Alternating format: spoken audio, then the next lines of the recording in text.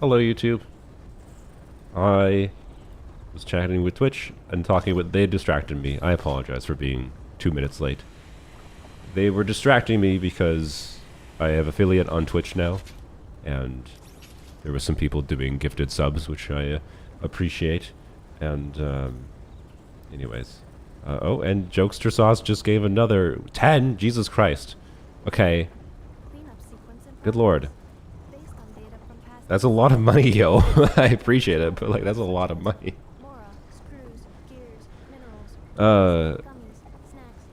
Just getting it going. I did. The problem is, I did say like I had a. Did I say this before? I had in my head. I said if I got 20 subscribers this stream, I would technically.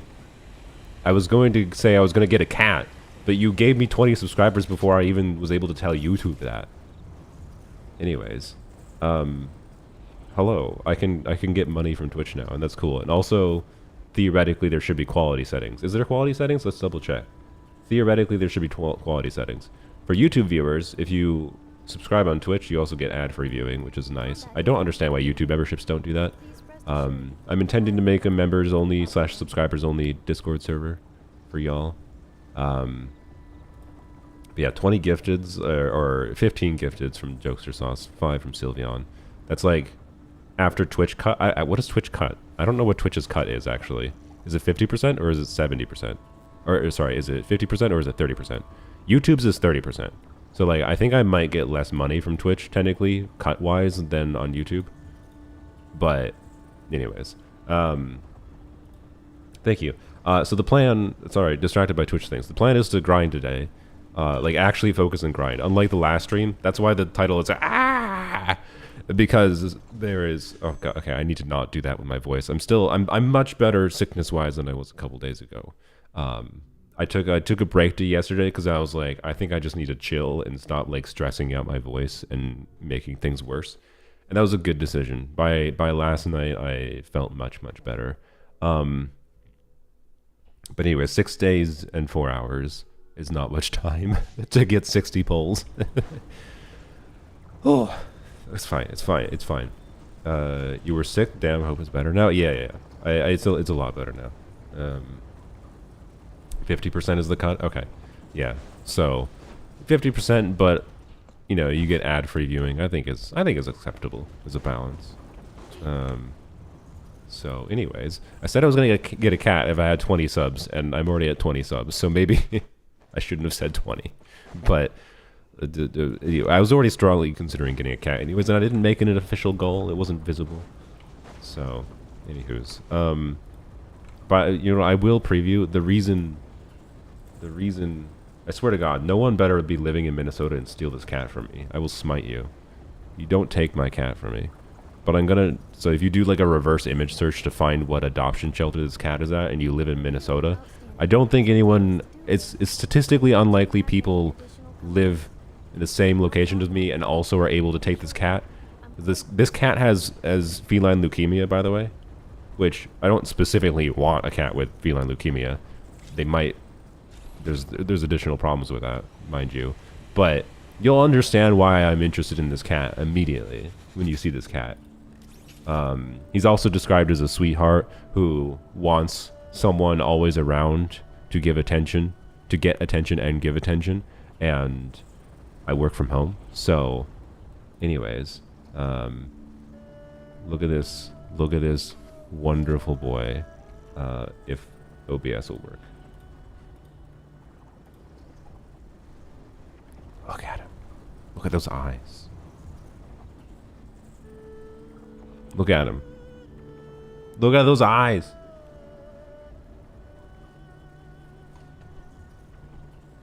Anyways, let me cough.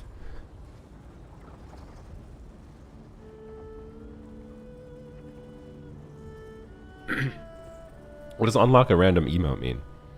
I don't understand how hype trains work. I haven't configured any emotes. So Jeff suggested to me when I asked him for a little bit of advice. So Jeff suggested to me. Still a little bit sick. I'm struggling a little bit here. I'm gonna drive to Minnesota. Don't you dare. So Jeff suggested to me to find an active Twitch chatter that manages emotes for me. So, anyways. Okay, give me a second. I gotta configure my Windows still. Oh, okay. I might be making more gross sick noises this stream, by the way, but it's actually it's like that moment in the sickness where like you feel so much better, but you still got like a lot of like you got like more loose garbage in your sinus tract that your body like wants to get rid of, such that like I think I might sound worse in some ways, but believe me, I feel 100 million times better. Okay, and I'm just gonna try to mute the gross sounds. I apologize. Okay, I'm so distracted by this thing on Twitch. Oh, I think a couple more people subscribed. I don't have any of the things set up. What is the software that people use for like popping up things on stream when people subscribe or whatever? I should have set that up on YouTube too forever ago. Do I have a name for the cat? I'm gonna go have to double check my cat naming video, because I recorded on YouTube a cat naming video forever ago that I didn't post as an edited video yet, but I might. Where I did a tier list of which Genshin characters would make the best cat names, and I don't remember which ones I S-ranked. So, anyways, Streamlabs and Stream Elements and various S7TV plugins. Okay. Streamlabs / Elements for pop-up thingies. Okay. Anyways, there's more to the mod view now. That's good. It's because Twitch considers me a real Twitch streamer. Oh, did anyone confirm? Is there quality settings? Because like apparently Twitch affiliate doesn't always get quality settings. It just depends on like what Twitch server bandwidth is available. But hopefully there's quality settings available on Twitch. Anyways. Okay, let me configure things. Oh no, the things are sized differently now. My window sizing that I had before doesn't work as well. Ah! Okay, it's fine. Sorry, I'm prepared. I'm still very getting used to having things. The quality settings up to 1080p or 720. Oh yeah. Here, let me change to 1080. I think I can do. Is Switch gonna have a problem with this? Here, let's do 6,000 kilobits per second, and let's do 1920 by 1080. Okay, apply that, and then I think I have to stop and start streaming. Maybe, I don't know. The Twitch viewers, the stream might stop for a second. Hopefully it doesn't notify people again. Okay. There we go. So, you might have to refresh Twitch viewers, but it should go up to 1080 now. Maybe refresh. No refresh needed? Oh, nice. Okay. Hey, Twitch can do some things well. 1080p, higher bitrate. It'll still look better on YouTube, mind you, because YouTube goes up to 1440. And I can stream at like 20,000 kilobits per second on YouTube with AV1, which is like it's probably going to look a lot better whenever we're doing anything meaningful in combat or whatever. But that's fine. Anywho's, we make more of those Twitch-only streams? Probably, yeah. Twitch-only streams is going to be a matter of like, if it's Genshin, it's going to be because I don't want to make a thumbnail, or it's just going to be, I don't know, whatever, right? If I just don't feel like streaming on YouTube for whatever reason, if I want a more chill stream. Like, the grinding streams, by the way, over the next couple of days, I'm probably going to stream every day over the next few days until the end of this banner, trying to get Seat Lolly on the casual account. And we'll get started here shortly. And I might do some chill, like, streams on Twitch where I don't try to talk much. I just vibe to music. I can make it so that the music doesn't go to a VOD. Like, there'll be no VOD available. It'll just be only live available, and I can just vibe to music. Yap when I feel like yapping, but otherwise just be chill, relaxing stream. Only reason for me not to do that potentially is to try to have higher average viewership so that I can try to get Twitch partner in the future. But anyways, we'll see. So, lo-fi beats to pull Granny easily, indeed. Okay, let's go condense our resin quick. So, yep. By the way, when I refresh the stream, it now says I have 0 viewers on Twitch. So, rest in peace, all my Twitch viewers. I murdered them all by restarting the stream. Apparently there's no one in Twitch anymore, as you can tell by the chat. You're all gone. You've been destroyed.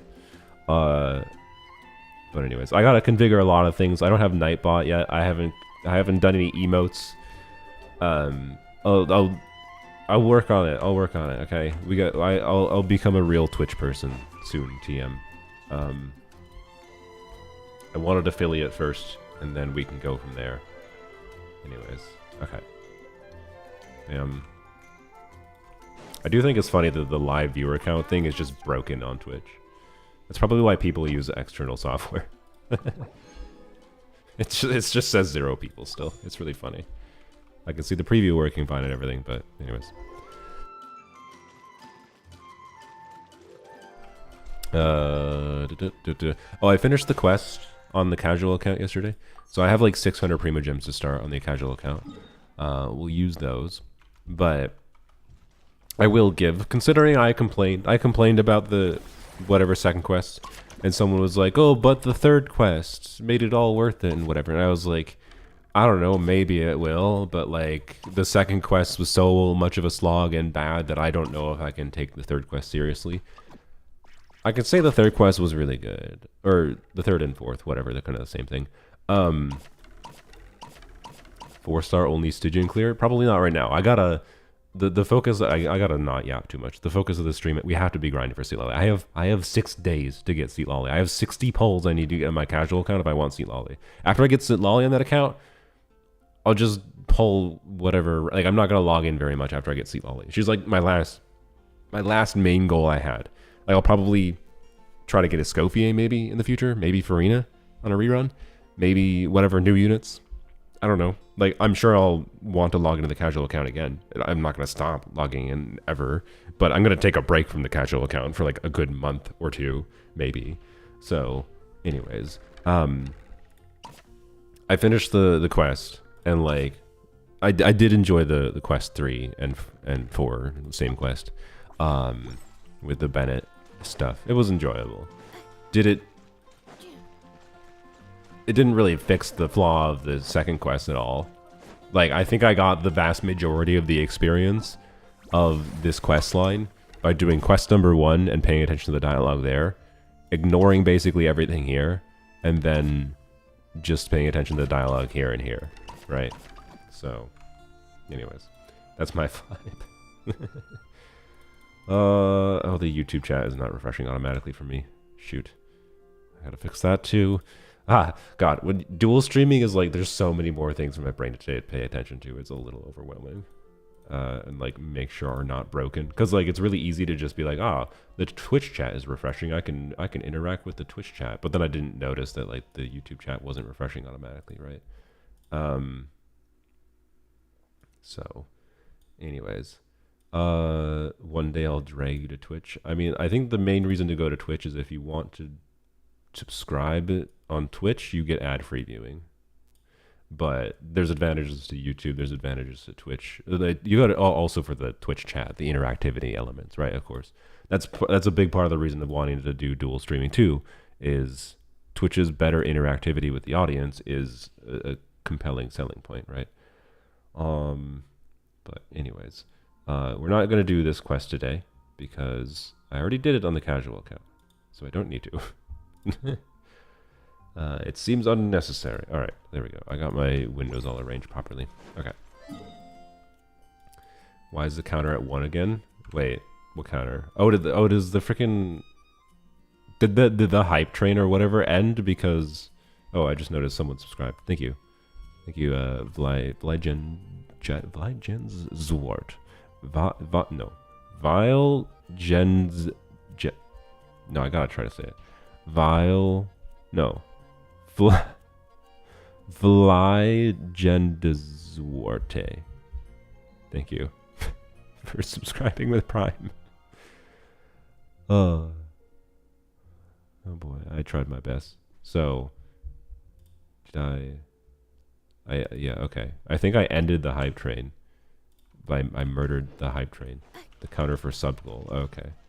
I see. Oops. Well, good to know. Apparently ending the stream and restarting the stream on Twitch ends whatever thing going.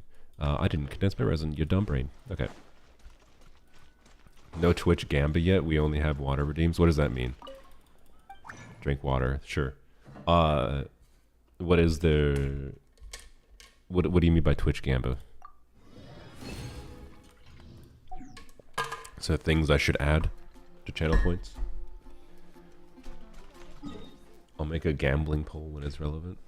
Oh, artifacts. I see. Okay. You can gamble with channel points. Oh yeah, I've seen that. I forgot people can do that. Okay. Yeah, that seems fun to configure. Channel point gambling. That's why everyone uses Twitch. It's the gambling. We found the real answer, everyone. That's why Americans use Twitch.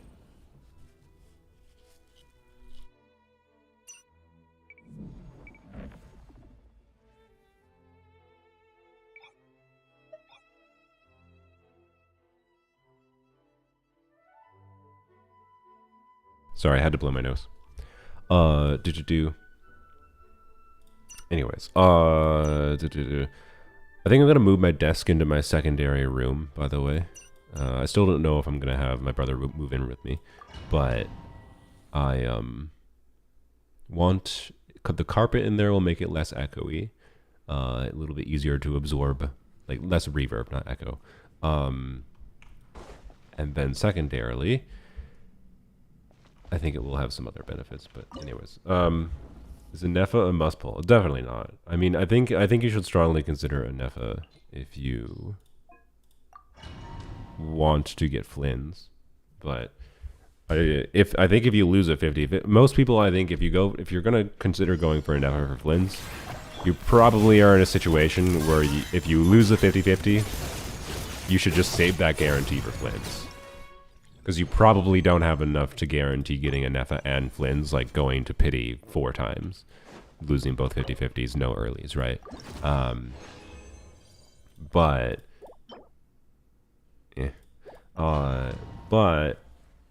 if you win a 50-50, I think there's a good chance people can potentially guarantee a NEFA Flins. But otherwise, I don't know. You can see a bunch of the random contexts I used a NEFA in my video. My conclusion on NEFA is I was originally going to skip her because she seemed fine. And like a pretty interesting generic unit. We're gonna 4-line principle that. But I ended up liking her a lot more than I thought I was going to. As a generic off-field DPS unit. Oh yeah, I leveled that yesterday for Mualani. This is crit or bust, by the way. Okay, bye.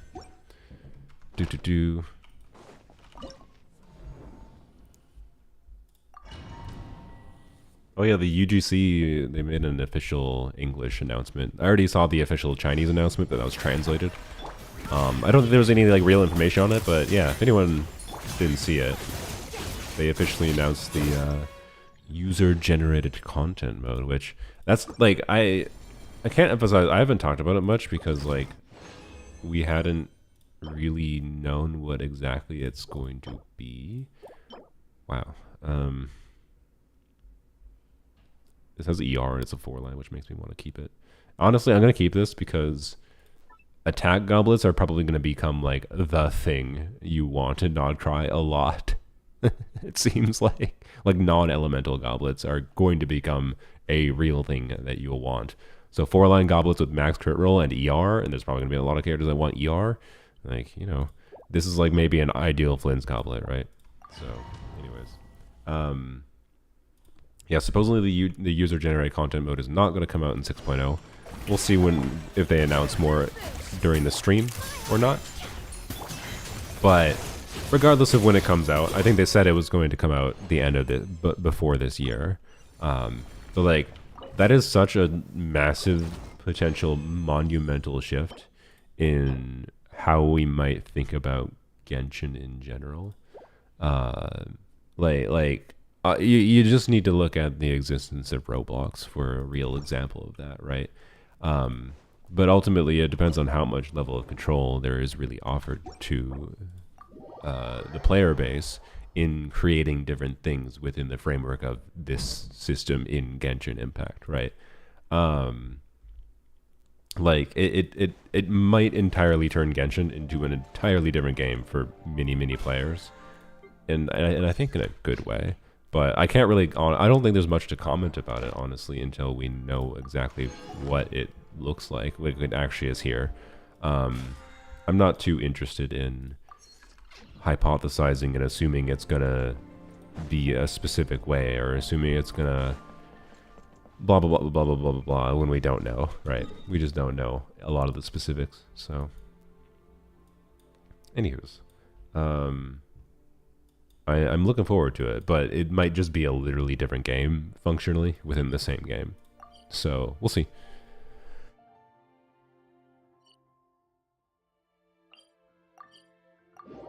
Could you see my mouth spasming? I was coughing.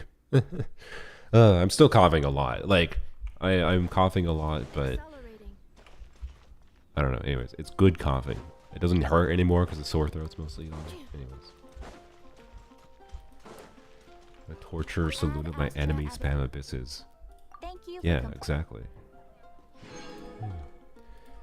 Do. Okay.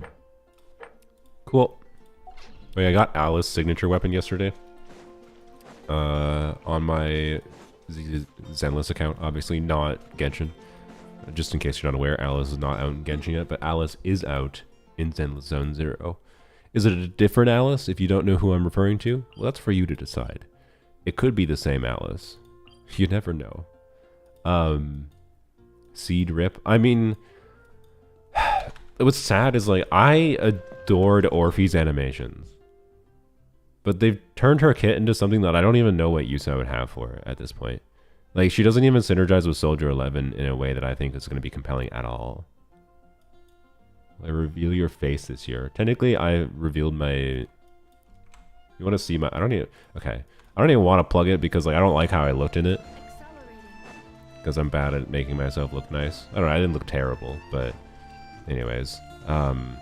There's a video on LTT's channel from MAC Address with the Vision Pro.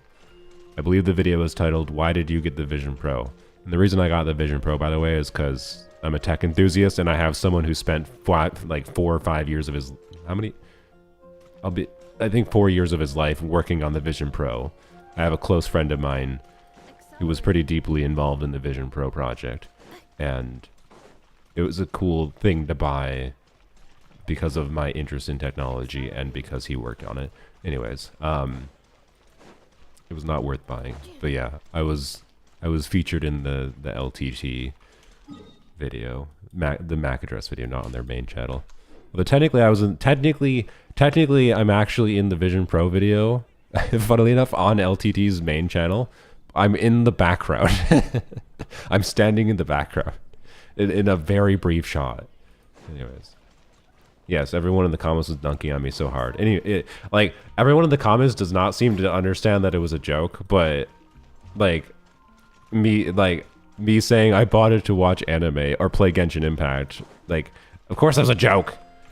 Like, the video literally starts with, I bought the Vision Pro to play Genshin Impact.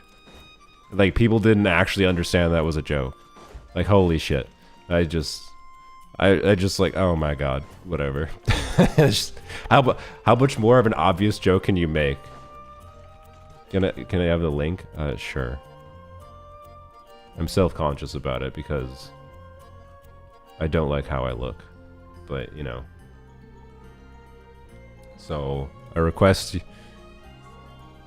you say nothing about how I look to make my fragile ego feel better. MAC Address Vision Pro.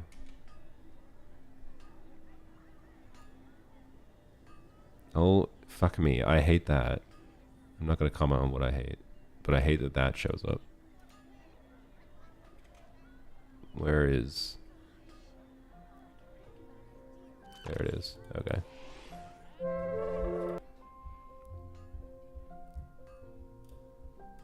Hey, at least this video has less views than videos on my channel. That means I'm doing something right.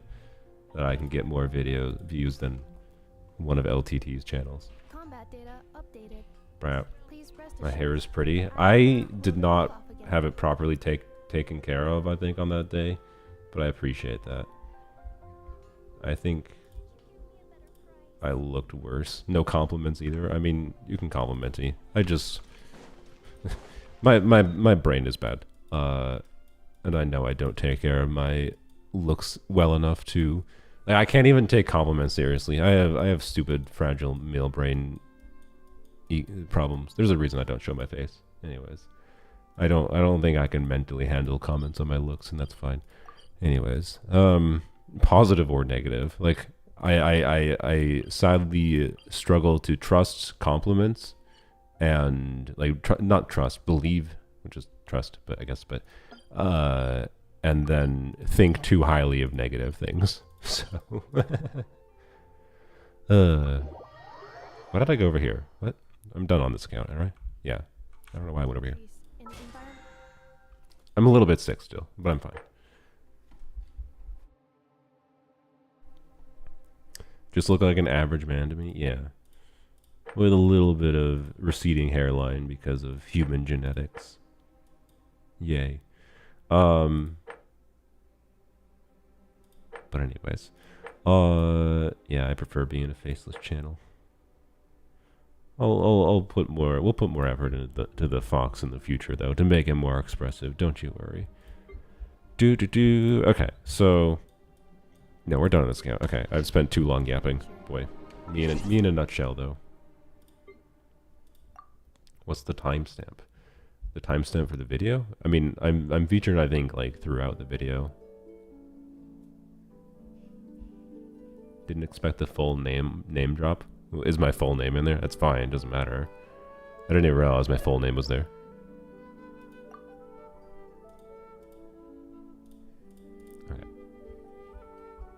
Receding hairline is a common thing among Genshin streamers. Yeah. Watching it again, I realize I forgot what you look like. Yeah, there you go.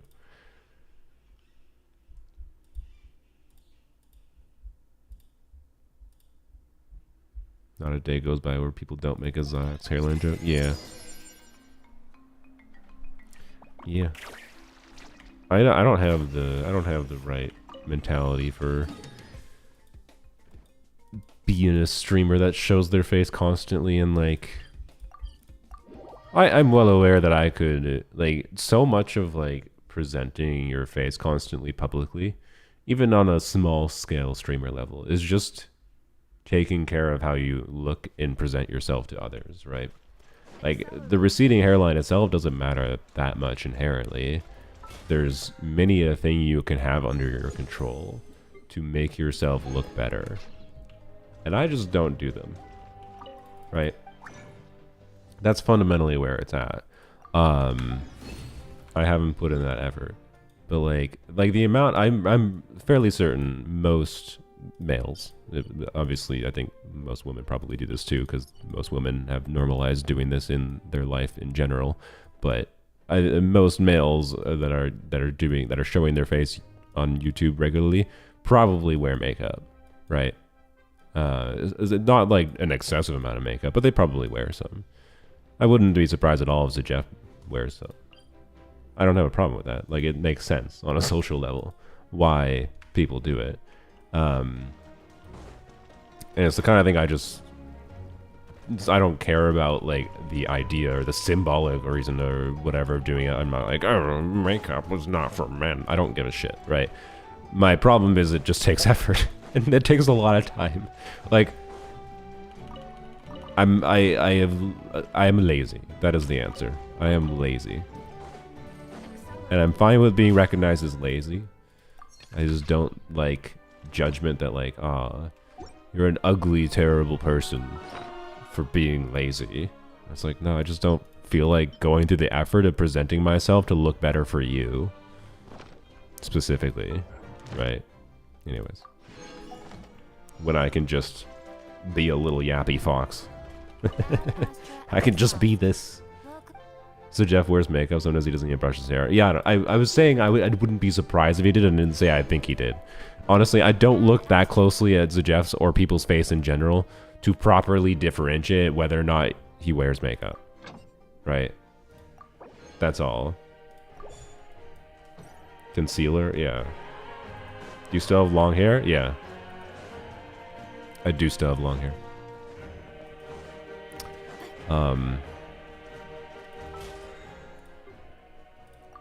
And I don't know, like, man, long hair necessitates effort, and most of the time my hair, I think, just looks crap. I have been able to make it look better, but it just, I don't have the type of lifestyle that's conducive to long hair. I need to go to Stygian, is what I would say. So, anyways, can I click on the right buttons? Good lord. Anyways. I like the feeling of long hair. If you're lazy, like that, why do you keep it long? I like the feeling of it. That's literally it. I just like the feeling of having hair that moves around a bunch. That's literally it. And I think it can look a lot better. I like visually, but most of the time I'd say on me, with my default lifestyle, long hair on average looks a lot worse than short hair. But there's also like social biases that I brain. But anyways, so I can do hair flips. Yeah, exactly. I mean, when I'm alone privately, just like moving my head and having my hair move is unironically, as stupid as it is. It's my stupid brain that like likes having things to stare at that move. Like my hair is a physics toy. It's an inbuilt physics toy. Anyways, long hair is nice when my neck hates it when it's hot. Yeah, it's been a little bit warm recently, and it's been a bit more uncomfortable, I would say, for me too. I like your voice so much. Well, my voice right now is a little bit different than it normally is, but I appreciate that. I'm a little sick right now. Still, didn't have to do that.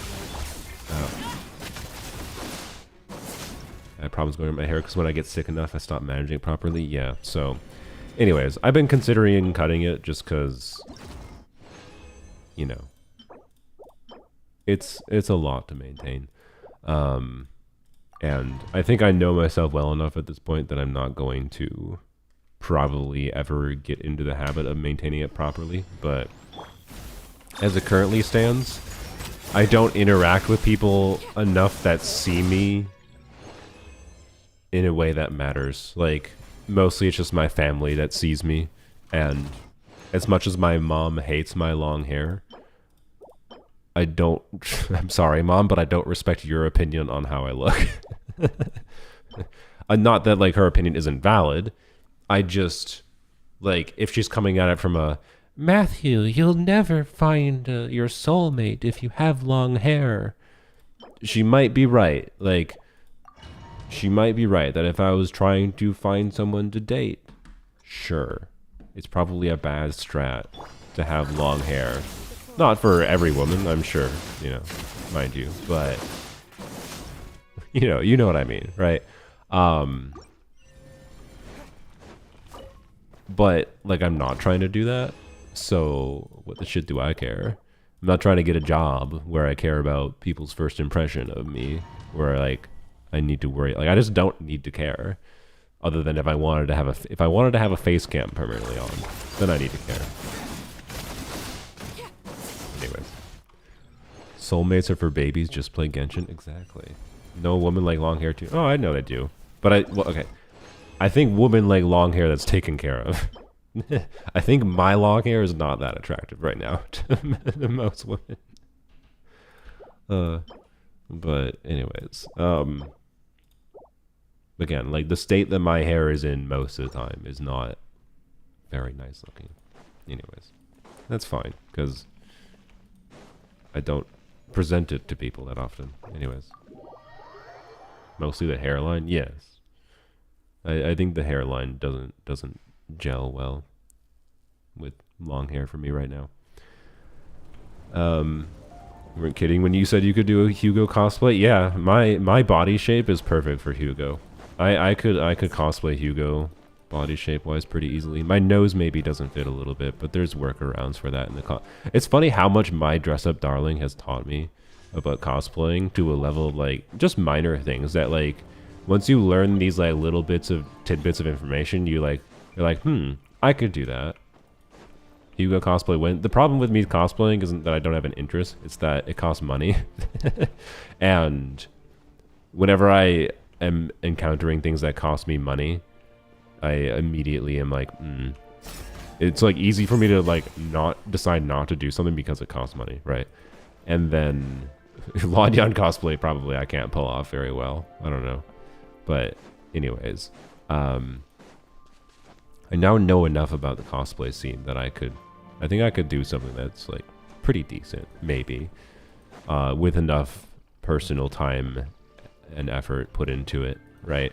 The bigger problem though is that I'm not in the habit of doing like convention things. I don't like, it's just not something that ever like appealed to me that much. I don't think I'd hate it, but it's the type of thing that I think someone needs to invite me to for me to start enjoying it, right?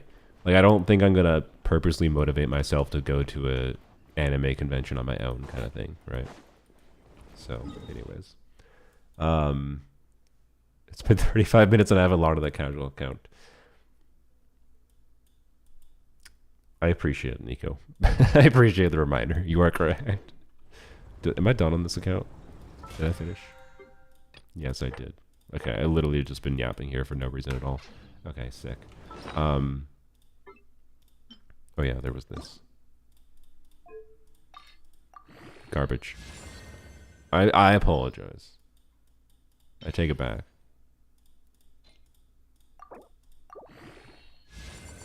I don't take it back.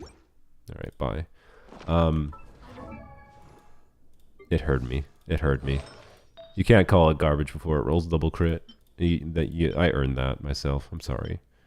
I did that to myself. It's not... Wait, is it? No, I don't think... No. No, it can't be better. This has more potential than this piece. Forgot about this one.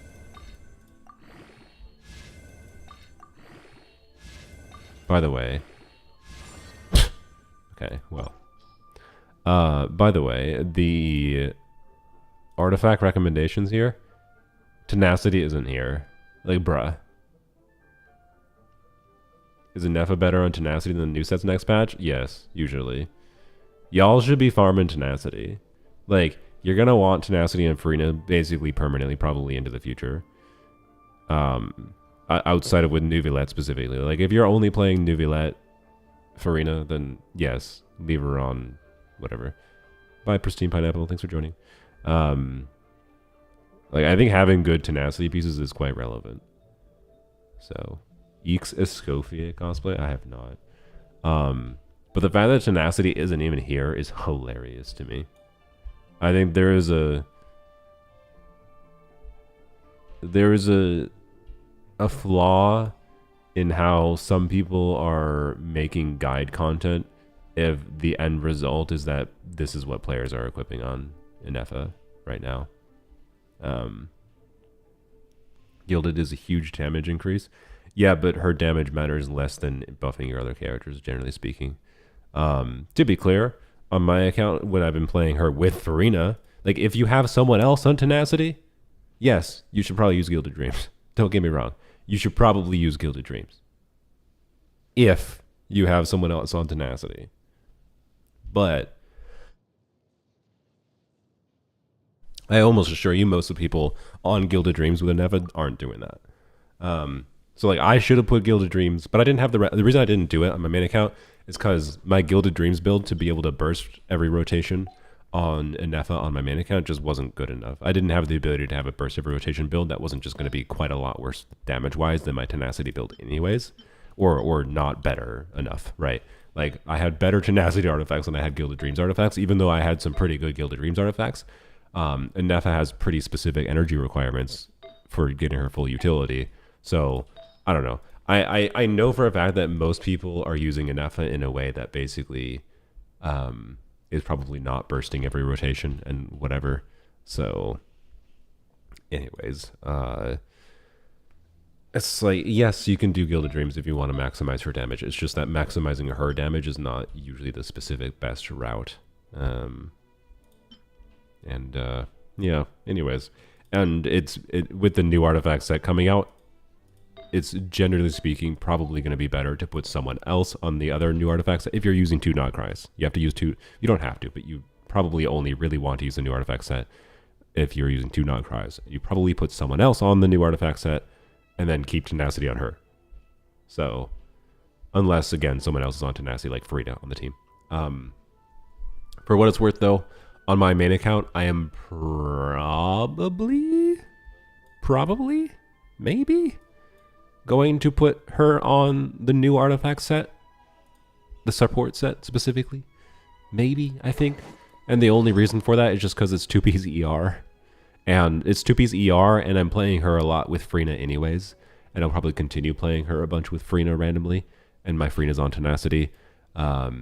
And even if I'm not playing her with a second Nogcry unit, if I already have someone else on Tenacity, I'd rather have 60 more EM and 2-piece energy recharge than functionally no set bonus. So, anyways.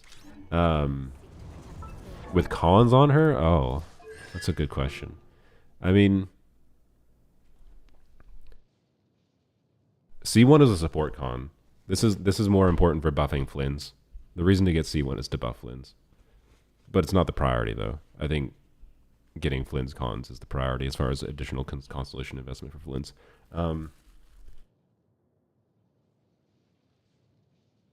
Theoretically, though, with the more cons you have, the higher investment your Nefa is, the more relevant it is to build her for damage, yes. So, yes. But is it actually? I don't know. That depends. Ultimately, the reason a lot of people should probably use Gilded Dreams or 2-piece over Tenacity is because they don't have Tenacity, because they've undervalued Tenacity. But I don't know. I recognized the need for more Tenacity pieces on both of my accounts many months ago, and I was like, okay, time to start farming Tenacity. And I think most of the player base hasn't realized that yet. And Noblesse too. Like, Natlan has... I'm probably going to yap about this in my Natlan video. I need to log into the other account. But like, Natlan scroll and just how they have balanced characters, main DPSs, and how they're going to continue balancing main DPSs, it's pretty dang clear.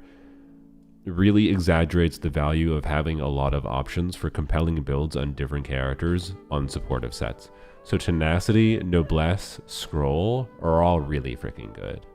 To have good options to build your characters on, whether it be a balance of ER, crit, whatever stats are relevant. Anyways. Yeah, thanks, Buzzaw. I know Sitlolly can run Tenacity. But as far as Tenacity characters, though, Sitlolly's energy needs are such that, like, I don't think Sitlolly Tenacity is a real thing that people should usually do. Because Sitlolly, generally speaking, needs to burst in most contexts. And without having the energy refund from 2-piece scroll, it's just like, whoa. Oh, boy. But it depends on the team. Depends on the team. So I think if you want Tenacity with Sitlolly in the team, you put someone else in Tenacity. Like, if you're doing Sitlolly and Farina and Escoffier together, well, put Farina on Tenacity. And then put Sitlolly on Scroll. So, anywho's, we're on the casual account. If you're wondering why I'm here, I believe I finished the Kazuha quest. You might be like, why in the ever-living hell did I do the Kazuha quest? Because for some godforsaken oh, I didn't finish it. Oh, end me. Apparently, I logged out without finishing this quest. I thought I had finished that. Frick. Okay. But anyways, for whatever reason, you can't continue the Archon quest, which I was going to do to get wishes, without finishing the Kazuha story quest. Yay. Reasons. I don't understand why, but it exists, so that's the way reality is. I think I did the daily reset yesterday. Yeah, I did. Oh, but I haven't done everything yet. Okay. Did I claim my dailies?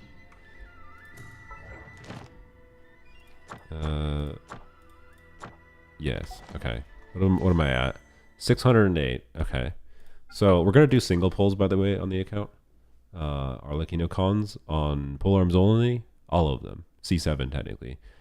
On my main account, C1. On this account, C0. Yeah, we have 16 biddy. We're doing single polls because if I get in early, freedom. If I get in early, I'm free. So, is Farina still worth polling? I think it's likely that Farina will stay relevant, but as time has gone, like Natlan, I think they did a good job making Farina less needed than she was before with Natlan. That's one of the benefits of some of the ways they design things in Natlan. And I think that's going to continue being the case in Not Cry. Particularly if Columbina is a Hydro support, it's very likely Columbina will be very desirable. But like, the problem is that if you care about endgame combat, you need 3 compelling teams. And Farina is going to be one of the default units to put in for a lot of circumstances in one of the compelling teams for Stygian Onslaught. You need 3 teams with highly specific mechanics, and oftentimes those mechanics are just reaction related, and oftentimes they're hydro reaction related because it's hydro reactions. So like Farina's relevance ain't going anywhere, but Farina is a less and less needed character as time has gone on. So I don't have her on this account, and I'm not confident I'm going to pull for her on this account. So skipping Lama Flins, do you think I should get save your polls for the rest of the banner into Sitlali C2? That's a hard question, Aiden. High investment things like Sitlali C2 is a hard question to answer ultimately. Like the safe answer is save your polls for when there's an upcoming character. Like I thought I was safe, for example, on polearms only. Why did I not convince my person? I thought I was safe on polearms only to go for there it is. To go for Shenhe C2.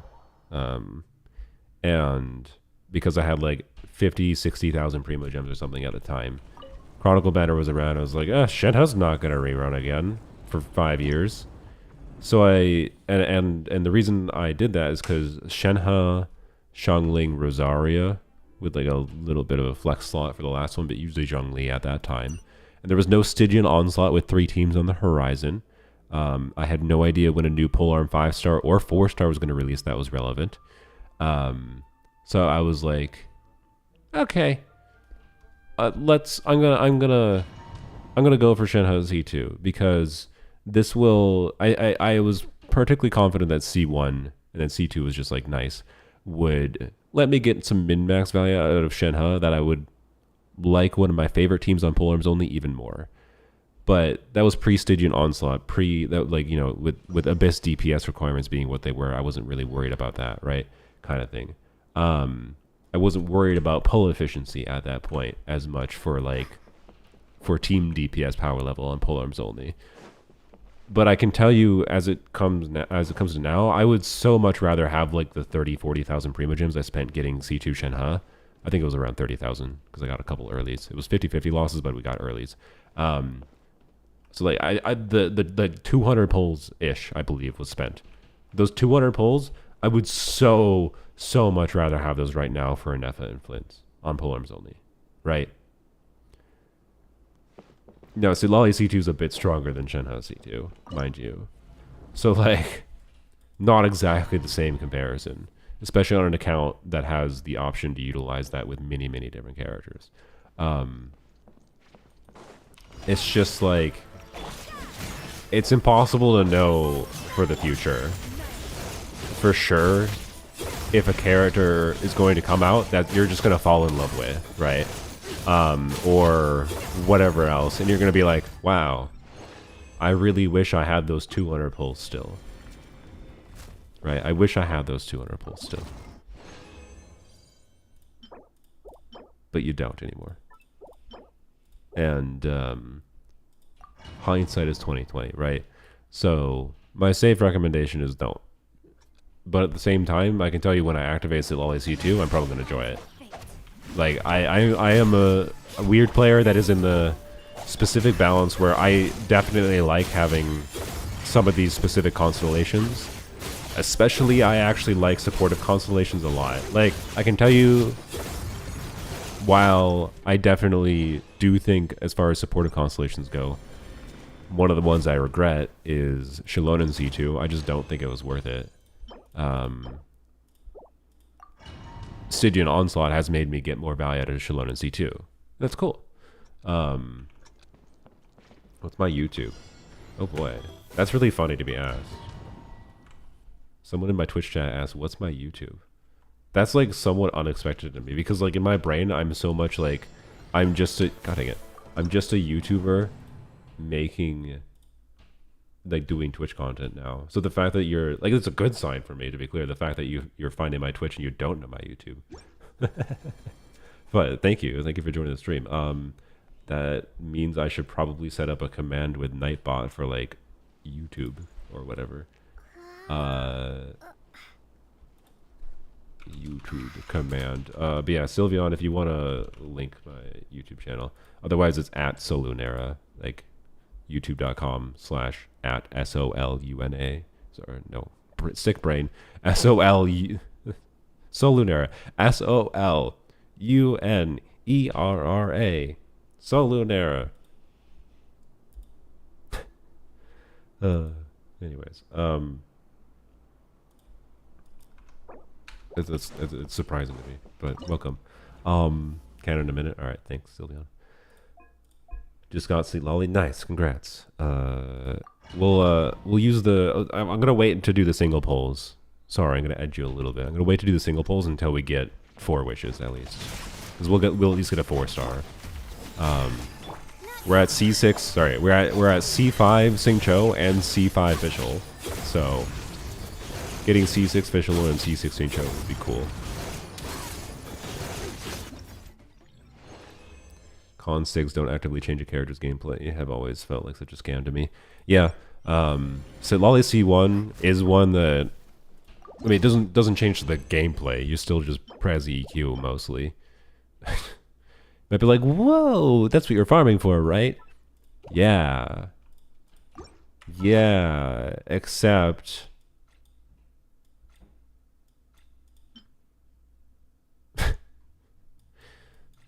so thanks. It's the least needed piece. Anyways, there's not even a reason for me to level it. It's just like technically it could be higher CV, but without the attack percent, I don't think it's better. I don't think it's possible. Especially because like for the weapons I'll be using on Skirk, having a piece that's at heavy and crit rate is really valuable. Anyways, the amount of times this game is, you're like, here, have more flowers, when it's like, no, it's the piece I literally can't really get a better piece on. Stop giving me flowers, please. Do I have, how many fragiles do I have? I can't view how many fragiles I have here. Okay, we're fine here for now. I might consider spending some fragiles here, but anyways, yeah. So like Lolly C2 is like definitely a really strong and potentially impactful constellation. C1 I think is gameplay changing from a team building level. Particularly if you like doing shenanigans with characters. Like I was talking with Jeff before. I would have started streaming this, but I was in Jeff's chat and I was like, do you think that dire difficulty is doable on polearms only next patch? And he wasn't sure, so I talked with him a little bit about that. And I think our conclusion was that I don't think it is, because the crab boss basically, well, it's not the crab boss, it's all the bosses together. It's a specific conjunction of requirements that just doesn't work out, I think, unfortunately. But is what it is. And more importantly, I just lost my track of thought completely. Oh, Silal AC2, yeah. Like, we then started talking about the whole, what am I doing? Okay, we're going back over here. We started talking about, oh, my brain. Oh, my sick brain is cooked. Oh yeah, still only C1. We talked about the account swapping. So something I will consider doing in the next account swapping video slash stream, the next collab, whatever, is having them play something like DPS Kachina. I think DPS Kachina might work in the next Abyss. Might. I see once at Lolly expect co-op. I think it's only your active character, so it doesn't do anything in co-op, unfortunately. But yeah, like having them play DPS Kachina with Sitlolly C1, be like, yeah, Sitlolly C1 can enable the kind of fun shenanigans like making DPS Kachina a bit less cope. Like less cope to the degree that it's like, oh, you can actually DPS Kachina and probably clear some Abyss cycles. Not all Abyss cycles, but anyways. Damage difference between Voracautions. Okay, what are we focusing on? I already got all the waypoints, right? No, I did not. Okay, let's go get that. There's ley lines over here. Nice. Okay. Could DPS Kachina not be boring EQ swap gameplay? No. If you want to use C1s at Lolly for DPS Kachina, you have to on-field Kachina. So, anyways, I'm not sure if it would work in the next Abyss because the next Abyss does have the Cactus and the Automaton. And the DPS check is pretty high. And the next Abyss is flexible in some ways, but the DPS check is also very high. So I'm actually not sure how it's going to go. But I think the next Abyss will be interesting to do an account swapping on. So point being, C1's at Lolly enabling something like DPS Kachina to be less cope, I think is cool, right? Balloons painted. Do I have to paint them blue? Oh, I already have blue. Okay.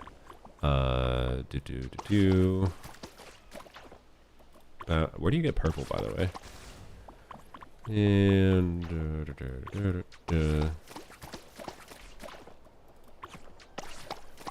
oh yeah, cool. So I don't know. I think for the next account swapping video, I wanna show some things that like. Because I think I've done a bad job on that on my channel in general. Because like I try to like show things that are relatable. I don't like I want to not like relatable, but like if you put your mind to it, you can achieve the same thing I did in this video, right? Kind of thing. Like it might require making inefficient decisions that aren't smart if you want to clear all endgame. But if your goal is just to DPS Kachina, you can do it without that insane of investment, right? Is kind of the idea, but I think showing in an account swapping collab thing some of that idea, wherein you can utilize these supportive constellations to do some weird min-maxy scenarios that is kind of fun, is valuable. No, that's my thinking. But anyways, what's my Oculus at, by the way? By the way, we have, as far as FOMO gems for the event goes, not the event. I already finished the event. FOMO gems for the area. That's 58%. Okay, we should get 100 Primo gems shortly. So okay, cool. It won't take that long.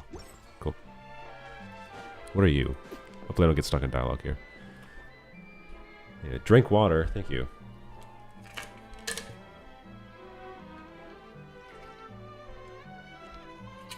How many Genshin accounts do you have? I mean, 3.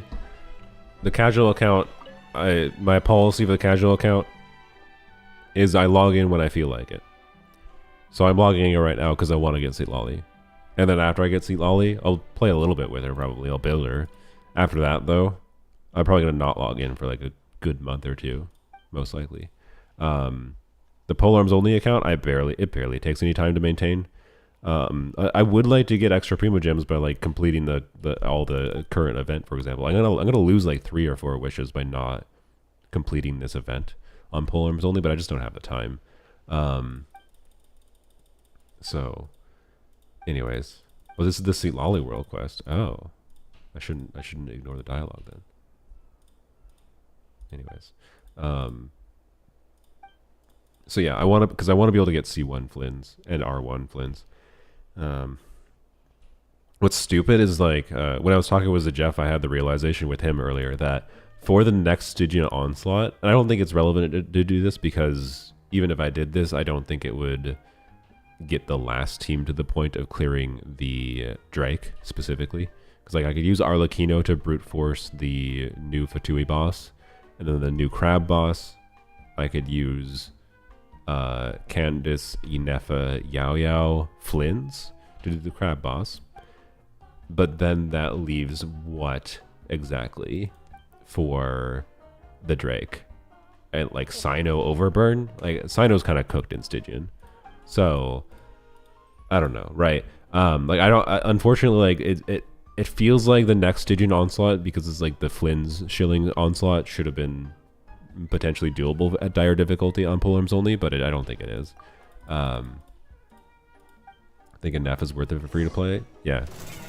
But ultimately it'll depend on what the state of your account is. Why do they have this team active? I don't know. I don't hate this team, but I didn't swirl pyro. Good job.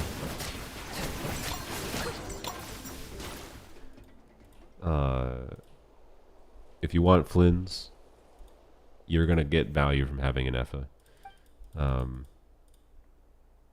So, as the Jeff told me, I think this was a C6. Was this a C6 all around? I don't remember actually who it was. I don't know. He told me Kuki. Oh yeah, it was Kuki Sucrose. Kuki Sucrose combo for if you don't have a Nefa for like a defensive option for Flynn's. So if you do, I believe it'd be Flynn's, like Ino, Kuki, with Sucrose still was like 10k DPS better apparently than Lanyon Oreron C6. So Oreron C6, I know Lanyon on TTDS was 10k DPS worse than Sucrose. Sucrose is really broken. Zab is trying to convince me to pull Llama for Eula Hyperbloom. I mean, do you have C2 Nahida, Sylveon? Because if you have C2 Nahida, C2 Nahida buffs your... actually buffs Eula. Whereas Lauma doesn't buff Eula's damage. Lauma might still be better, mind you. But C2 Nahida for Eula, I think, is actually pretty good.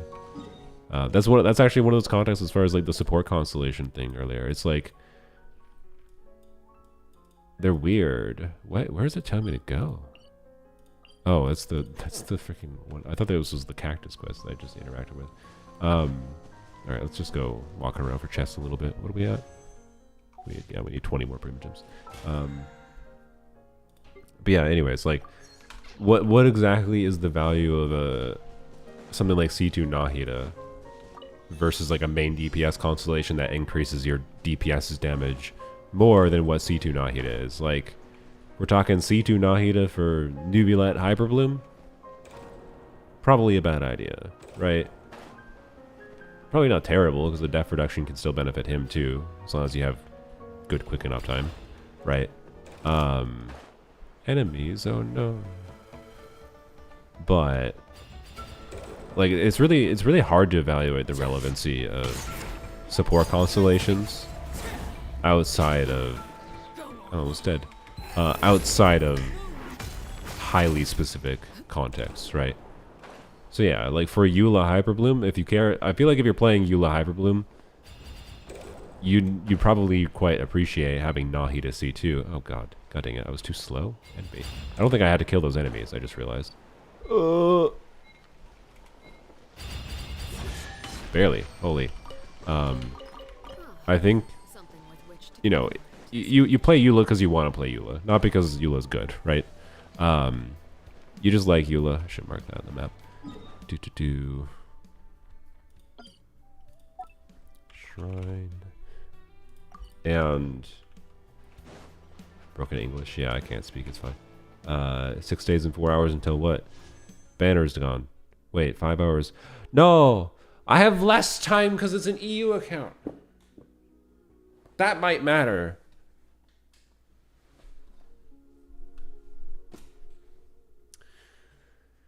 I didn't even title it correctly because I used the time in the North America account. Frick.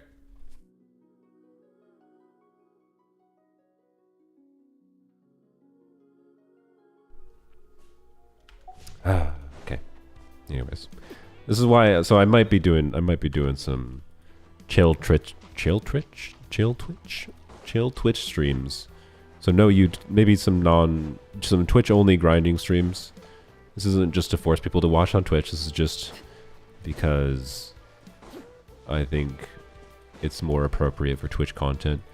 Or it's just more chill. I don't force myself to yap as much. To be clear, I'll probably still yap because my brain is so used to just going into yap mode when I'm streaming. That, like, you know. But just streams where I get a little bit more focus on exploration and questing or whatever.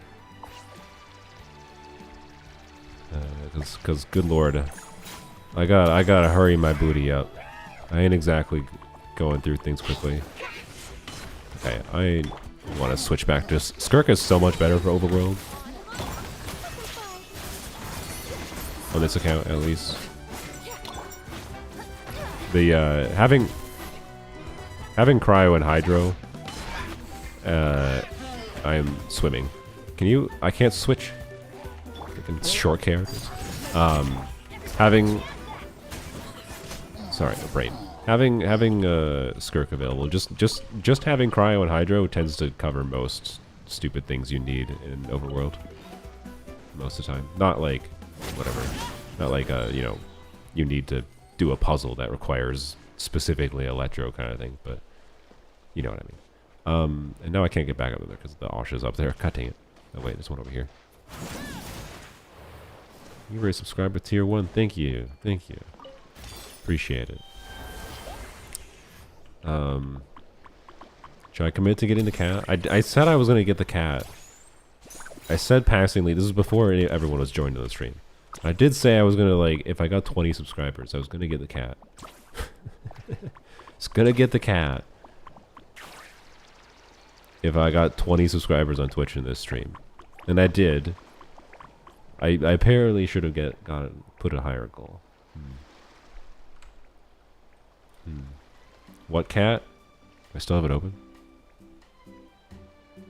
Where is it? I thought I still had it open. Where is it? Am I blind? Where is it? Did I close it? Why did I close it? Bruh, I'm blind.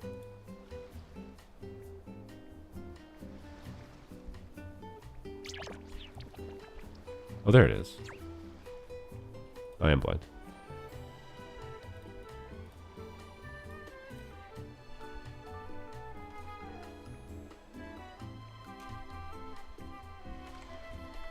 Yeah. Yeah, sorry for the jump scare. Look at his eyes. Yeah, anyways, he's 7 years old. He has tested positive for feline leukemia, which comes with some concerns, obviously. I've in my research of it so far, I have seen some conflicting info. Why did I exit that? I can just stick with it. I've seen some conflicting info on how likely it is that cats just die within a few years after being diagnosed with it. So I don't know. If he passes away after a couple of years, that will be distressing in some ways. But also almost feels like all the more reason for me to consider it. On a level of I'd be very down to give him a hopefully a enjoyable last few years of life at minimum. And if he lives longer, that's amazing too, right? But yeah, because he's FELV positive, it would prevent me from getting any other cats unless they are also FELV positive. And why am I not clicking on this? So that's a thing. It's a downside potentially. What am I doing? Shoot them.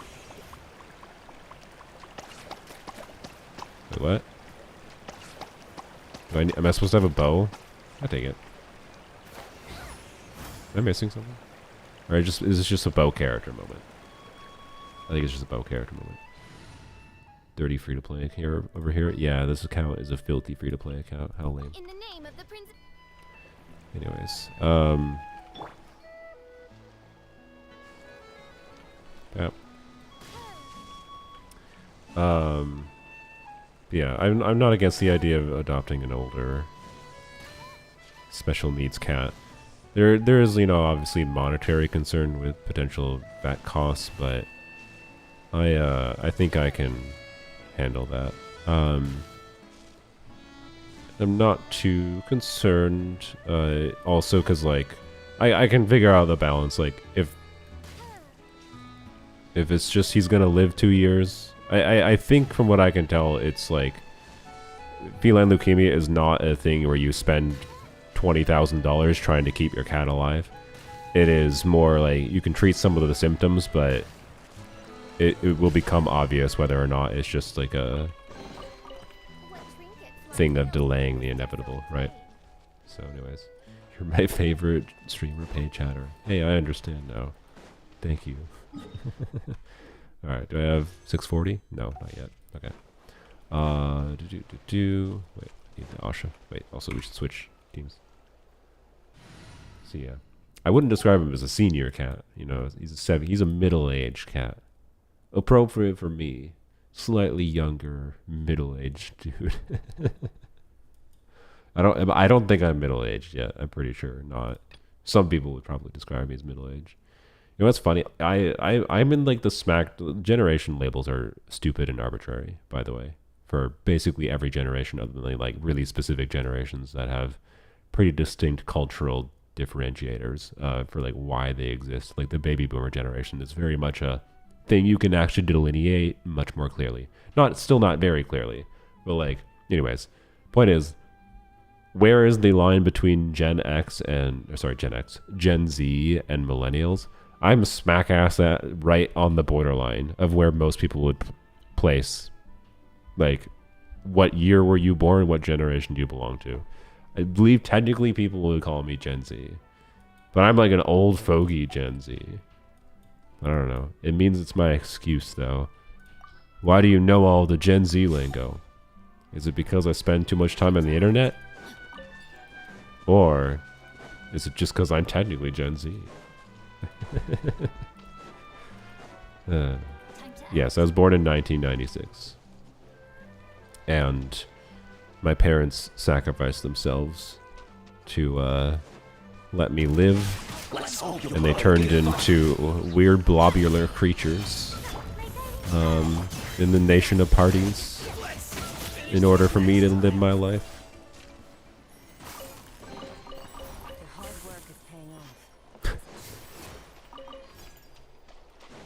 Just in case you're not aware of what I'm referencing Bennett being born on February 29th.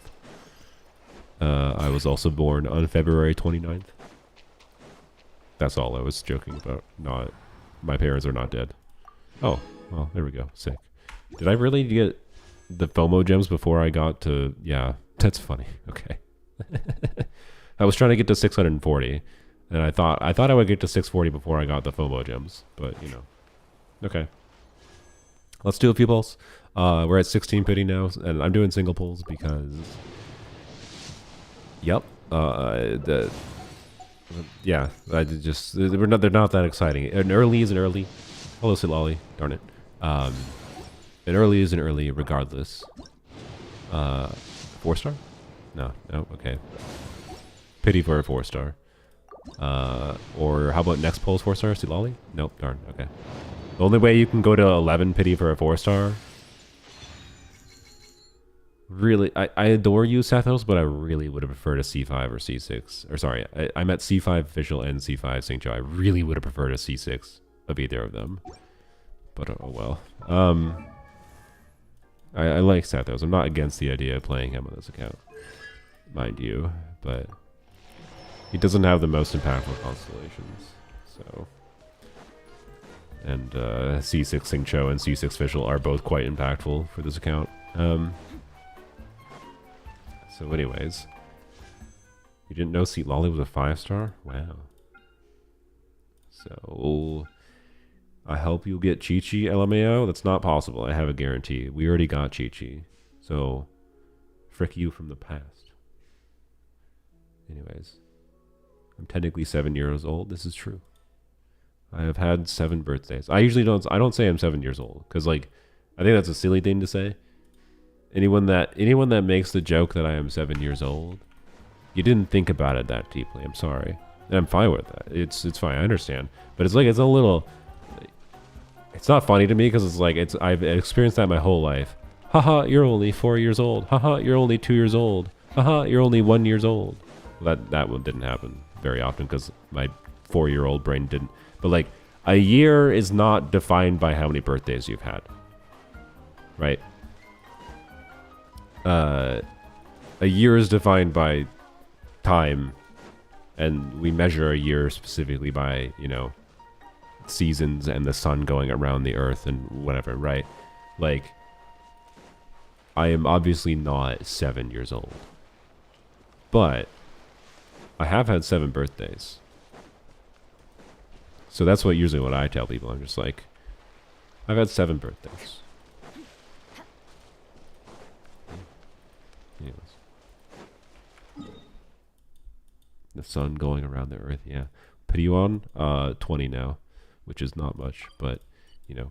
Anyways, we'll see how far we get today. Okay, so we can probably finish out the FOMO gems for this area and whatnot. Okay, expires in 11 days. Okay, we got 16 of these, 46 sigils. What's my sigil situation like? Is there anything nearby before I teleport away?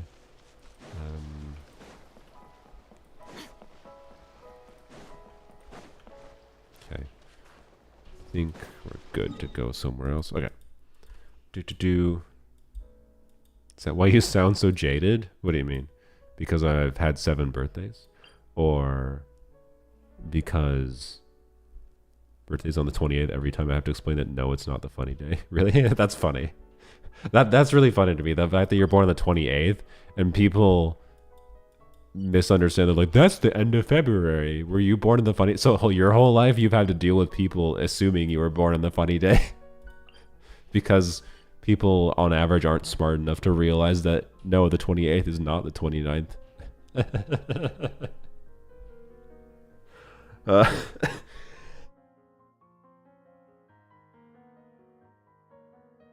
Oh, I just had some bad coughing.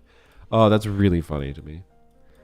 Anyways, but yeah, the reason I'm so jaded is clearly because of all the people that make jokes about the birthday. No, the reason I'm jaded is because I'm Gen Z. I'm Gen Z. I'm the worst of both worlds. I'm the borderline between Gen Z and millennial. Like, I got all the cringe BS about millennials and all the cringe of Gen Z. I've got all the negatives and none of the positives. That's why I'm so jaded. There you go. We've seen the 5-year-old play ZZZ. I saw that yesterday in my Discord. Maybe you were the one that shared it, actually. I think, actually, you might have been the one that shared it. I know you're asking someone else in chat. If I wasn't trying to be focused on grinding right now, okay, we're a little ways away from that. I kind of want to see how long it takes, because there was a post in that thread about how it took the kid, I think, like 20 tries to beat the miasmic fiend, is it called? With Caesar, Alice, Yuzuha, which is a lot. And I think I should be able to simulate a similar level of investment clear-wise as what that kid used. And I would hope that I can clear first try. I would hope that I can clear first try. I would hope that I'm better than a 5-year-old. But anyways, the kid cleared Zenless's endgame with 3 different teams at varying investment levels. Okay, we are relatively far away from that.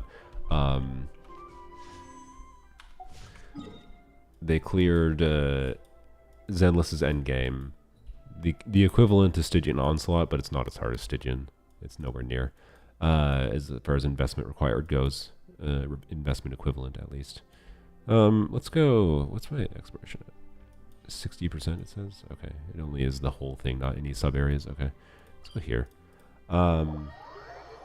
Anyone have that video? Yeah, I don't have it. Sorry, it's on the Zenless subreddit, I think. Anyway, just because you're 7 years old doesn't mean you have to flex on a 5-year-old. I mean, that's not my intention. My intention is to see how good the 5-year-old was, right? Like, how good was the 5-year-old, right? If I can try to use similar investment level teams, how much was like the investment on the account carrying them, versus how much did this 5-year-old had to get good, or how much, or it will tell me, like if I clear with ease compared to how much that 5-year-old struggled, it means that skill matters quite a lot, probably. And it probably means I have meaningfully more skill than a 5-year-old, which is good considering I'm slightly older than the 5-year-old. Anyways, yeah, there's the link. Thanks, Sylvia. So, anyways, what generation is that 5-year-old in, technically? So, anyways. It's not that I'm trying to compete with a 5-year-old. I think it's just an interesting thing to look at, because like I'm not used to playing those kinds of teams, and I know I will actively, I'm very confident I will hate the Yuzuha. Well, I probably won't hate it, but I probably won't very much enjoy Caesar, Yuzuha, Alice. It seems like a not very fun team gameplay wise to me, but I've become a little bit of a Caesar hater. I'm sorry. So anyways, not gonna do that now because it's time to party. What? There's so much visually going on here and nothing that actually seems like something I can get rewards from. What's going on? This is what this area feels like in a nutshell to me. It's visually stimulating, but then nothing I want to touch. This party's in general to me, honestly. It's probably why I dislike this area. It's just not my vibe. Just not my vibe. Salute a beefing one child, yeah. No, anyways, that kid's clear was impressive. Like it's a cool showing of like how, like clearly their parent picked out some specific teams for them to use. I could look at the tutorial. I think I have to get outside of this. But they picked some specific teams for them to use, and then probably taught the kid how to use the characters a little bit with the basics, but then like didn't try to overcomplicate anything. And they were able to clear, but it took them one try with Miyabi. It took them only a single try with Miyabi. I got a cough. It apparently took them like 5 tries with, what was the other team? With Yixuan. They used Yixuan Jafufu Panda against the dancers. So, not too bad. And then it took them apparently 20 tries with Alice, Caesar, Yuzuha.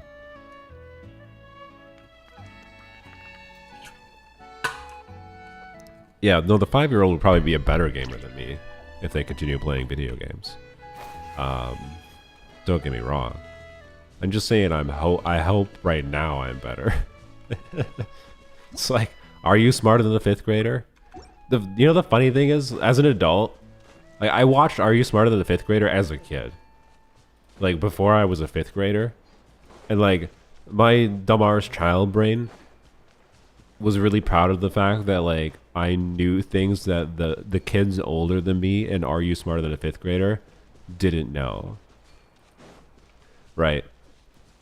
And then as I got older, when I was older than a 5th grader and still watched that show a little bit, I was still glad I was able to feel like I was smart, right? But then as an adult, I have realized, not all for myself, but also for many other people, the entertainment value in that show is the fact that they aren't smarter than a 5th grader. They don't know as much as the 5th graders do.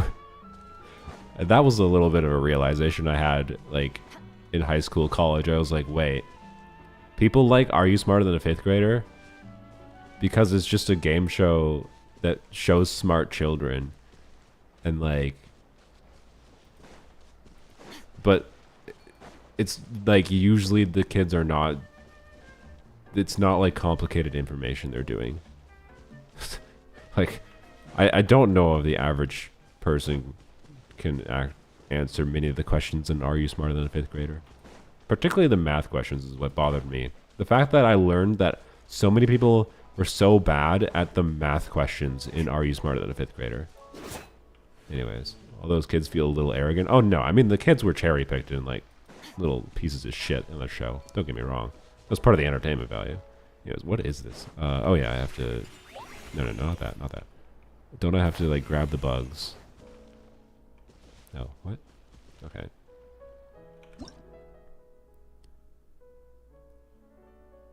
Okay. That's what I thought. Because I did this in the story quest. Why can't I grab them though? I thought you grab them. Oh. I see. VTuber model is cute. Thanks. Hopefully, I wanna work with Kip is the artist for this. I wanna work with them to do some improvements on it. Okay.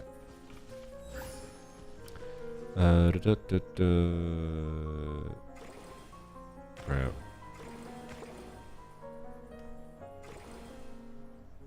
I did this on mobile when I was doing the quest.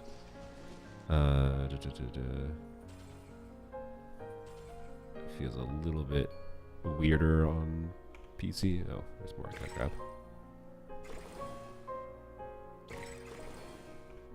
It's like using a shitty mouse with auto aim. What? Okay, there we go. That took a long time for a common chest. Okay. I'm gonna go and get a new Kleenex, by the way, so I can blow my nose better. I will BRB. Here, enjoy. Do you want a turtle? Here, I'll give you a turtle. Should just be a second.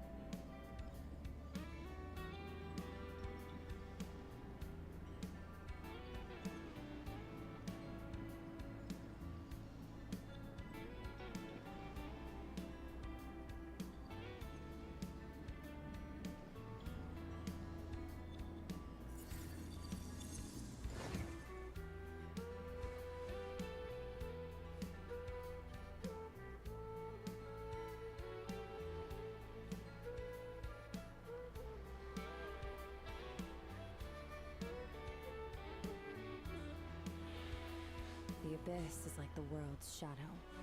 It's always there. Alright, It will never that was slightly longer than I intended.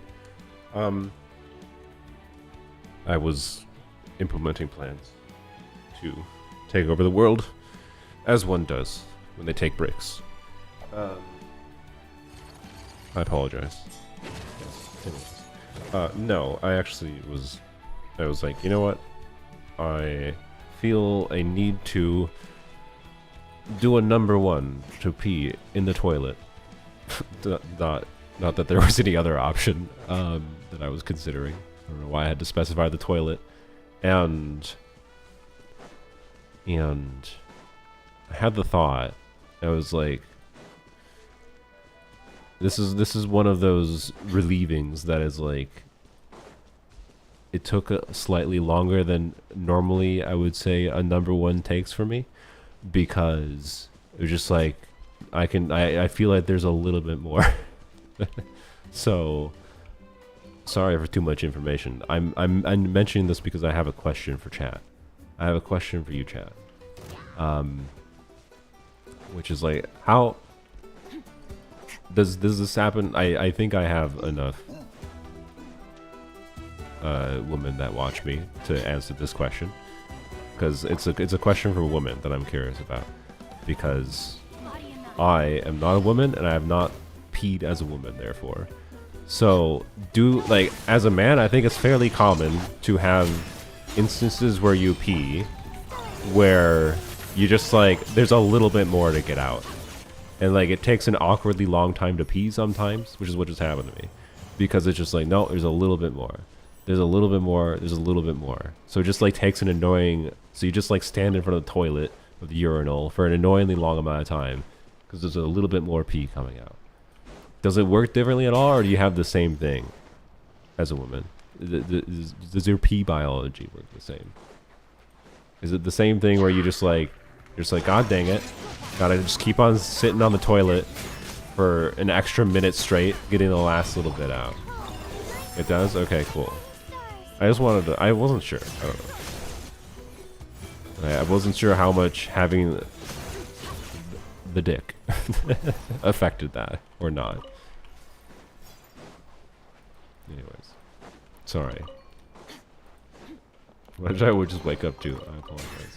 Yeah, I kind of figured it was, but it's one of those like, I like, you know, the urinary system is not that different, but it is different, right? Between the biological sexes.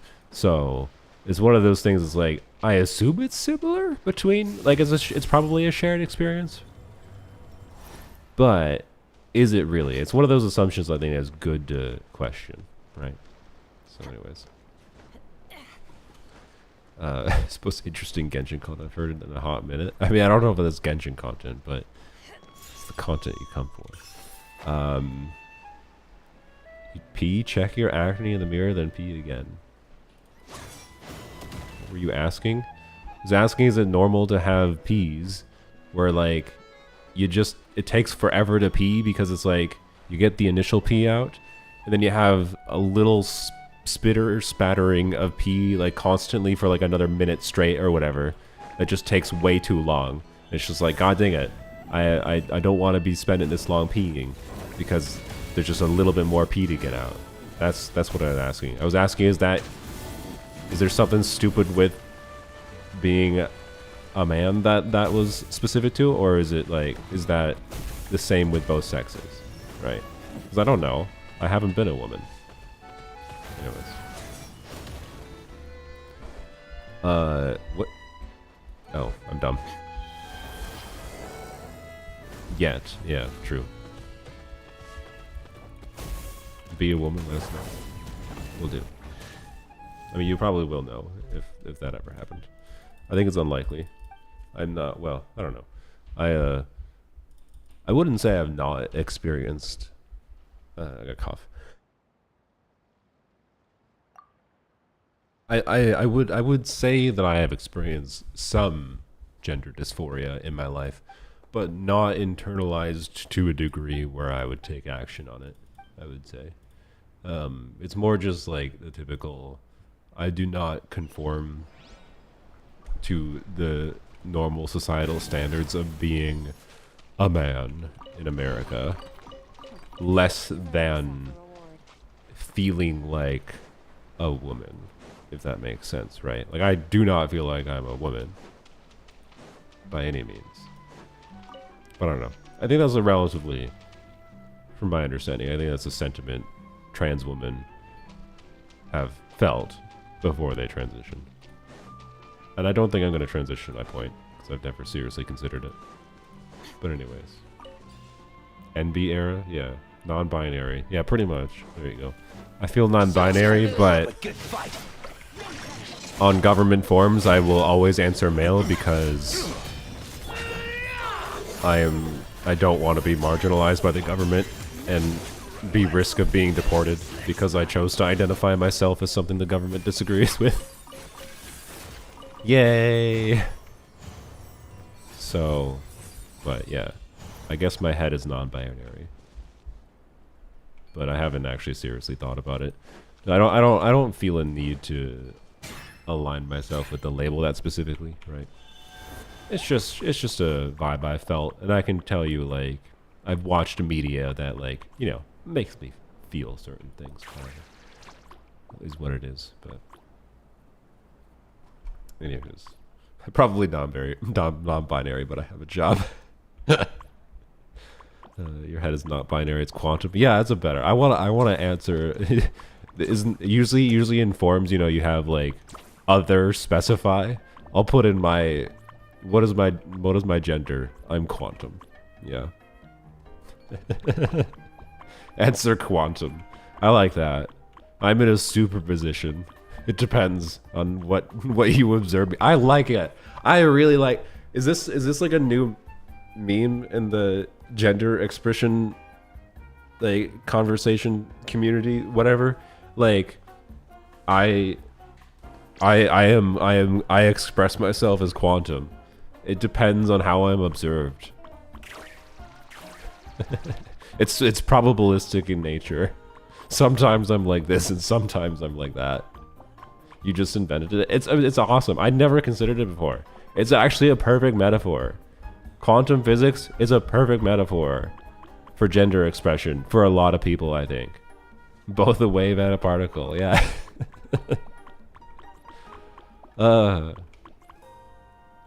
It's not you don't see gender, it's you see different genders in different circumstances.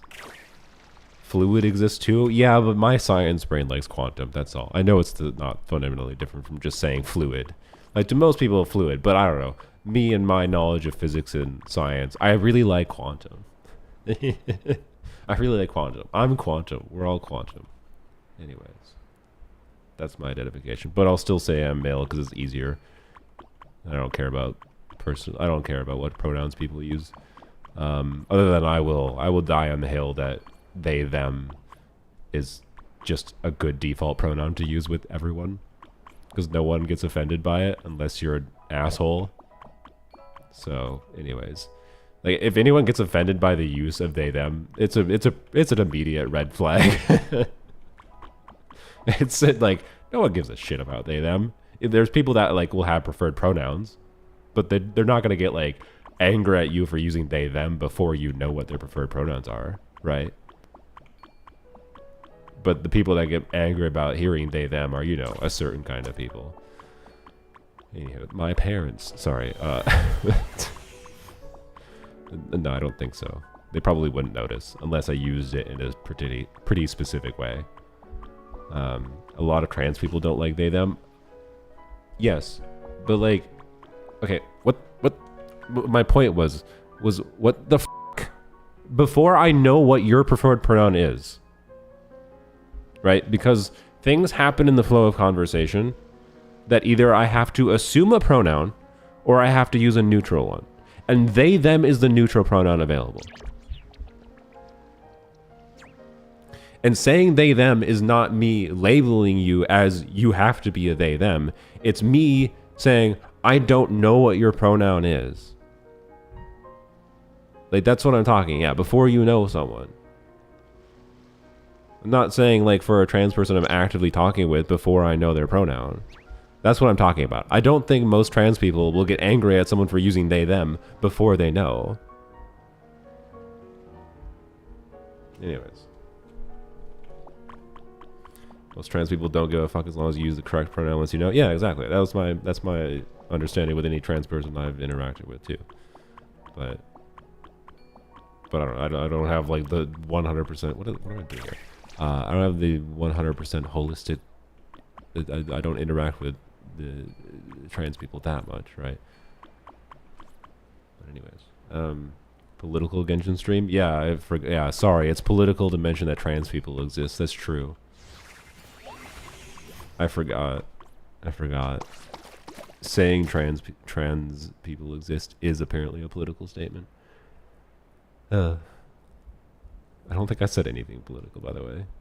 If you think it's political, it's because you have politicized it in your head, in my opinion. And yeah, it should not be a political thing. It pisses me off that it is considered a political thing.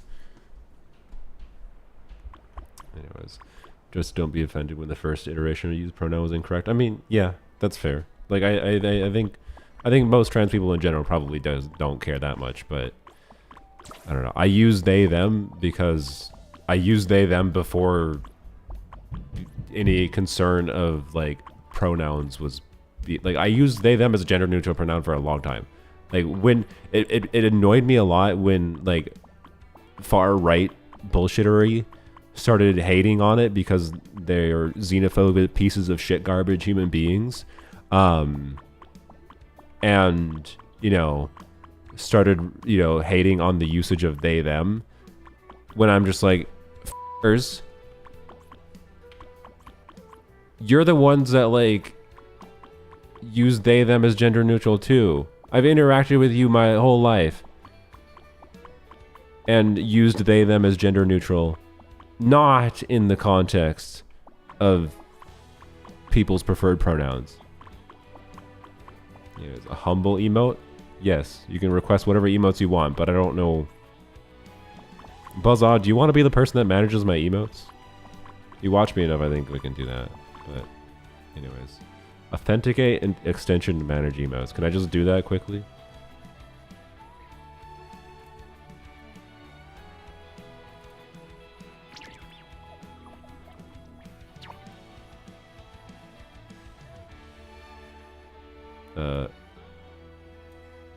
Okay, it just popped up a big window in front of my screen. And the sign-in isn't functioning. Okay, well, it seems slightly broken right now. The 7TV window popped up when I clicked sign in. And I told it to sign in, and it like is like, oh, signed in, and then it's not signed in. So, yes, taking the Jeff advice. Well, okay. Oh, wait, does it work now? No, maybe not. I don't know. I've never used this before. Oh boy, this is a lot. There's a lot of options here. My god. Okay. I'm gonna close it for now. Redeem drink water. Thank you.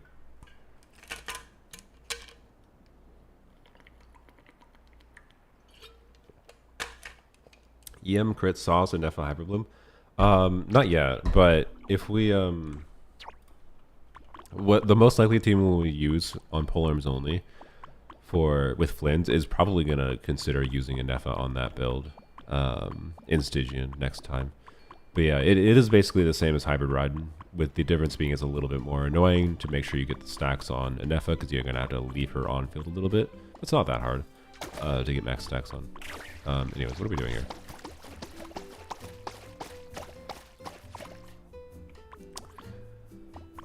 Oh, I have to erase. Where's the erase button? I forgot what the erase button is. Ah, middle. Oops. Wait. Not middle. There we go.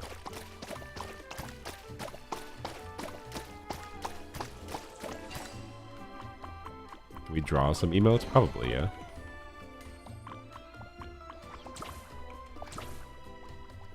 Anyways, wow, I got really distracted getting no Primo Gems. This is why I need to do the streams where I just try to just like vibe to some music, copyrighted music, and then I just whatever, turn off monetization. I don't know. I assume I can do that. Can you do that on Twitch? I think you can. I think you just have to disable the VOD or whatever. Hello, sir. Do I have to exit for you?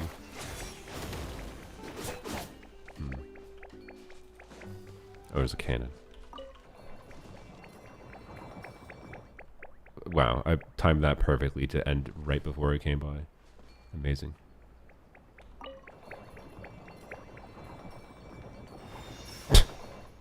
Okay. Oh, hi. Bottled evil. But anyways, I don't know.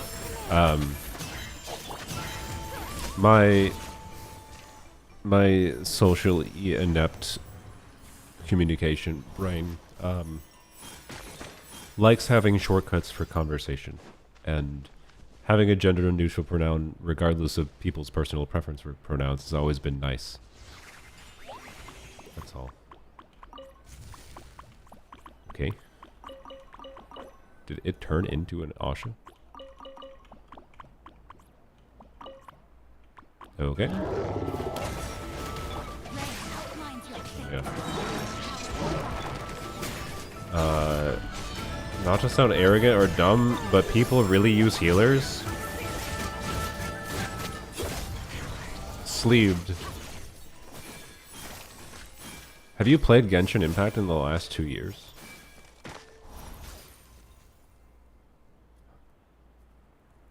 A genuine question. I'm not like. Have you played Genshin in the last 2 years? It's like Farina. It's like almost crazy that that's a question.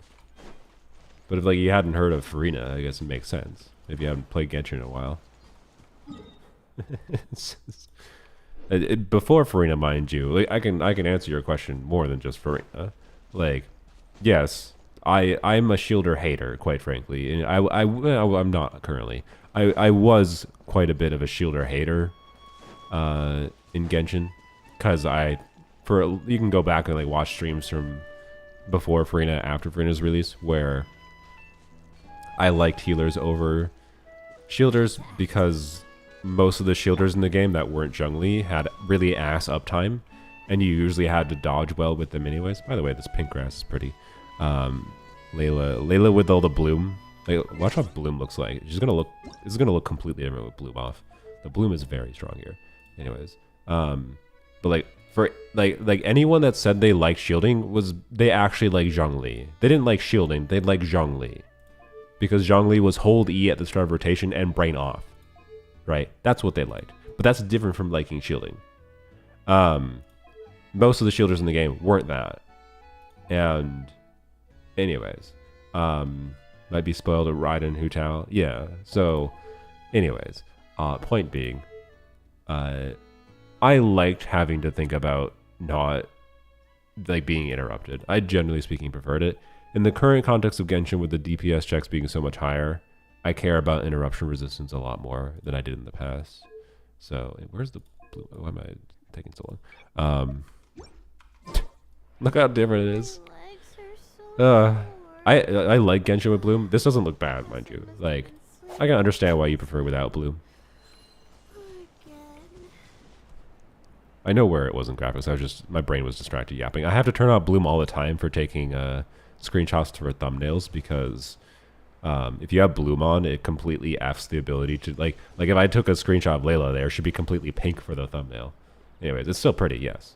And in some ways the contrast is nice. Actually, I would say in this area the Bloom is maybe a little bit probably too strong.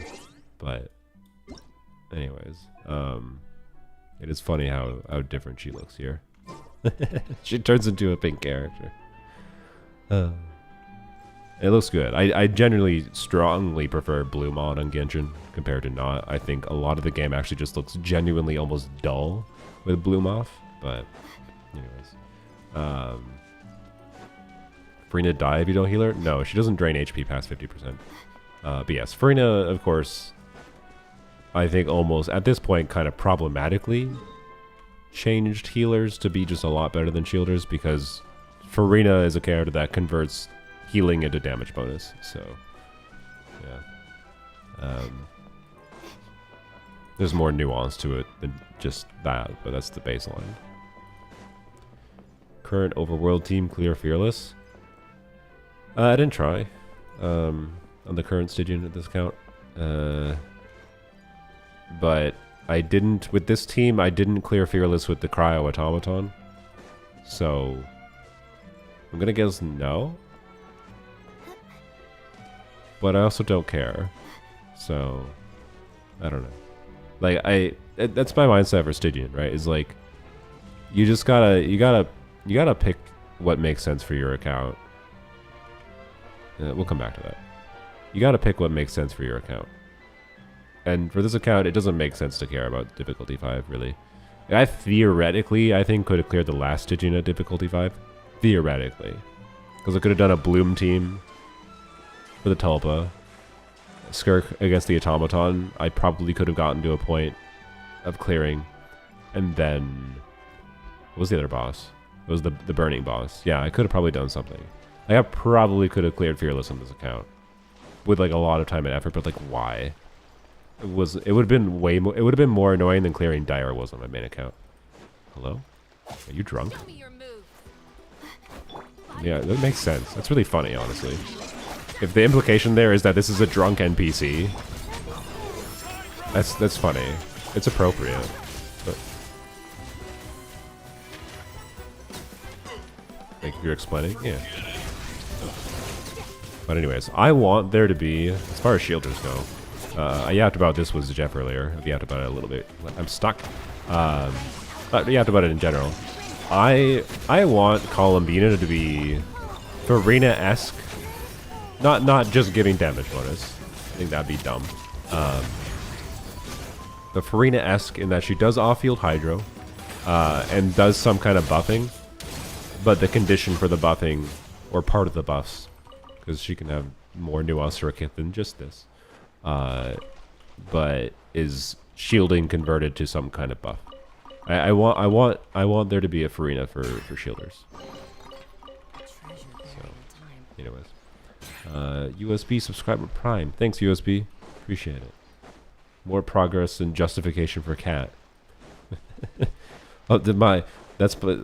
I started Twitch because I needed to diversify my income, and right now, arguably, if I get a cat, any income from the Twitch subscriptions is probably just going to go to Cat.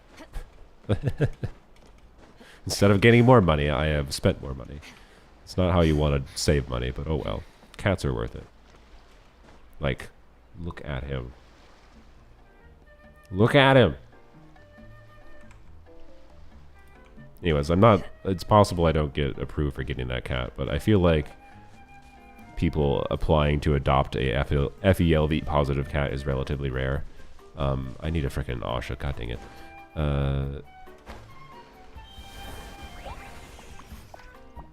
Do you recommend Chaska or Mulaney for AR-30 with only a Neff official St. Joe Kuki Shunling? Whichever one you like more. I think both of them. I think Chaska's probably more valuable for a new player, because if you're AR-30, you got a lot of content to play, and I think Chaska is at her best in Overworld, in my opinion. That's not to say she's bad in Endgame. I just think she's at her best and most valuable to many people in Overworld. There's a poll. Who started a poll? Get the cat. There's 700% yes. There's a poll in my Twitch chat. You can't see it on YouTube. I assume one of my mods started it. It says, get the cat, yes, no. It currently has 11 votes, 15 votes for yes, and 0 for no.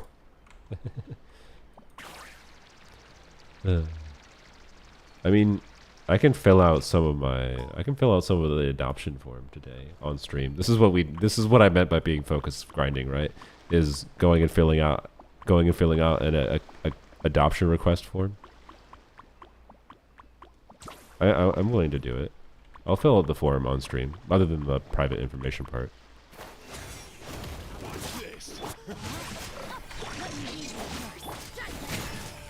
I don't know if it's just kill the enemies thing or not, but what's that? You can destroy that? Okay, what? What is this?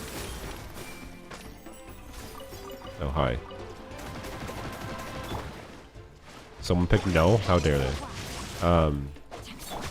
Yeah, Chaska can use VV too. So I don't know. Mualani is... I like Mualani more as a character, to be clear. I would rather personally play Mualani than Chaska. But I think on an average player level, most people would probably enjoy Chaska more.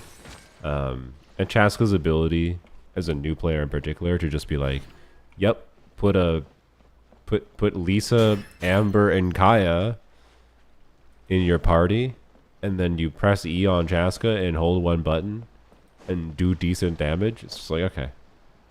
Yeah. You know, it just works. Grinding for a cat instead of Sit Lolly. It's what it kind of feels like right now. I'm making much more progress to cat than I am Seat Lolly, but we do have a poll.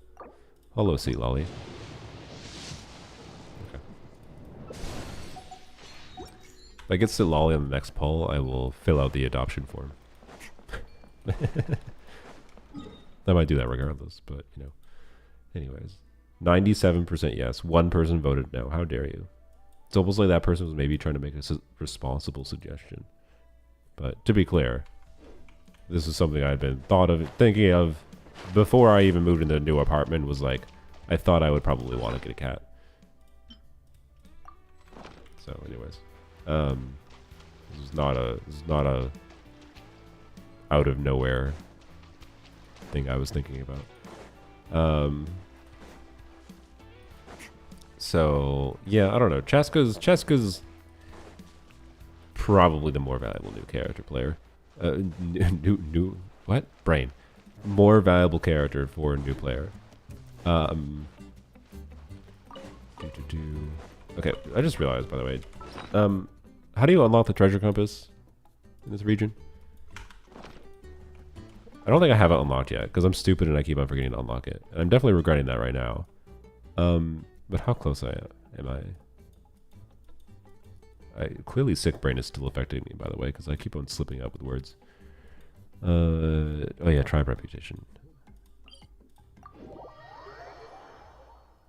Naming the cat Mau Mau. It is a male cat, but, well, okay, a male cat can be named Cat Cat. It might be named Mau Mau.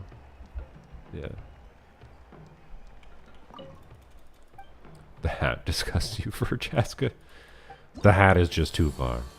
That's amusing. Okay.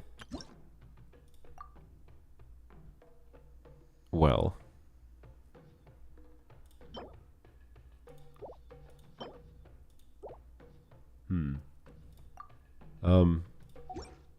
How realistic is it? How do you get this? Oh, you need max reputation. Oh, that's not happening. Rip. Casual account, I told you. Yeah, but Hugo. Okay.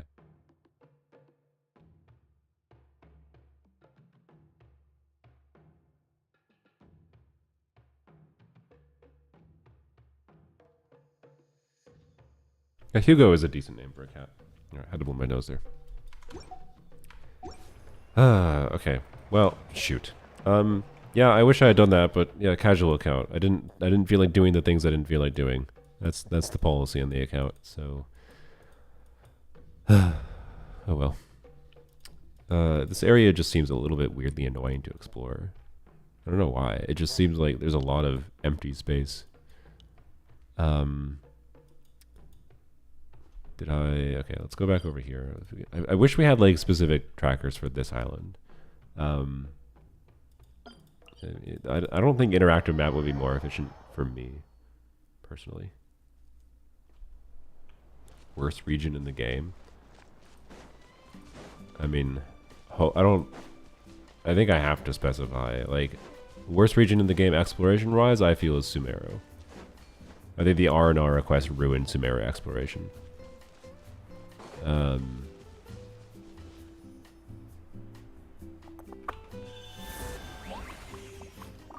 What's going on here?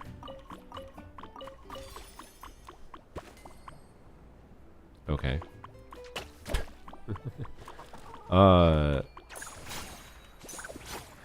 But that doesn't necessarily, anyways, Sumeru being the worst region doesn't apply necessarily to characters. Like, I don't want to say Sumeru is the worst for characters, because I liked a lot of the characters from Sumeru. Anyways, did I do this yet? No, I did not. Still haven't done R&R. Nope. Jet quest line. I mean, yeah, I intend to. So, I mean, for anyone wanting me to do R&R or Jet quest line, the most likely chance that will have to happen is with grinding for Dia on my main account. Like, next patch is going to be hopefully what I'm doing this week, but way more. We're in like the first half. If Sumeru Chronicle Matter second half, hopefully. I'll be spending a lot of time grinding for Dia in the second half. I think I have enough. And then on polearms only, I'll be spending a lot of time grinding for Flynn's in the first half. As it currently stands, I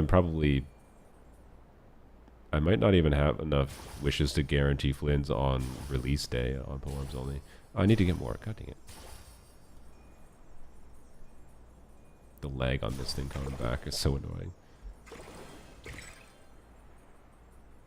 the world's shittiest mouse with super high latency. That's what this feels like. Not really that bad. I mean, I've used shittier mouses in school.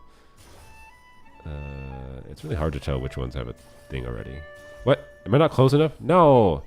Frick you! Oh my god, this is really annoying. Bruh. Yeah, 6.0 is in a month, indeed. So yeah, I might be grinding the freaking whole arse month next patch, but on this account, I don't think I'll be touching this account next patch. I'll log in to claim the Freemo gems. Other than that, and the free character probably. Other than that, no. I want a break from the casual account. The casual account. It's not an account that logs in regularly, so yeah. I'm getting a cat. Do you have one breed in mind? I would recommend Selkirk. I don't know if I recognize what Selkirk is. I've seen it before. I don't have an active thing in my brain for what a Selkirk cat is. Looks like these kinds of cats. But anyways, I probably wouldn't be looking at a specific breed other than my own personal biases. Oh, that's the wrong window. I'd be looking at adopting a cat, so my options are not as high for breeds. And the specific temptation to get a cat right now is this cat specifically. Anyways,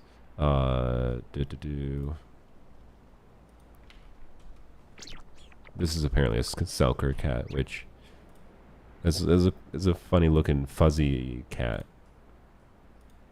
I feel like their coats look like a pain in the arse. Do they naturally look like this? Or does this require like active grooming? I don't know. Anyways. Floofy curly hair cat though.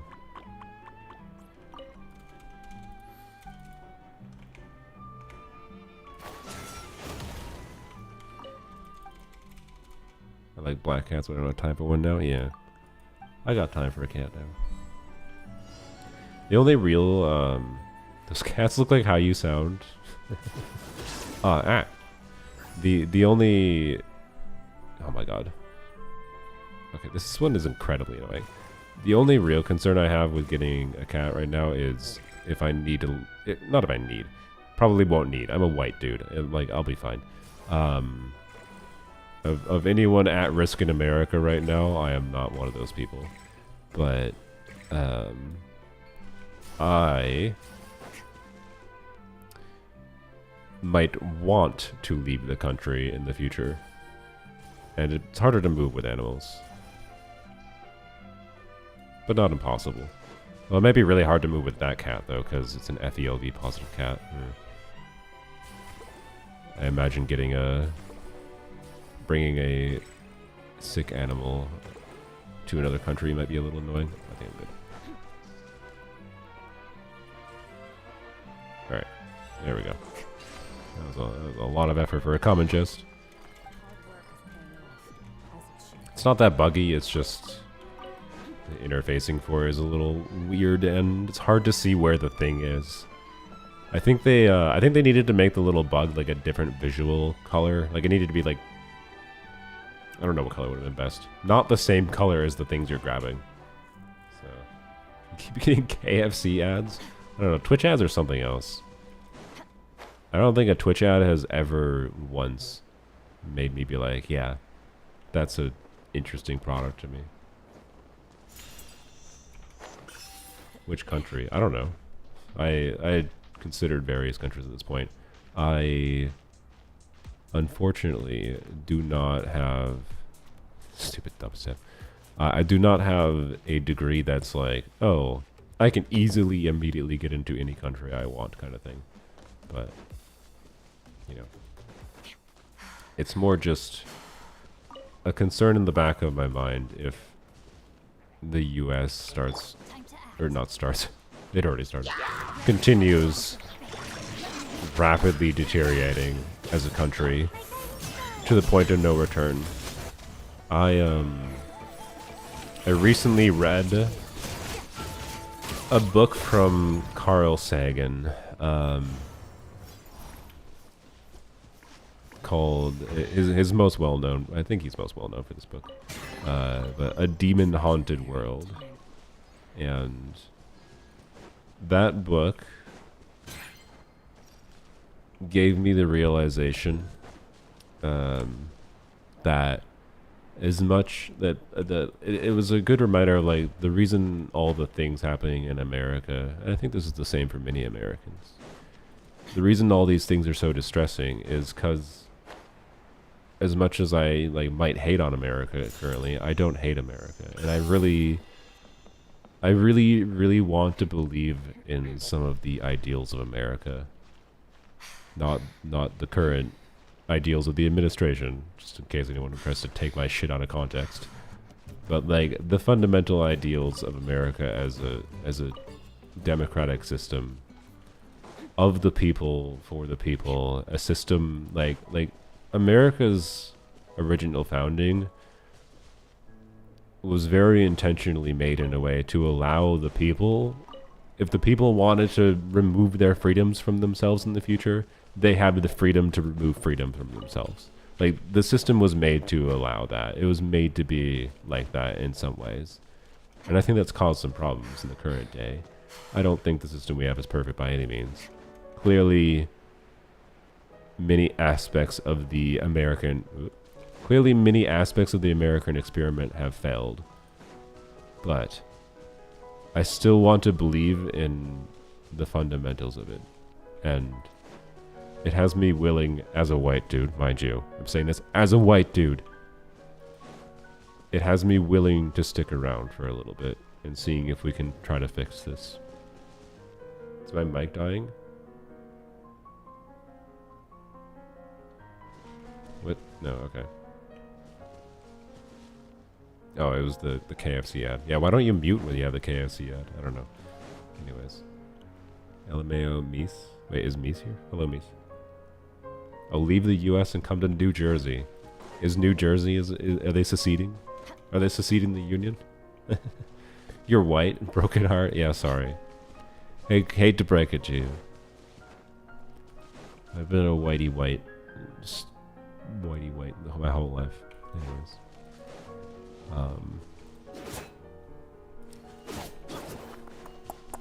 Oh, I just noticed this. Wow, I am blind. I am actually blind. I understand. Behold, the princess. Yep. Wow, that was not that hard.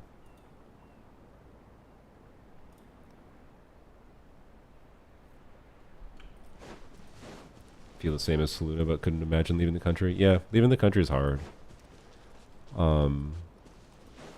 For a lot of reasons, not just like process-wise, but anyways. It's simultaneously hard and also not that hard in some ways, mind you. But you have to be willing to uproot your life in some ways. Okay, I wanted to exit combat, but I gave up. So I could switch my team back, but it doesn't matter. I don't like Fischl's not that bad. I don't know why. My brain was like, Skirk's not functional. Let's just it's overworld. It's fine.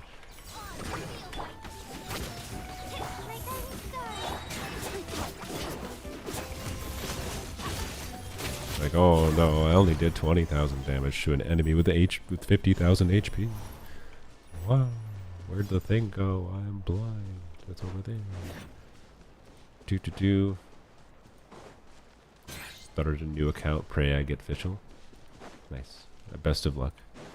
She is a desirable one to have. Wait, why'd you start a new account? What's wrong with you? We always have to ask. Are you okay?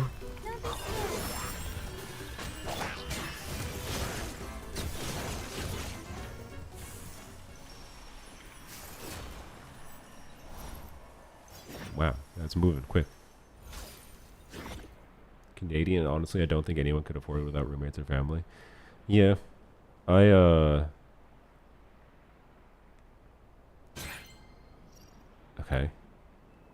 Nice little rainbow heart.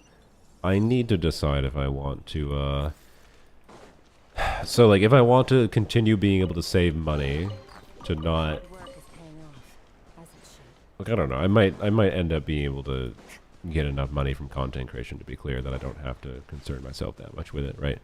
Mind you. But if I want to be continuing to save money with living in my new place with much higher cost of living and I want to live on my own, it may be a smart idea of myself to like get a part-time job somewhere. In the area, like with local walking distance kind of thing, low commitment thing, just to save a little bit of extra money. But at the same time, I maybe don't have to, and I could just get a roommate as an alternative. And my brother still might technically move in, but for various reasons, me and other family members have encouraged my brother to live on his own, because him living with me, I think, it'd be fine for me, basically, but it would be bad for him. Like, he kind of needs to live somewhere else. I like Skirk's hair with the bloom, by the way. Look how pink her hair is. It's great. Anyways, how's it going? It's going good, Luis. No, you don't, my graphics. Oh, people are talking to each other in Twitch chat. I'll ignore Twitch chat then. Your end goal, living alone? Yeah, I probably yeah. The problem with like a roommate is like, who is the person? Like, living with someone, the problem that I've encountered is I tend to, if I live with people, I tend to go and just force myself into a room. Like, even if I like be like, hey, this is my apartment, you're only paying $600. You're paying much less than what the cost per month is if we factor in utilities and whatever. And I'm just like, so you pay less than half and you get a room, and I get ownership on like how to have the living room and whatever. You can use the living room, obviously, but also like I'm working sometimes, so you need to like not be in the living room making noise or whatever while I'm recording because I'm working from home. Yada yada, right? Like, there's a lot of reasons for me in my life right now it'd be convenient to live alone, but also just personal lifestyle wise. Even if I set the policy of like, you get a room, you're renting here means as a roommate you get the room and I get most of the rest of the space, except for like the living room is shared space, except I need to work in the living room sometimes, so you need to be aware of that. Like, even if I set that line very clearly, hi Kachina, It's just a shame you know, I know myself well enough that I would probably just end up shelling myself in a room most of the time. And that's like not even necessarily good for myself, or my content creation. So I don't know. I live with my twin brother, but I would never live with someone I'm not family with. Yeah. So I don't know. Like, I was okay with the idea of living with my brother, and I'd be okay with the idea of living with some specific friends. There's like one friend I have that I'm not sure how much I would mind living with them or not, but I think it'd be fine. Haven't gone up there yet. I don't know. That I can maybe offer. But anywho's. And otherwise from there, you know, it gets into, okay, now it's stranger time. And that's a crapshoot, right? It's a total crapshoot.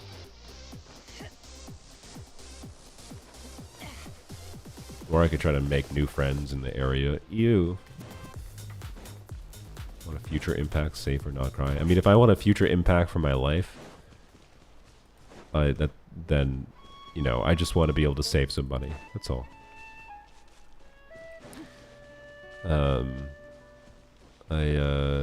I definitely didn't grow up rich, but I grew up at least privileged enough to be in like a middle class-ish white family to a degree where I have the ability to get a job basically right out of high school and start saving money, and just with some smart decisions, you know, with saving money early on.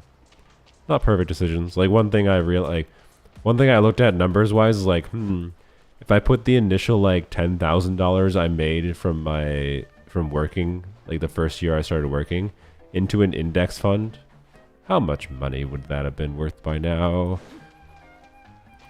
And and if I continued putting money in the index fund, mind you, a certain amount, like per month on average, it was a lot of money. And then I'm realizing like right now I should go and like I'd need to use that as a reminder. I should go put money into an index fund right now.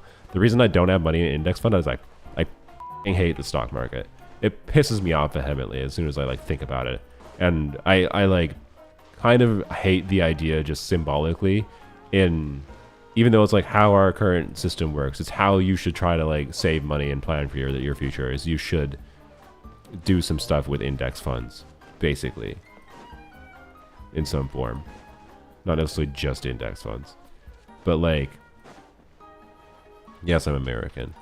But I hate it because partaking in the system is implicitly supporting many of the problems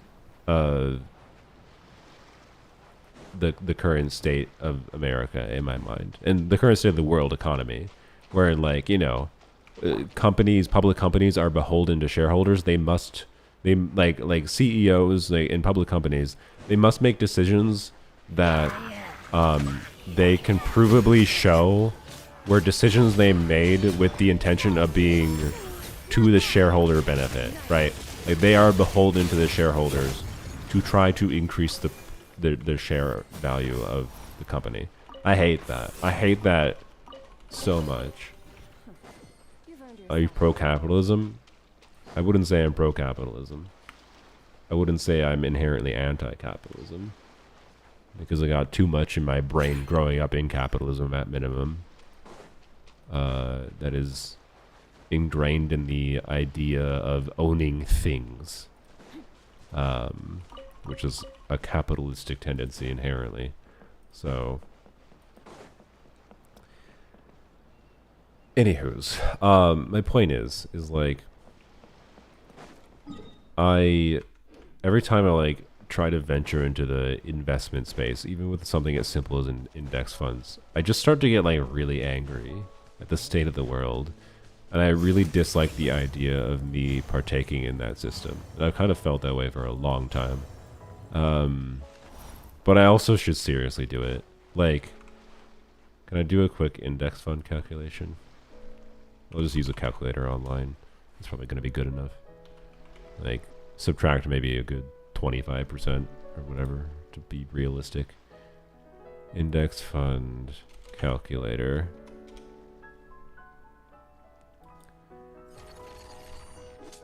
So,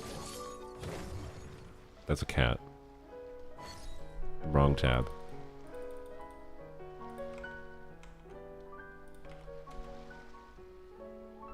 So 8% seems fine. Let's say I started with 10,000 and did 1,000 monthly. I would have been okay. Let's say I did 500 monthly. So this is what I was talking about. Where if I could have done this in about 2014, so a little bit over 10 years ago now, I could have put $10,000 after like my first year of working. I had a financial situation. I was fortunate enough to be in a situation where I could have put like some of the first bit of money I saved up from starting working into an index fund immediately. And 10 years ago, if I put 10,000 in and then I continued contributing $500 to it monthly, I could have done this. This would have turned into $113,000. Like, and I'm not struggling for money, mind you, right now. I'm fine. But, you know. And then if we say 113,000, so if I have that extra $100,000 today, put that all into an index fund, and then continued contributing $1,000 to it, 10 more years later. So, anyway, so what is the total contribution across 20 years, right? Across 20 years here, 10,000. Just assuming you get the 8% gain and ignoring taxes, whatever, right? Keep that in mind. So $10,000 plus $500 times 12 times times 120 is 60,000. So there's a gain of $30,000 for the first 10 years, and then the next 10 years after that was 1,000 times 120 is so plus 60. So total of like over 20 years. Over 20 years with a starting investment of 10,000 and then putting $500 to $1,000 a month in at different times doubles your money essentially. Like so anyways, and the fact that I didn't do that means I don't know. What kind of I need to do the math and like what I can like just using something like this. What can I reasonably afford? Like if I was really pushing, I'd have to I feel like I shouldn't tell people how much money I have because depending on who you are, you're going to say like, wow, you're a rich fuck. How dare you not give away some of this money to people who need it more than you. But like, I don't actually have that much money. So I'm just trying to think, what could I pull out of accounts? I think the most I would consider is like, and then I don't think I could, if I'm living alone, I don't think I can contribute 1,000 a month. Does this count inflation? No, of course it doesn't count inflation. But 8% is higher than the rate of inflation. Like, yeah, I don't know. Anyways, like I should do that. Anyways. Starting with a higher amount now can help offset the fact that I didn't start earlier, but starting earlier would have been better.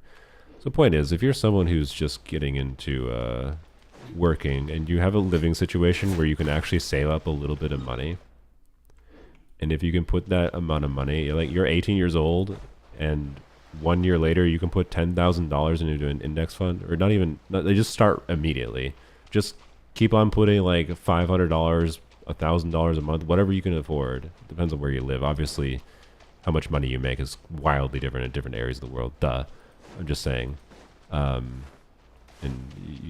don't know what your situation is, right? But instead of spending in a gacha game, it's much more smart for your future to put money into that.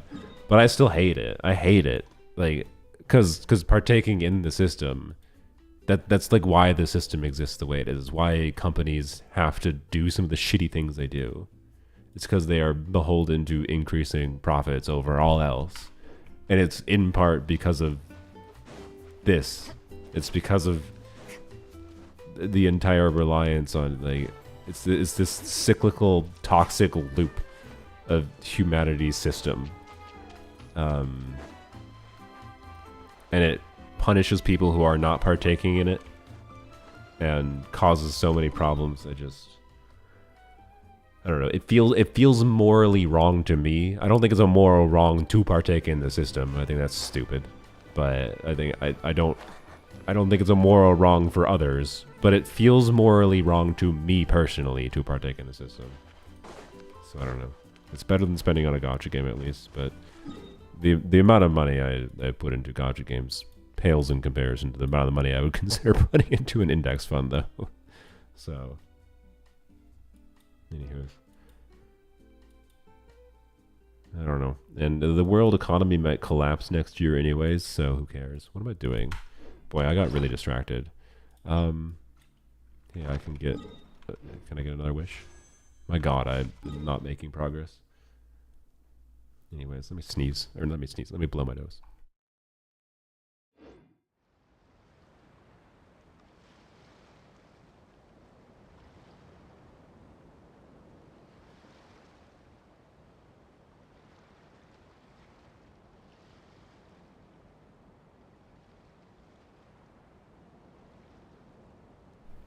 think the system is putting money in now to buy up future development, gain potential, so the current generation profits from future generations' work. Yeah.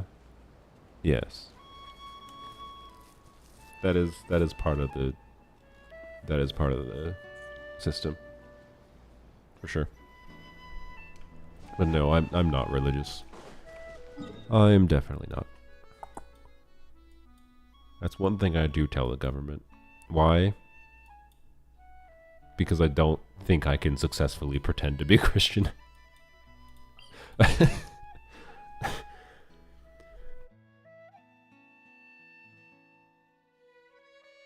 I get your moral concerns, yeah. Like, I don't know. I don't like, at this point I'm to the point I think of giving up and just like making the decision that's better for my future, even if it feels like the selfish decision. Because like I don't see how that part of the system changes anytime soon. I could believe that the US government could see reform in my lifetime and the United States could become something much better. But I don't think capitalism is going to fundamentally change in a way that makes it so that like me being like, I'm protesting the way that the stocks work and whatever by not partaking in index funds, right? Like I don't think my quote unquote protest of investment things is that successful at changing anything, right? So, anyways. Need to be rich to afford all the cats you're going to have. That's true. That's the real justification. I need to put money into an index fund so I can get all the cats. I can save all of them. No, probably not. I mean, well, to be clear, saving money could let me open up an adoption thing, theoretically. But anyways, there's always probably need for more adoption shelters.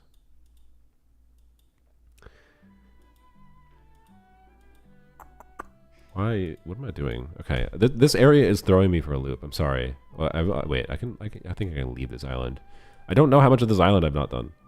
Is there anywhere? Does anyone know like what I haven't checked because I've been stupid? Let's go across this bridge. Check over here quick, and then jump because I don't think I've gone on top of here very much. I've walked around like the whole ass island 5 times. Probably not, but anyways. Cat cafe lets you adopt the cats. Oh yeah, that's true. How many cat cafes are there? Maybe that's what I should do. Maybe I should just like open up a small business that's like guaranteed money. Do cat cafes make guaranteed money? I feel like they're one of those business things that in the city, you know, like cat cafe just has to make money, right? But there's probably like cat cafes around. So the problem is competition. So I'd have to open up a cat cafe that's like, yeah. Bruh, there is 1, 2, 3, 4, 5, 6 cat cafes within walking distance of me. The farthest one away is like 20 minutes. Or no, sorry, okay. The farthest one away is like a 40-minute walk away. That's farther than I expected. Oh wait, one of these is not a cat cafe. The 40-minute one away is not a cat cafe. It for some reason shows up as a cat cafe. Also, one of them is a vet. That's not a... Okay. Google search has failed. Never mind. I apologize. And one of them is a gift shop. Okay, there's no cat cafes near me. That's a coffee shop. Okay. Why? I'm not going to show you this because it's on my phone, but also it would show you where I live. But like, I looked up cat cafe on Google Maps and there's like 6 things that popped up nearby. And like 3 of them are coffee shops. 2 of them are restaurants, and one of them is a vet. And none of them are cat cafes. I don't think. Like, none of them have cats shown in their like, images. One of them looks cool. One of them's a 15-minute walk away. Cafeto Coffee House. Sorry, I'm giving you a little bit of my location, but that's fine. I live in Minneapolis. And they have like their vibe. They got a vibe. This place has a vibe. If you look it up, if you look up Cafetto, Caffetto Coffee House, this place has a very good vibe, or a little weird vibe, but like in a good way. But there's no cats. It's definitely not cat vibe. So Google search, you have utterly failed to actually provide me what I was searching. But maybe that means there's a business opportunity. Maybe there's a business opportunity. Maybe I open up a cat cafe in the city and make bank. I don't know. And cats. Not make cats. Adopt cats. I'm standing in front of the quest. What quest?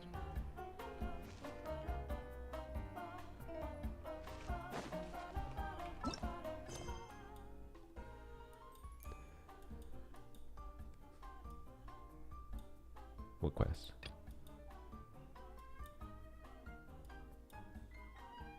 I'm looking for like low meters. I don't see anything low meters. So becoming a finance bro. I'm not a finance bro, I don't think.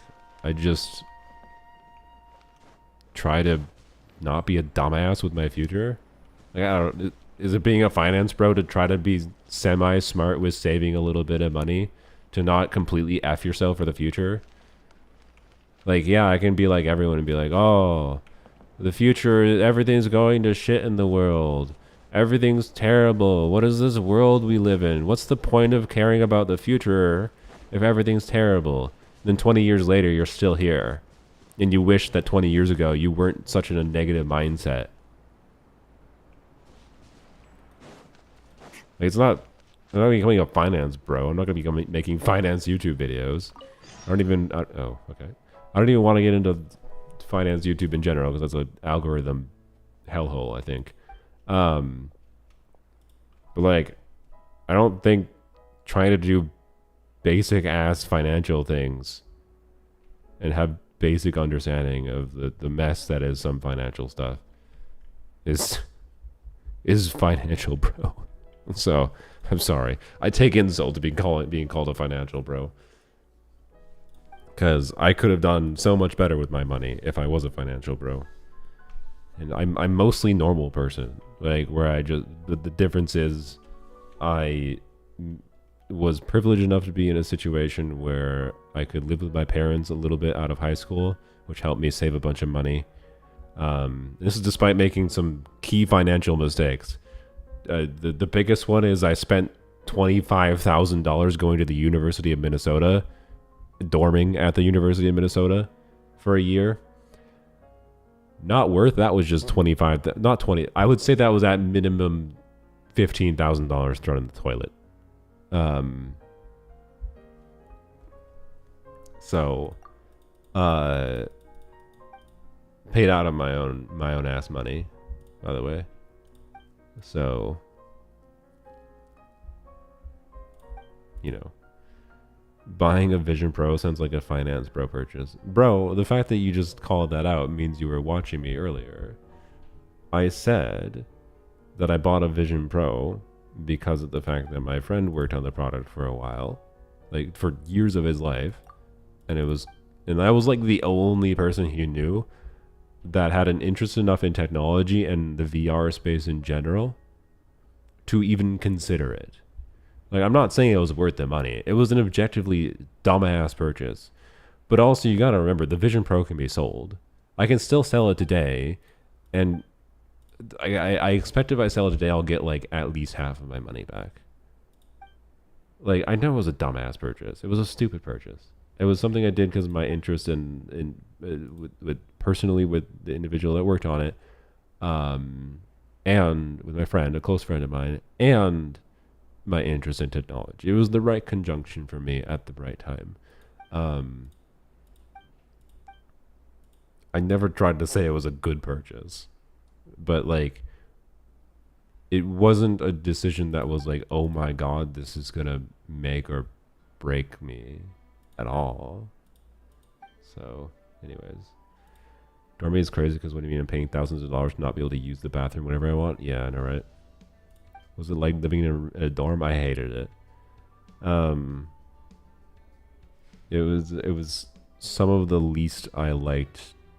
So I paid to live in my own dorm without other people, and I wish I hadn't. It probably would have been better for me if I just lived with a roommate. I might have actually maybe enjoyed the experience. Maybe might have pushed me out of my shell a little bit and forced me to adapt in a positive way. Instead, living in my own dorm room without a roommate paying like I had to pay like not that much money extra for it, which is why I did it. But like, God, I hated all the kids that were in the dorm with me. Like, yes, I'm calling them kids. Sorry, it was all a fucking bunch of stupid 18-year-old males, like, and they were fucking obnoxious. Just being within the vicinity of them. So, anyways, and I was a hoity-toity little butthole asswipe myself, who thought myself much better than other people than I actually was, right? Like, you know, like the anime, there's like a fairly common anime archetype of character of like, someone who thinks they're I mean, it was incel, I guess. I guess I was more of an incel back then, now that I think about it. I'd like to think I'm better now, realistically. Fuck me. I didn't even realize that. Realistically, I was incel-esque back then. And, you know, I thought myself better than people when I wasn't really actually better than people. Is all it really was, regardless of the incel label. Like, I definitely didn't... Was there an incel community back then? I don't know. It was over 10 years ago. But isn't specifically your approach to do with relationships? Yeah, that's what I think so. But I think like much of like the incel mentality is rooted in the same thing of not recognizing your own flaws and your own ability to improve your life, and blaming all external factors kind of thing, is my vibe I was going with. Like, I don't think I was specifically an incel by what the current conception of what it is, but it's the closest allegory. The better allegory is unironically like the anime trope of the character who just, rejects any flaws in themselves. That's what I was when I was 18, is my point. Like, overly confident in me being better than I was back then, and it put me in a pretty negative mindset, and I did not enjoy going to the U of M. So I'm getting Al-Haytham vibes. Yeah, told to pay taxes somehow while figuring it out. Yeah. Issue with the flower fields. Do you give me primogems immediately? You do. Okay. Hopefully I didn't have to pay attention to the dialogue there. Look for unusual flowers. Oh, I see. Everyone was dumb at 18? Yeah, for sure. It's just my point is like, I considered myself better than the other 18-year-olds there, and realistically, we're just all dumb fucking 18-year-olds, right? There was nothing crazily fundamentally different with me versus the other people at that school. And it's possible I could have made some really good friends at the U of M if I'd been a little bit less of an asswipe, right? Like, I think I was ultimately the source of most of my problems at that school. So, anyways. It was you Ishigami back 10 years ago, pretty much, yeah. That's pretty much it. And I didn't have a Shirogane to make me be better. Shirogane is his name, right? How obnoxious were these people that lived near you? I don't really have any good stories other than they just were like generally annoying. I hated one, the whole have to use shared bathroom thing, right? Typical of dorms. But the general noisiness, and I think there was, I may be making this up, I feel like there was weed smoking for sure in one of the dorms near me. I could be wrong on that, but anyways. What degree did I get? I didn't get a degree at the U of M. I studied physics at the U of M for a year, but that was just like introductory courses mostly that translated to other random generalized things. I mean, it was more than just introductory because I completed a bunch of college credit in high school. But anyways, I eventually went back to school after dropping out of the U of M for a while, and went back to a different university and got a degree in communication, and also with a focus in linguistics. Which no has not been like monetarily useful to me. What's the filter here? I went and studied that because I took some random different courses of different things I was interested in and chose to do that. When do you feel like you went through an actual change in mentality, behavior, personality since then? As dumb as it is, I had epiphany moments. So there's two specific experience. Both of these are pieces of media caused this. One of them is an anime, yes. Okay, what is going on? It's a golden retriever. Actually, this is not a golden. This is just a lab. Anyways, I don't remember what the order. One of them was, this was in like a nice sunny day in Minnesota winter, where it was like a 25-30 degree day outside Fahrenheit, so like just below freezing, which in Minnesota terms is like very comfortable outside day. Many people in Minnesota would just wear a t-shirt outside in this weather. But I went outside and like, so my parents like had a fairly large yard, and I could just like walk outside in yard. We live in a rural area, like a 9-acre lawn. Not a 9-acre lawn, a 9-acre property. It's very different. The lawn was much less than 9 acres. But anyways, there was a field that was just snowed over, and I just went and like sat down and listened to music in one of the little like nooks and crannies there, and I was just working full time after like leaving college. I was just working at Walmart full time as a manager. So like, oh, I was successful as a young adult, whatever. I was making decent money, but you know, didn't exactly feel like I was progressing my life to the way I had thought potentially recently before. And I went and listened to, for some reason I chose to listen to like of Monsters and Men, you know, Little Talks. Hopefully you've heard Little Talks. For me, for when I was in high school, a very, very iconic song. But Little Talks is a great song, and I chose to listen to the full album. Yeah, no, yeah. Clearly, I'm doing much better now by playing gacha games for a living. I mean, I enjoy my life more by just being able to express myself creatively a little bit more for a living. Not that it's my ideal, but anyways. Yeah, today is apparently Tell My Life Story Day. Okay, what the frick is this quest? It's just interact with 500 flowers constantly, fight trash mobs, and then... whatever. Sorry. Oh yeah. So, of Monsters and Men, the album from Little Talks, I believe it's called My Head is an Animal. There's a particular song on that album, which isn't really one of their more well-known songs, but the song is called Yellow Light. And wait, I thought there was an enemy still alive, so I bursted again. The song is called Yellow Light, and it's like, I'll just show you the lyrics. It's got like very simple lyrics, right?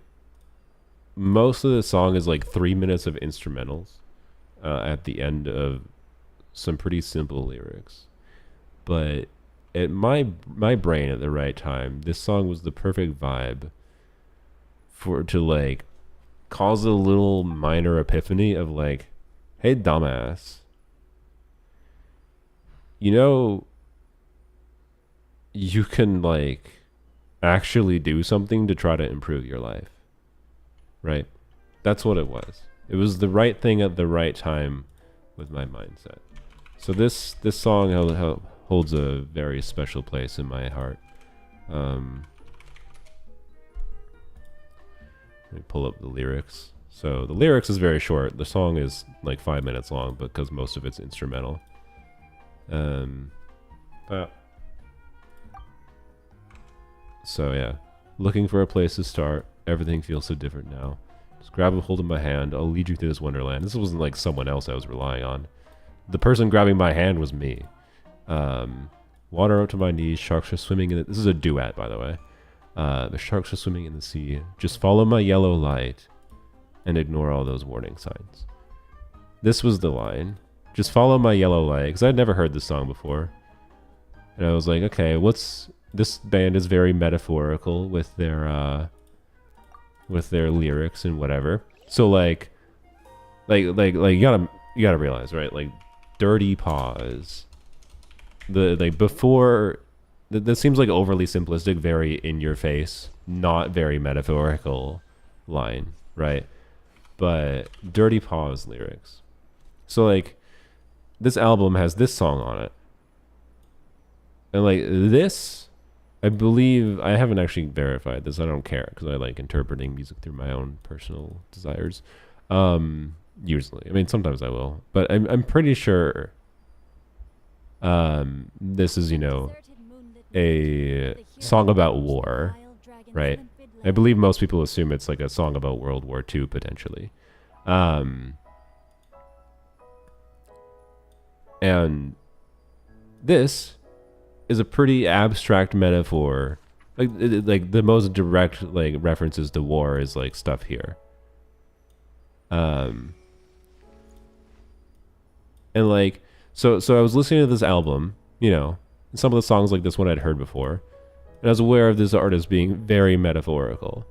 And then my ass and my brain being stuck in my life at the time, being like, I don't know what I'm doing with my life. I feel like I'm just stagnating. I'm too scared to try anything new because it's too comfortable to just do the things I've always been used to doing. And hey, I'm still making good money right now. I may as well just keep making money, right?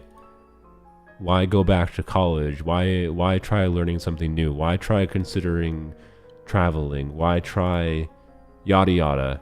And this fucking song comes in and it's like this into this. And then it's like, okay, what's the yellow light? The song is called Yellow Light. Just follow my yellow light.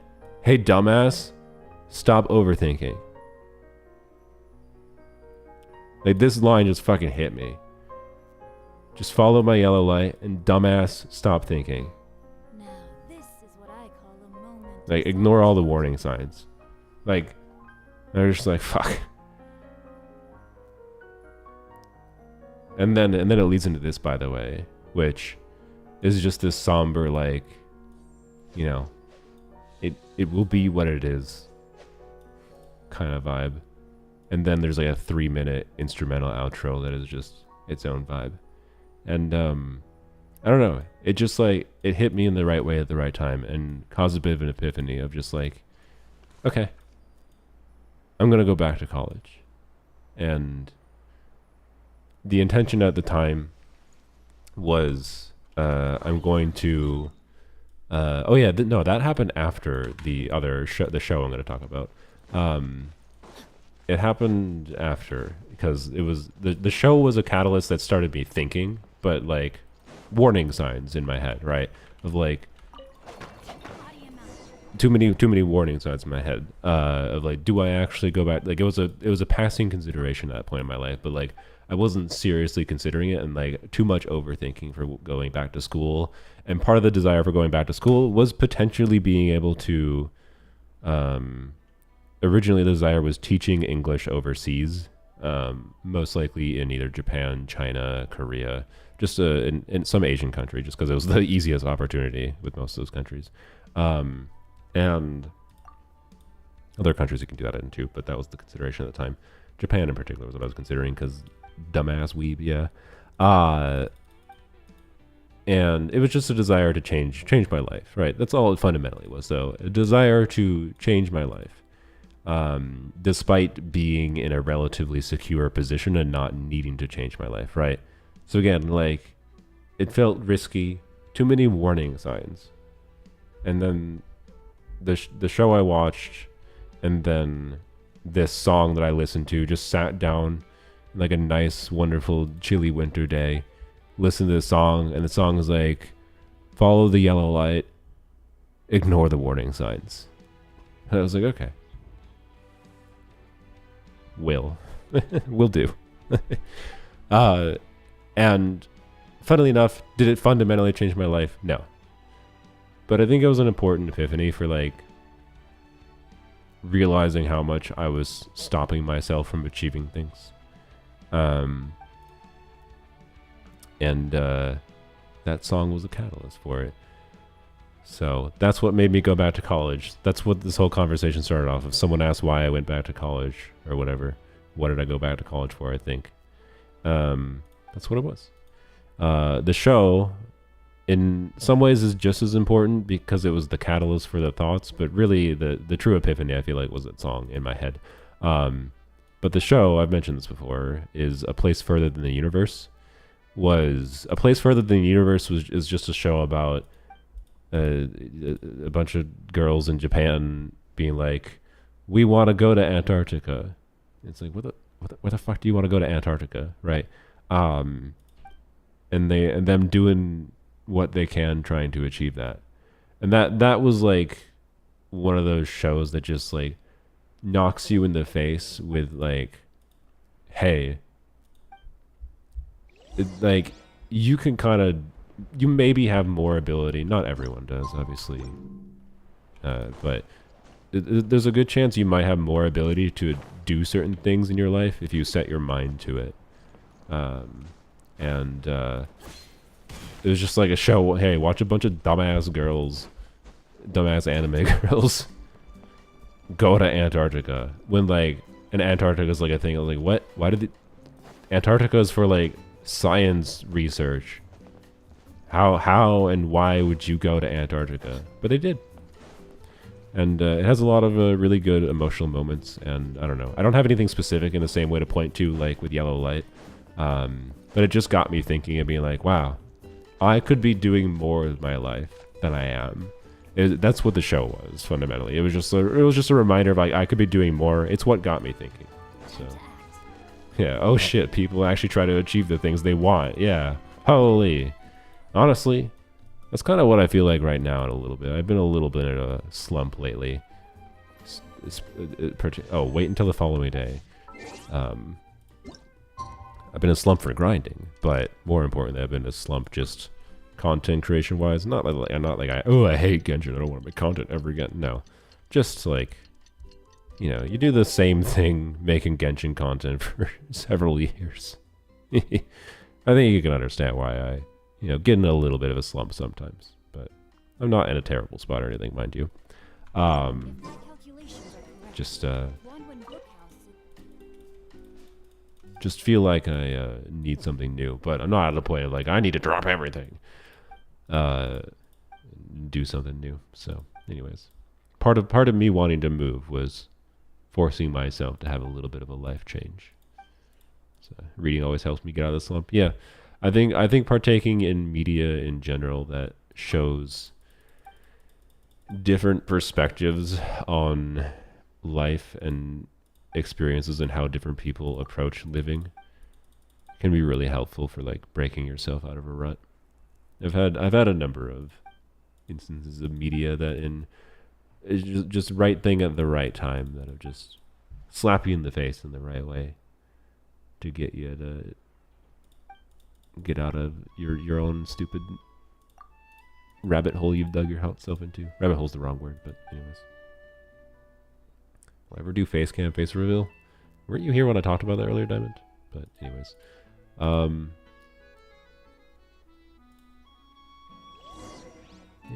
We can talk about Genshin again. That was my yap.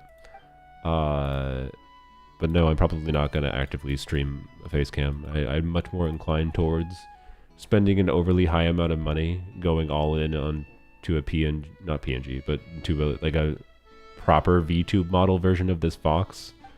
Like I have ideas, like what you need. The reason I didn't even consider it for so long is I think what you need to have a really specific idea in mind for a vision you want, like a model to look like. And I have a pretty specific idea for what I want a better version of this to look like.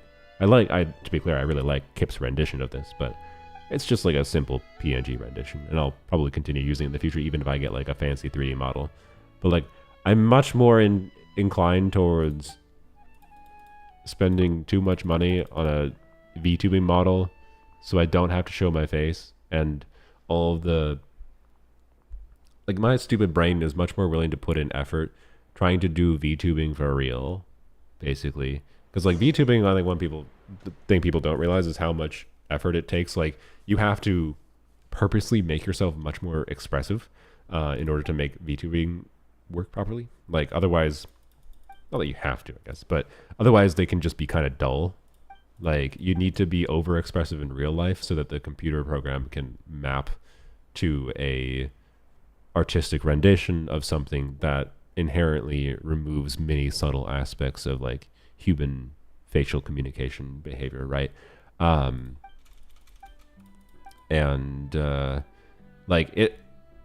There's a stereotype in some people that like think, you know, VTubing is easier than just having a face cam, which is hilariously stupid, right? Because like, oh, you can hide your face, you don't have to care about what you look like. Like, yes, you don't have to care about like your hair looking nice, you don't have to put on makeup. Yay, that's nice, but like,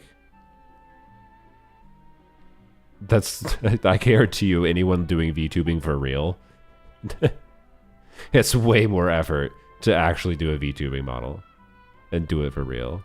So anyways, I am much more, I'm already like I have practiced a little bit trying to like purposely, like one thing that I found funny is I've learned through like public speaking in particular, one of the ways you can just make your voice seem more expressive is by exaggerating your facial expressions.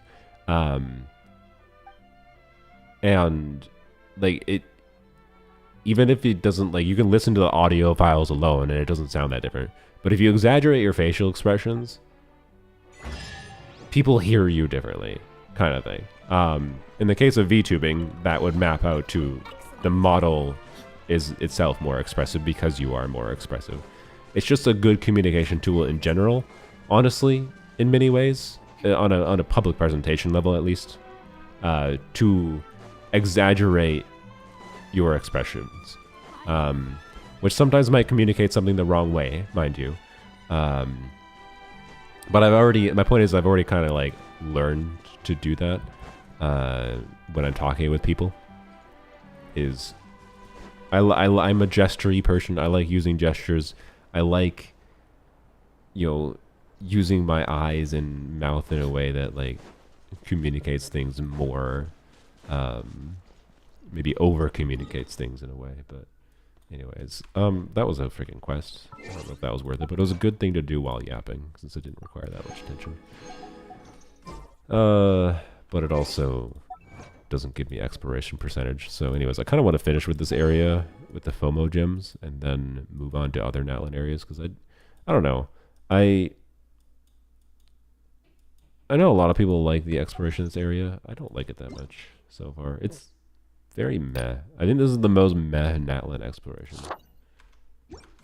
But maybe it's just because I've been too distracted and sick most of the time when I've been exploring. 91 primos. Yes, Diamond, the goal is to get Seat Lolly. That is what we are trying to do, but my progression, this is why I think I'm gonna have to do some streams. Maybe just not stream, just I don't know, time though. I don't know. I want to get I really want to get Seat Lolly on this account, but like time is finite, and I do need to be spending my time making other videos. So you can collect the chest you saw in the dream cutscene. It's on the beach somewhere. Well, that's really specific. There's only a couple beaches. I have no idea which one you're referring to. Actually, speaking of, wasn't there, like, was that over here or was that over here? I don't know. There was some area that had, like, 3 chests by a person. Streams or videos more profitable? I mean, I think streams have the ability to be more profitable on a pure viewer basis if I monetize them properly. It's what part of what wanting to do Twitch is also part of trying to motivate myself to properly try to, like, monetize things properly and diversify income sources, so I'm not just relying on ad revenue and whatever. So, anyways, exploration video would also be chill. Yeah, but then I have to edit it, and editing exploration videos is not my thing. I did it once and nobody watched the video. So, Time to act. you know, why? Because the video wasn't posted soon enough. I did it for last year, so I don't know. It was not worth the what I gained from the video was only worth the time because it was a sponsored video. If it wasn't a sponsored video, the time it took to take the video was not worth making the video. But anyways, do I have a personal editor? No. I think UGC mode will flop if we can't use normal characters. I don't think it'll flop. Oh boy, I gotta take a drink of water. I don't think it'll flop, but it would disappoint me. What it would eliminate if we can't use our own characters, it would eliminate the ability to go into the mode and just muck around with people can't make custom abysses, right? If we can't use our own characters, I don't really care about custom abysses or custom combat gameplay as much. I don't know. Like it might still be fun. Like, but If you and I had a real drinking bout, I don't know, I right? think these Like basically, they'd have if we can't use our own characters, I find it unlikely Spoken like a that true the man. user-generated content mode is gonna be the community being able to create our own endgame content to play our characters in, Happiness right? and freedom. I don't like. I would like it to be able to be that, but it doesn't need to only be that, and it doesn't have to have that to be good, right? Of course. They don't call it the city of wine and song for nothing. So I don't know. I think it would be, Without being able to yeah, I think it would be silly to not let us use our characters as an option in the game mode. But it's just whoever created whatever thing in UGC, there's presumably just a button of like allow players to bring their own characters, right? So, yeah. Just so you know, they can get pretty rowdy. The exploration videos do good sometimes, but they're completely have to edit since it's hours of recording. Yeah, like the editing time for exploration videos is a mess, and I'm also someone that's like not very inclined to just like make montage cuts. Like it's just not my style. I don't know, because I don't like watching montages very often, except in like the really specific ways. Like a montage to communicate a certain amount of time passing in like an anime I'm watching makes sense. And like it makes sense for YouTube videos too, but like those are annoying to make too. And like deciding if you're gonna do a montage of 3 hours of exploration, figuring out what of 3 hours of exploration you put in is like a lot of like weirdly specific decisions that I'm not used to making. I don't know. I'm sure if I made exploration videos a lot, I would find processes to be much more efficient at them, right? But I'm just not, and I don't know. I think exploration content is great for live streams and not much else. Is there more chests down here, by the way? I should go check down here.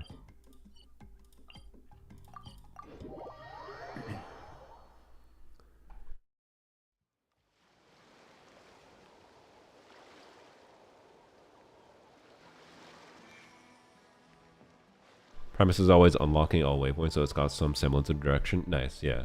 And I think with exploration stuff, like, unfortunately, I think you really, part of the reason those probably perform well is I think people are probably primarily watching exploration content really close to after new exploration comes out.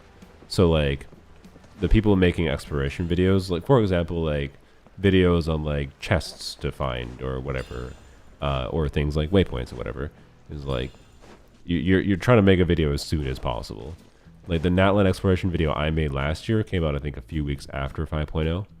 And it was, can I 100% 5.0 or Natlan, whatever, in 24 hours. And I had a lot of fun recording it, and I succeeded, mostly. But anyways, yeah, it's not evergreen content at all, yeah. So, and that time pressure, I think, makes it a lot more unenjoyable to me, because so much of exploration in Genshin is just like vibe exploration. Like while I haven't been progressing very fast with the time pressure here right now, Just vibing to Genshin exploration while yapping is kind of my perfect, or you know, in the context of not live streaming, just exploration in Genshin while I'm like chatting with friends. It's a great game, and the exploration is fantastic for that. Genshin exploration is definitely at its best when I don't have a stressful time limit at hand. So, anyways, but this song is good. I see.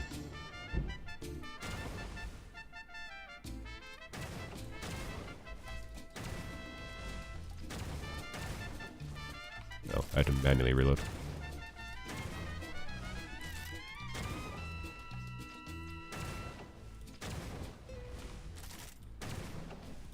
Yeah, I missed. Wow, that's a fun one. Treasure hunt. A valiant endeavor. People watch exploration that content that has a goal. Yeah, which is why I usually have a goal when I do exploration content. Because like having a goal when having exploration content is good. It makes to be clear, like I tend to enjoy exploration simultaneously. Like I say, I enjoy it just for vibing to the exploration, but I also tend to be more motivated to actually explore actively when I have a goal, and it can make the exploration feel a little bit more rewarding actively, right? But it can also make it really more frustrating and stressful at the same time. I'm sure most people understand that vibe with gacha games. So yeah, anyways, I think it's enjoyable live stream content when I have a goal. I have failed to make good progression on getting Seat Lolly and doing Seat Lolly grinding these last couple weeks because of being distracted with moving, and then getting sick was not exactly ideal. So now I have a really, really low time limit. So there's a non-ideal number of things that lined up to make grinding marathons not ideal for me right now. It doesn't help that I edit my own videos, right? So if I want to still do edited videos and grind for 40 hours in a week, well, I guess I'm just working for 100 hours this week, basically, is kind of what it means. And I am not that good at doing 100 hours of work. So, anywho's. Getting sick in summer is generally the worst. Yeah, genuinely. I got a cough again.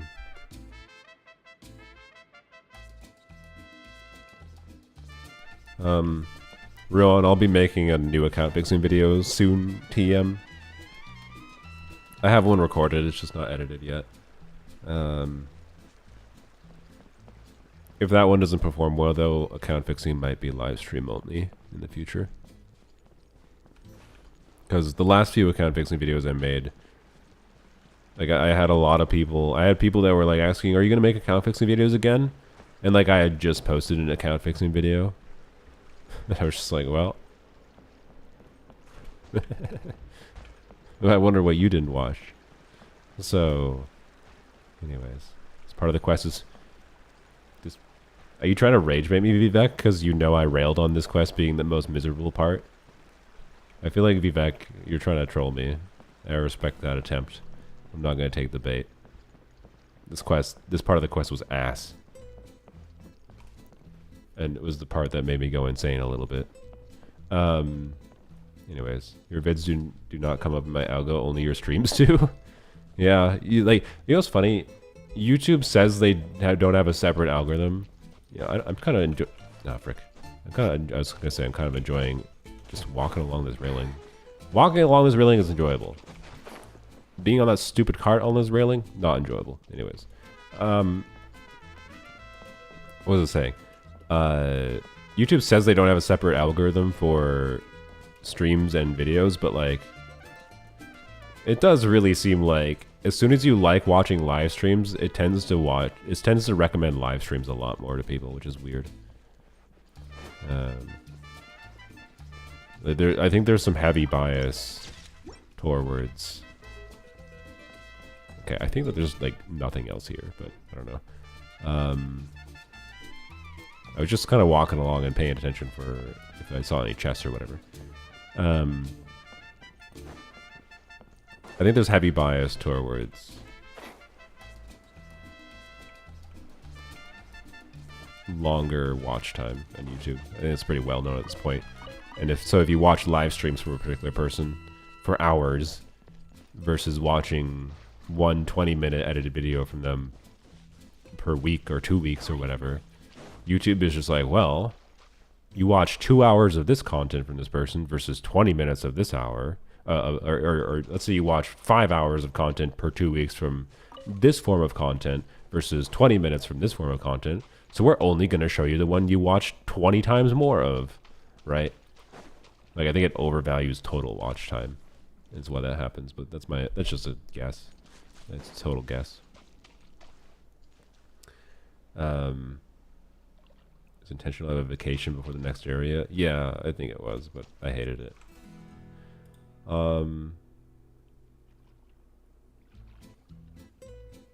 So, anyways, I was just checking back. I saw some ads in the YouTube chat. Okay.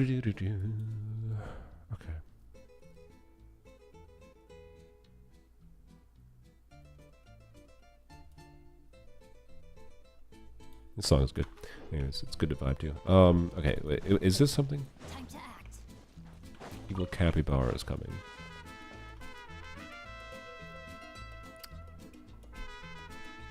One of the three is the murderer. Blue. Okay.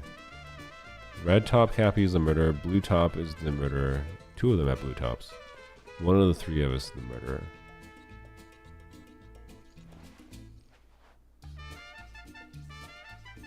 Between red top and blue top, one of them always tells the truth. Between red top and blue top, one of them always tells lies. Okay, but there's two blues.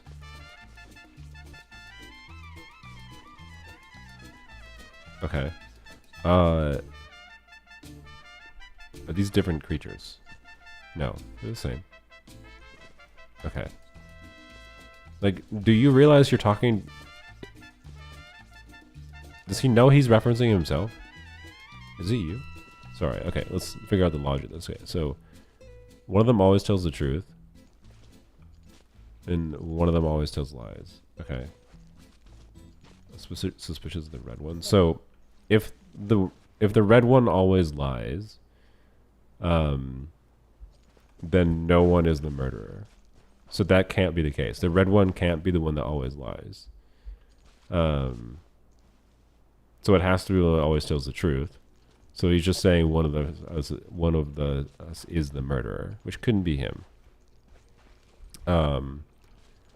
But then one of the ones always lies. So it's one of these two blues always lies then. So this one always tells the truth. One of these two always lies. If this one is the one that always lies, then it's this one. No. No, well, no, it can't be this one. This one could just be a dumbass. If this one is the one that always lies...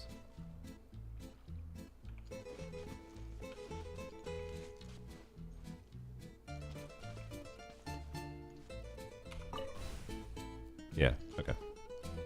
My brain, I couldn't properly communicate why that was to me. But I was pretty sure that was the case. I don't actually think I explained that properly. Maybe I just got lucky. I don't know. Anyways. I don't think I explained that logic properly. But like, I just paused and like my brain was computing there for a second. I was like, I think it's this one. But anyways. Wait, what? I have to go up there.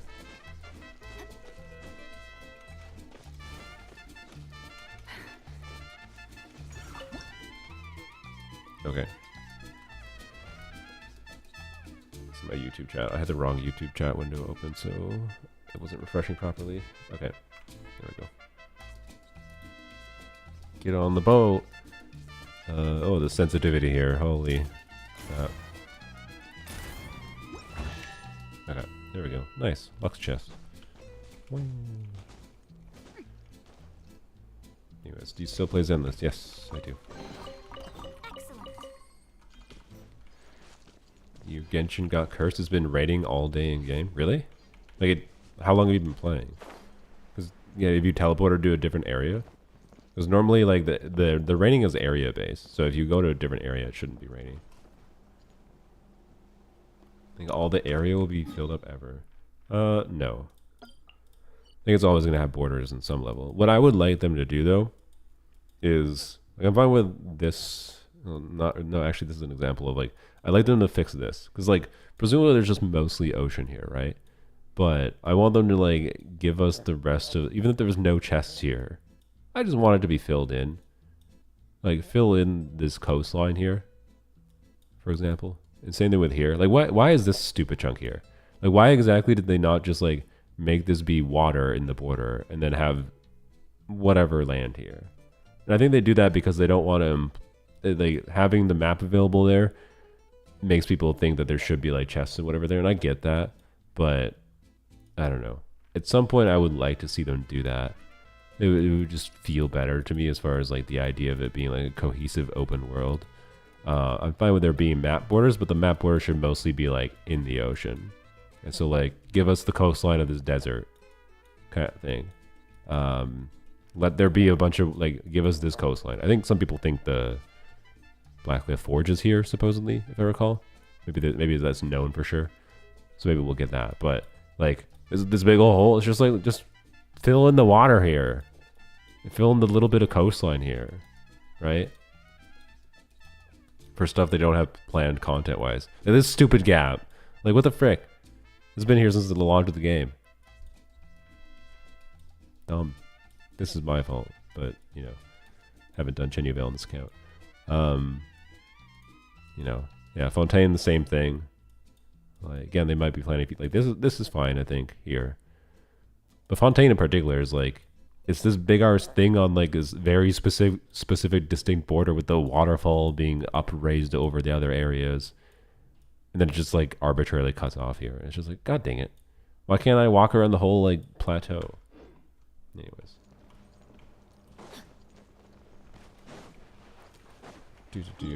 What else is here? Okay. See a chest over there. Body and mind. Body and mind. And an Oculus. Where is it? I don't see it. I heard the bloop, but I don't see where it is. Is it all the way up there? Is the blue symbol means up, right? Is that an up layer? Or is it below layer? Is there a below layer? Ooh, wow, that took a long time to load. What is going on? What the frick? What is with that loading? Weird. Why did it black screen in the map? Okay. Anyways. Oh, it probably black screen because of this going on. I see, that's funny. Oh, it's right there. Oh, that's funny. Okay. A lot of concern over nothing. Blue means your layer. Okay. I knew that at some point. Definitely knew that at some point. Brain voided it out for some reason. I blame sick brain. I'm still a little bit sick. Doing better, but a little bit sick. Arguably, I should have taken another day off and just, like, made some edited videos, which would have been a lot less draining. But it's fine. Also, I just remembered, there was a chest. There was a challenge I never finished that was over here. So remind me to go back to do that challenge after I leave this underground area. The reason I remember it is because it was one of these spinny things here. I don't have an Asha right now. We can tell. Yeah, I figure you can tell. Kave video soon, right before he's on the 6.0 banners. The weapon video, which I keep on saying hopefully tomorrow, but yes, hopefully tomorrow. See a chest there. The Kave video will hopefully, or the weapon video will feature Kave, and I don't know. I don't know if I need to make a dedicated Kave. Well, I might. I might in the New Abyss.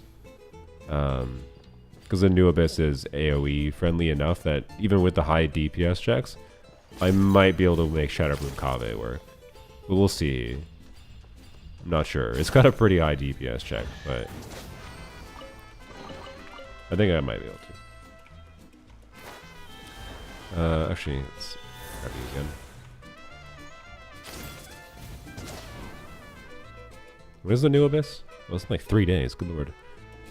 Oh, it's in 3 days. That'll give me like 600 some premium. How much does it give you if you 27 star? We might be able to do more than 27 star, mind you, but I'm gonna be pessimistic. 3 pulls? 4 pulls? Does it give you 4 pulls? Or is it 600 or 800? I think it's 600. It's 200 per level, right? Yeah.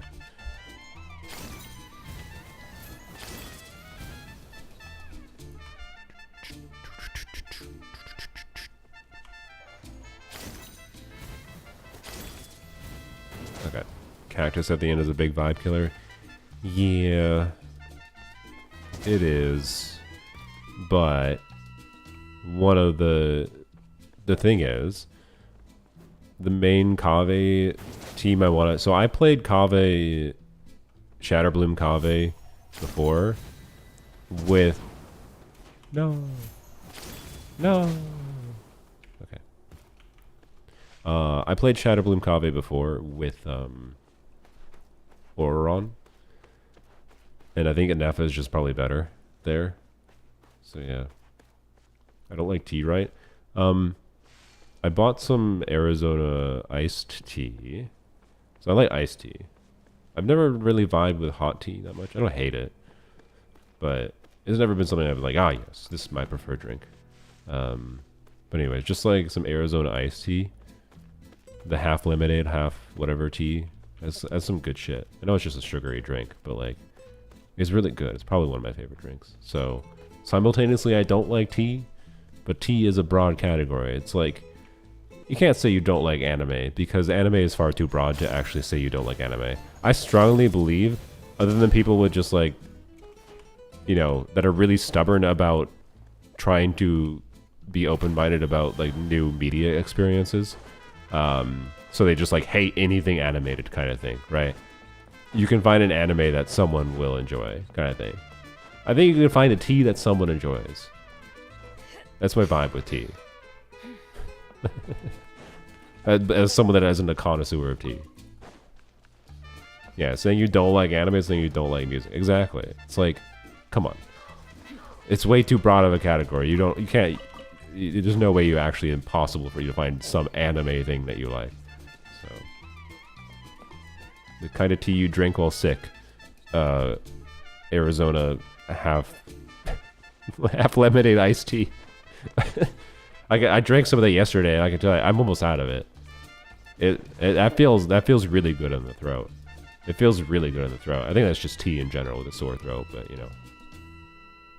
Anyways, friend plays Zenless and Genshin, but still says he hates anime. Well, yep, there you go.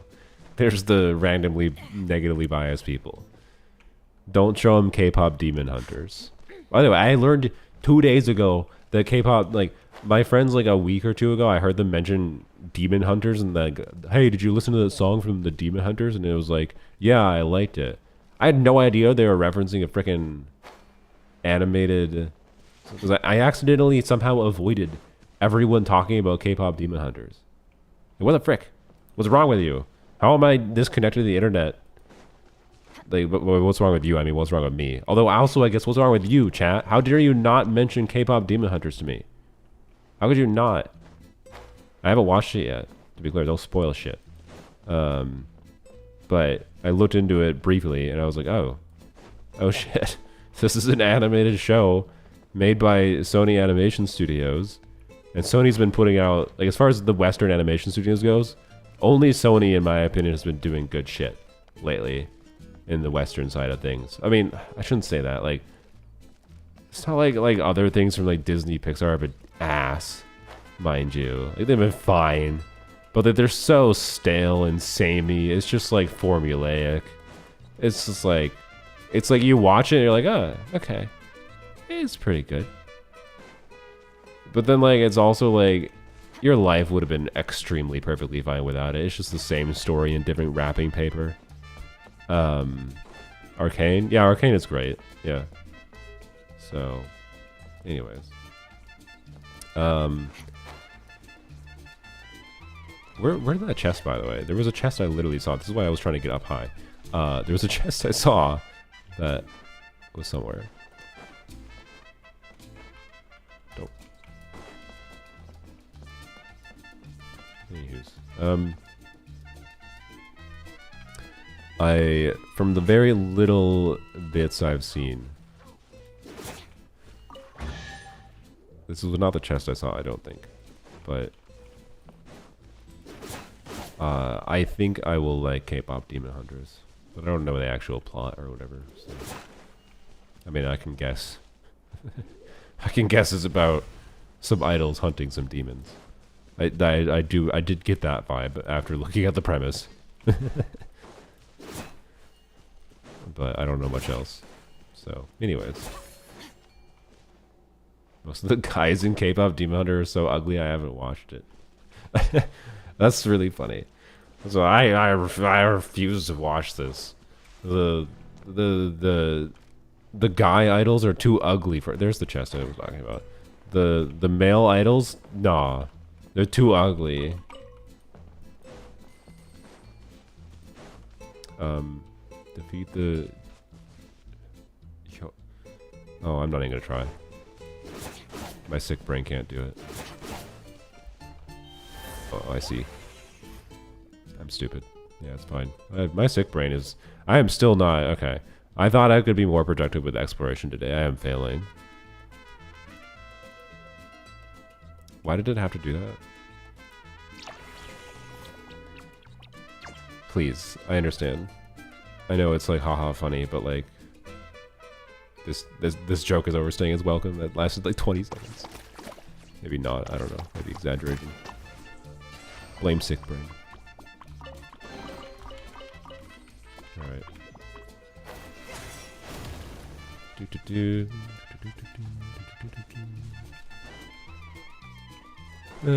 Where is it? There it is. Am I wrong about what? I don't know what you're asking me.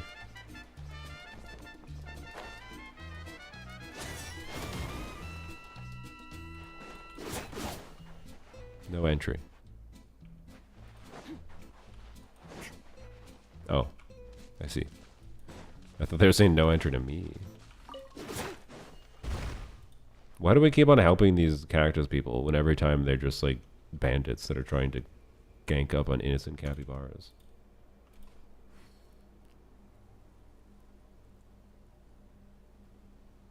My mother doesn't like anime because of the weird voices, but listens to AI audiobook slop. Yep. That weird voices is basically just them saying, I can't handle the fact that people talk differently in different cultures. So anyway, I mean, to be clear, there is I do think as far as like dubbed anime goes, she's on to something. I don't like dubbed anime for a reason. I don't like dubbed anime because they oftentimes try to emulate the speaking patterns, the speaking tendencies of Japanese, and like it just doesn't work for me most of the time. So wow, we've been tricked. Anyway.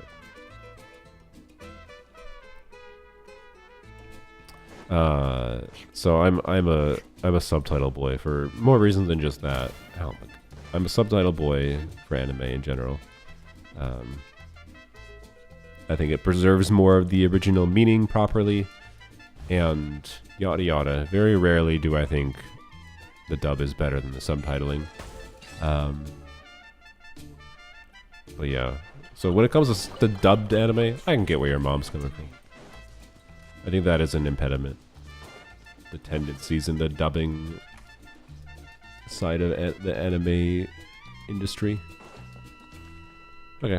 Oh my god. Anything else I've missed here? I can go mosey along the water here, I suppose, but I feel like up there. Oh yeah, there's an Oculus, so yes. Okay. Amazing Digital Circus? No, I don't. I heard of it, but I cannot actually confidently state what it is at all. So feel free to expand.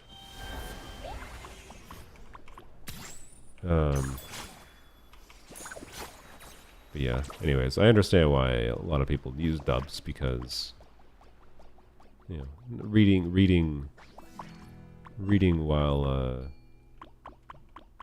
having to watch can take away some of the visual experience. Like I am stuck. In watching subtitled anime, I sometimes will read a thing and then I will miss something visually and I'll rewind a scene to rewatch it visually. But now I know what was said. But also, I don't know. As time has gone on, that's been less and less of a thing that I've had to do because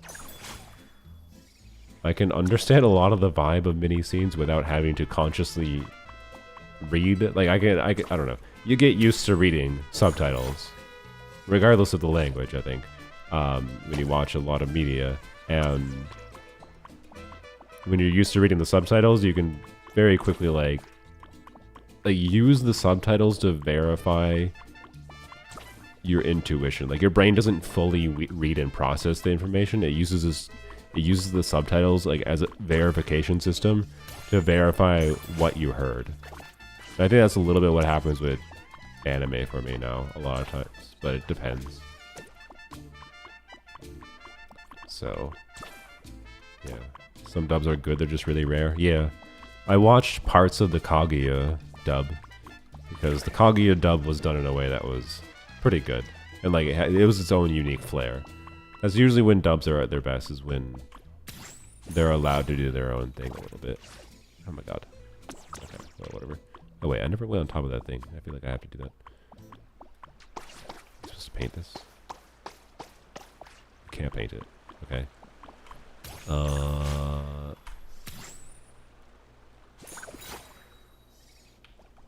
Okay. Oop.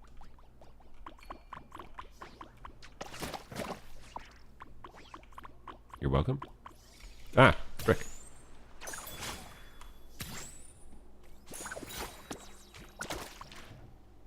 Alright, well that was worth coming up to. Cool. I already got the thing up there. Okay.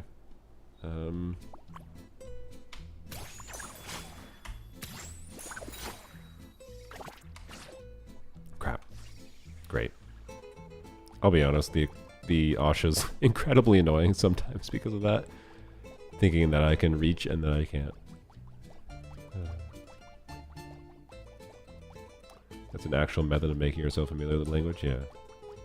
So anyway, I haven't watched the. I've heard the. I mean, I don't know. A lot of times I hear people say the dub of this anime is really good, and I watch like the first 10 seconds of the anime, and I'm just like, in the dub, and then I'm like, no. But part of that I think is an effect of I already watched subtitles, so like. For example, saying that Mao Mao's English VA is good. She might be great, but... God dang it. Oh my god, the amount of distance I just fell. She might be great. I don't think that is even anything I need to do, by the way, but I saw it, so I'm going towards it. She might be great in English, but I'm so used to how Mao Mao sounds in Japanese that it's just like, my brain's like, nope, reject. And I think that's more of an effect of what's happening there. Okay, no, there's nothing up here. I'm sure I missed something here, but I feel like I've gotten most of it. What is this at? By 68%. That's not very good. This, I don't know. Something about this area. I don't know if it's just my sick brain.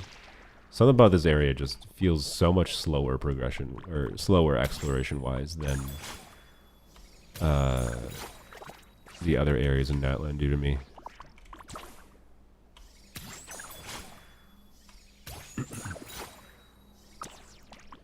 How about English VA, same as Columbina and Ruanmei? I see. So you only pay attention to the list. Oh boy. Scofier English VA took me a while to accept. Yeah, I wish they had just let her have the British accent come through. Like, I think it would have been good and fine. It would have been fun. That's the only real problem I have with it. It's like, they clearly wanted her to not sound British. But then sometimes she just sounds British anyways. Got it, Lolly. Nice. Congrats. Okay. I'm going for three and a half hours, and I've done like 8 polls, and a bunch of those polls were stuff that I had from yesterday. Oh boy. This has been the least progression I've had on grind. It's a very bad sign, by the way. It's a very bad sign. I think we're done at this spot. Okay. We need to go back over here. That challenge I mentioned.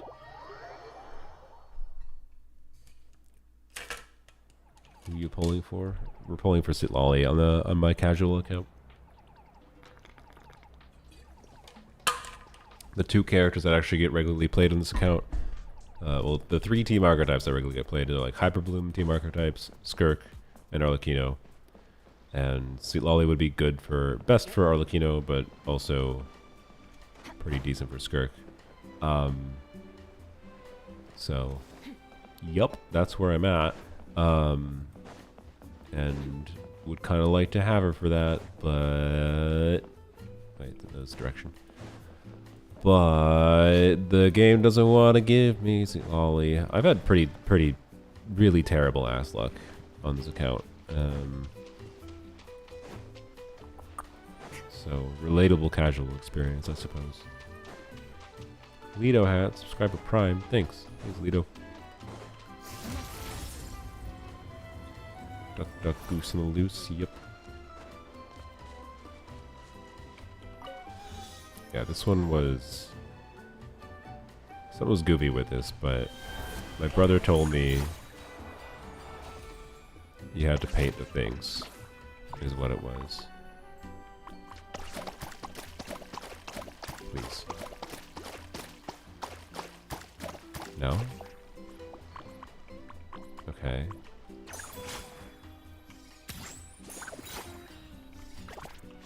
Oh, god dang it.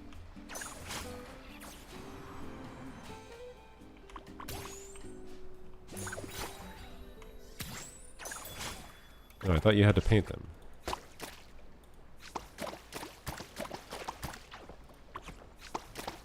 Oh, it's because I had the freaking eraser on. Oh my god. I forgot the eraser had been on forever.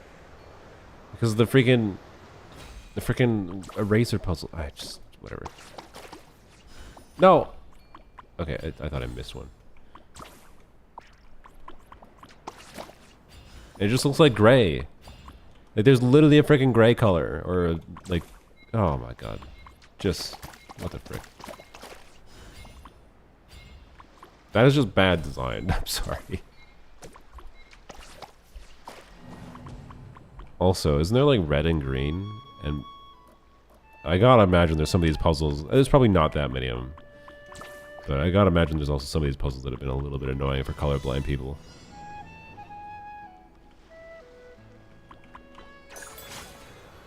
Yeah, I didn't realize I was on the frickin' the clear. Like, oh my god, paint, please.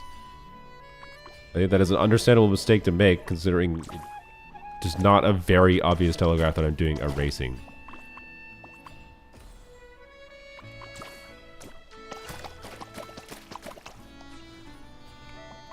Are you serious?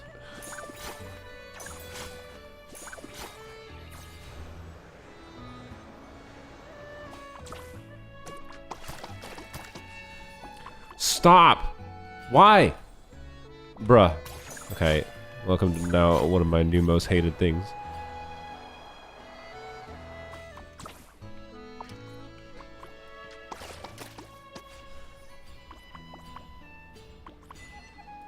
Okay. Anyways. It's not that bad. But that was way tedious for a freaking common chest. Good lord. Paint the thing without getting on. I guess that would have been the solution. Yes, that's true. I didn't think about that. That is my bad. The Jeff viewer said are colorblind. Some Jeff viewers are colorblind, not all. And said some puzzles were hell, but some had enough context. Yeah, I kind of figured. I imagine it's a relative minority, but still a little bit of a odd decision to make, at least to do color-based things like this in a game nowadays and not have a setting, like just a colorblind toggle setting somewhere. But yeah, I really don't like the inclusion of an eraser. I get on a baseline, but there's not a very good indicator of being on the eraser versus being on something else. Like, that just looks like a paint color. It looks exactly the same as painting. But oh, it's invisible, I saw you call it. If it's invisible, then I'm just putting a clear coat on. It's not erasing, and instead it's erasing. It should be doing something different visually. Different sound effect too. Like, it's not that hard of a thing they could have designed differently to make it me not have the issue I had there. Anyways. So I kind of refuse to accept fault for that one. I think that was a game design flaw. Anyways. Colorful cliffs. Oh boy. 68% exploration. I just want to get to 100%. Or not 100%, 80%. And then I'm probably mostly done with this area on this account. Some soap particles. Yeah, that could have worked. Something. But like, as far as I'm aware, there's nothing. It's just a different color.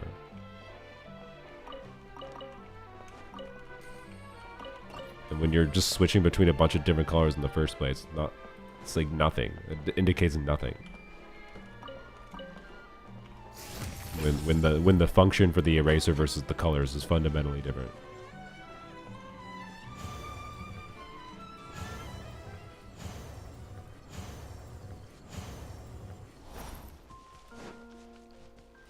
Should be a water hose spraying. Yeah, that could have been better too. HP Goblet on Nuvolette if it's better, or Hydro more preferable. I believe Hydro is usually better, but it can change a little bit depending on the weapon. And ultimately, HP Goblet is good enough that if you have a HP Goblet with really good substats, it can beat out a Hydro Goblet. I believe Hydro Goblet at the baseline, particularly if you have like an HP percent substat in your Hydro Goblet, right? We're talking, let's say you have a 30 CV Hydro Goblet with 1 HP percent roll compared to an HP Goblet that's like 40 CV. I'm pretty sure the HP Goblet is meaningfully better. Or, sorry, did I say HP? My brain. I'm pretty sure the Hydro Goblet there is meaningfully better. But like, is it actually better in a way that you'll notice in your clear times? Not necessarily. It's a simplification, so... Anyways. You want the purple color? It's locked behind an NPC quest in the market? Alright. I haven't needed it yet, so I don't know. Okay, I've just been looking for chests and I see nothing, by the way. How do I see nothing? I feel like I didn't explore that much here, but...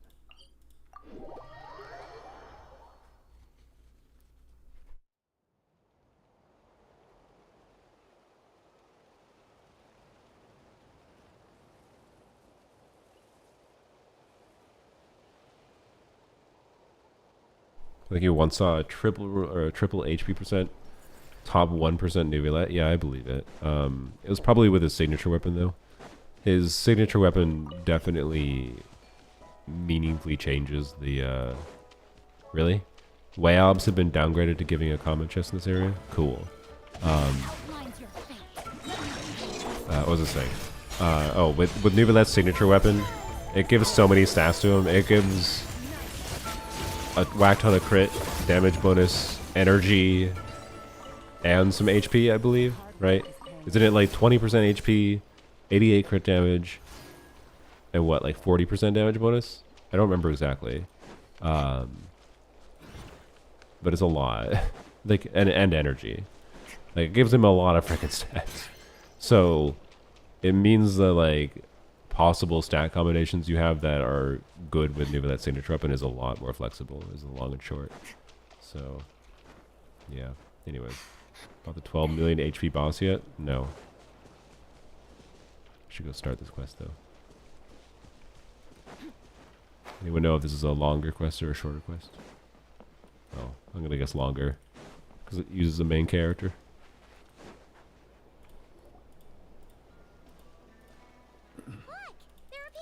Where's the boss?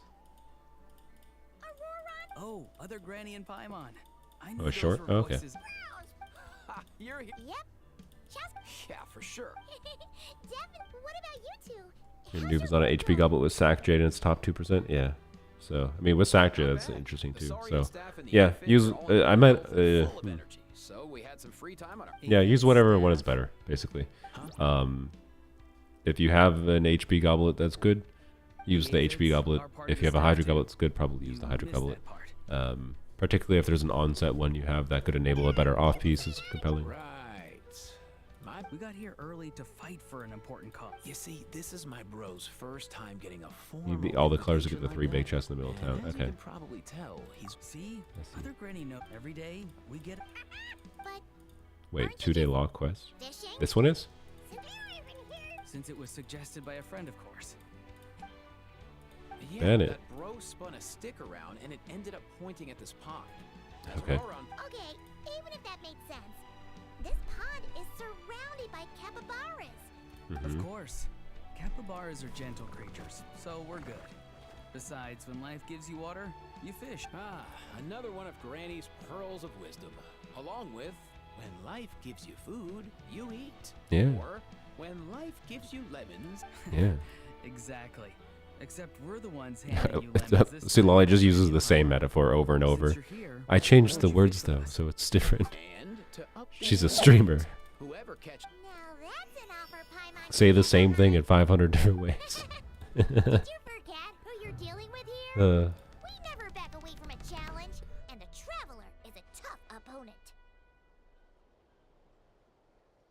I got your game face on. When I life see. gives you primos, you All pull. right, Yeah. I'm down. As the elder, you should go first, other granny. When did we tell Auron that we were older, by the way? Like, didn't he just, like, look at us and be like, yeah, you're, like, 800 years old? What's the lighting going on? Oh, I didn't have my freaking hand on my keyboard. Why is there no music right now? Wow, the Feels weird. competition's really heating up. Here it comes, a pro move from the traveler, Uh-huh. and there's a fight. And it's not a fish.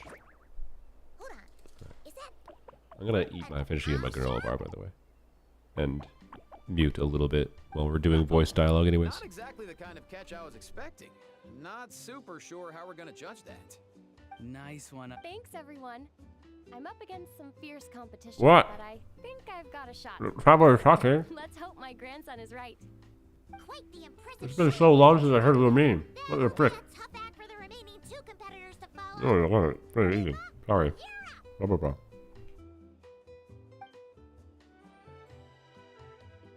I was like, what the frick is that voice, though? Teamwork makes the dream work.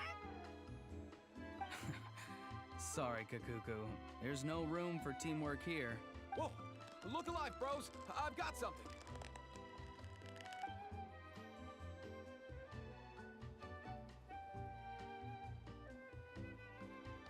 Huh. Looks like Eva reeled in a Gaholosaur, towing a Impressive. Eva's always had a way with animals. Oh, wait, I think there's something wrong with this Gaholosaur's tail. I think he might have cut it on a rock. And Or the capybara was trying to eat his tail. no way, bro. Kakuku, can you go ask? No way, bro. You got it, bro. See? Haha, knew I was right. No, wait, that's not what's important right now. Okay. It's a fun little side quest to you. Aw, a new friendship. Looks like today is their lucky day too. 2? That's right. It's my turn, and I have a feeling I'm going to Wait, he's win. assuming he's lucky. Oh boy. Makes the dream work, bro. Never assume you're lucky going in, Guessing Auron. that's your way of You just rooting call for yourself yourself. lucky after the Where did you fact. even learn that? He's not an experienced gotcha player. Fishing cheerleader sounds too. Are you sick? Yeah, a little bit. Better than I Looking was for something the important. last few days, though. It needs to have a bit more Huh? Also, I never checked. Is Twitch upset about the fact that I stream at higher quality? Oh. They are saying average bitrate too high. So I just noticed it was red for who knows how long. Hey, this one, Can you frick off, Twitch? This pisses me off a lot. but it's another. Average bitrate too high. And he charged at us. I am streaming at 6,000 kilobits per second to Twitch. He must be They literally recommend for settings, if you stream 1080p, stream at 6500, if I recall, or 6000. And they're being like, unstable. But he is upset. It's you that can't handle it, Twitch. Streams have been completely fine. Yeah, I haven't seen anyone complain about it, so I don't know. What? But anyways, Is Kakuku trying to... point is, if you want higher visual quality, go on YouTube. If you want better interactivity, Twitch is probably better. He might not That's look all. it, but Kakuku has an amazing bedside manner. Huh. Even with his, Imagine that better internet would be a problem. It's not a problem. It is When you're Twitch. talking to a capybara, Twitch is pretending that my your settings is a problem when it's vocabulary not. matters much, Paimon. Oh. We just need to trust the little broski. Yeah, trust in Besides, cappies. when you're trying to communicate, I think tone carries more weight than the actual words. Yeah, For not example, wrong.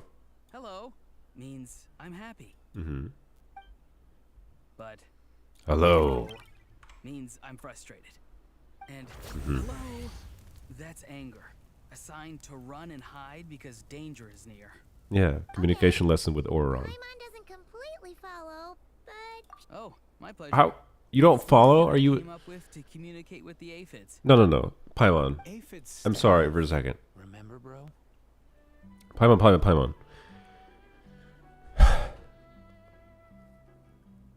Sometimes, like, how does Auron communicate that in a better way than he just did? Right? This is one of those things that, like, this is why I don't want to be a teacher. Like, I simultaneously have aspects about me that I think I could make a good teacher, but I think I'd be a little bit frustrated sometimes when, like, I go so out of my way to try to think about how to present things in a simple way that communicates information concisely in order to make it most approachable for anyone to learn. And then someone's like, I don't get it. It's just like I hate feeling like the answer is that some people are stupid. I hate that because I fundamentally do not believe that that stupidity is like an inherent trait to people. I think stupidity is something that comes from your own personal negligence and lack of a faith in your own ability to learn information. But that specific instance, Paimon, you just seem dumb as shit. That's my point. No, not just the staff. There are aphids who didn't want to join, you know. I understand their feelings, of course, and I respect their decision.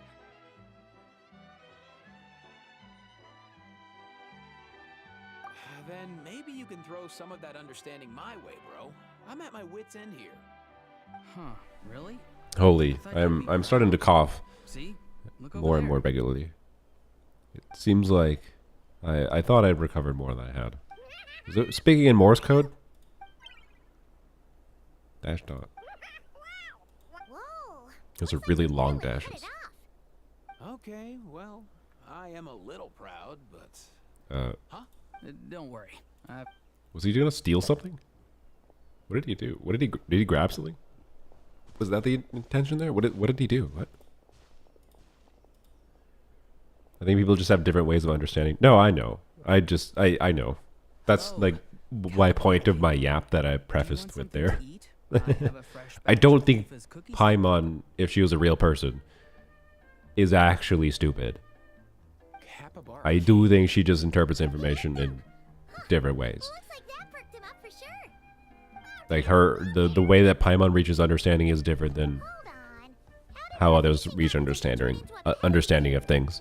It's just like what Auron explained there was just like, I don't know, how do you explain that idea any better? How do you explain that idea any better than he did?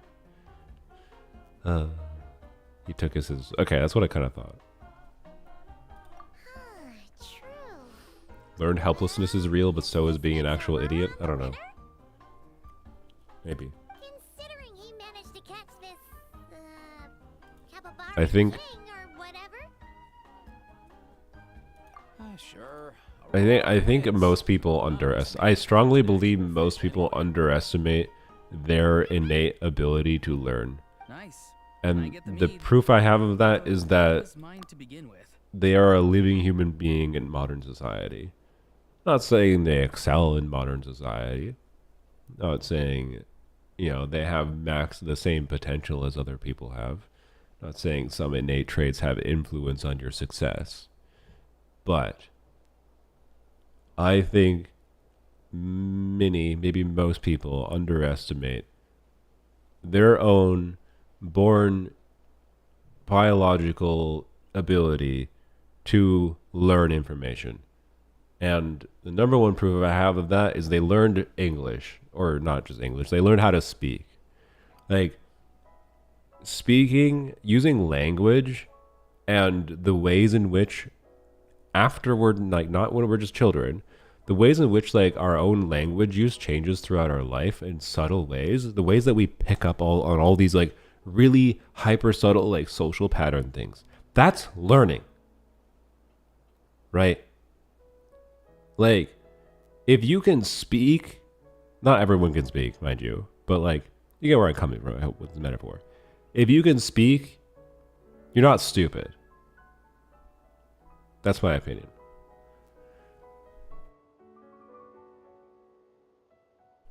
And even if you can't speak, it's probably because of like a tiger, a scary tiger ripped out your throat or something. Like, you have a specific disability that prevents you from speaking. You still have the ability to communicate with people.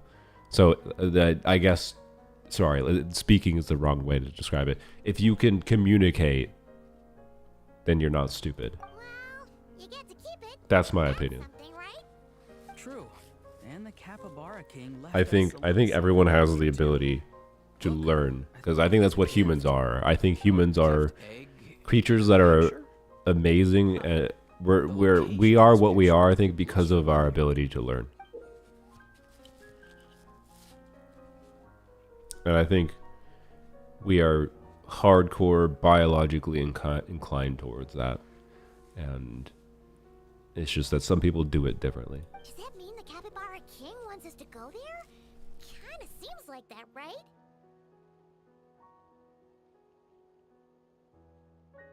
Yeah, definitely something to check out if you've got some time.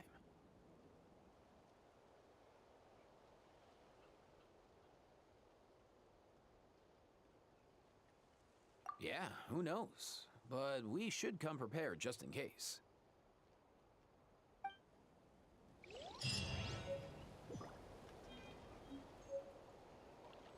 The reason Neanderthals went extinct and we didn't is because we wanted to learn. I don't know if that's the case. Maybe. I don't know. I don't know much about the study of Neanderthals. I'm very ignorant on them, honestly. Other than I know, like, you know, precursor species to humans, of course, and whatnot. But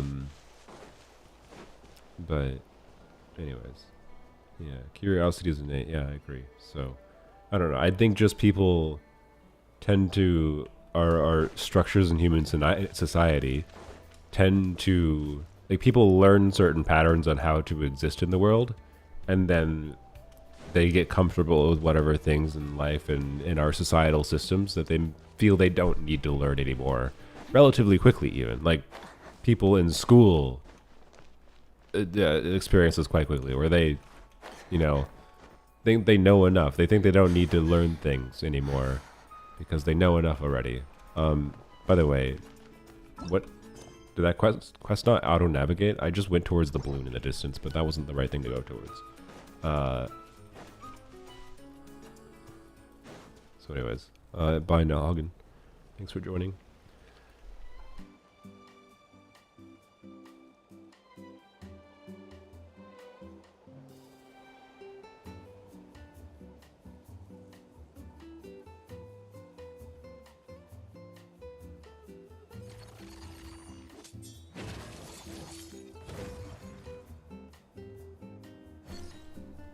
So, anywho's, boy, I'm blowing my nose so often. So much disgusting things in my sinus tract. Oh, it did end. Okay. I got distracted with my yap. My bad. That's fine. I thought they were referencing like following the did they give me like a note or something? They were referencing following the Capybara King.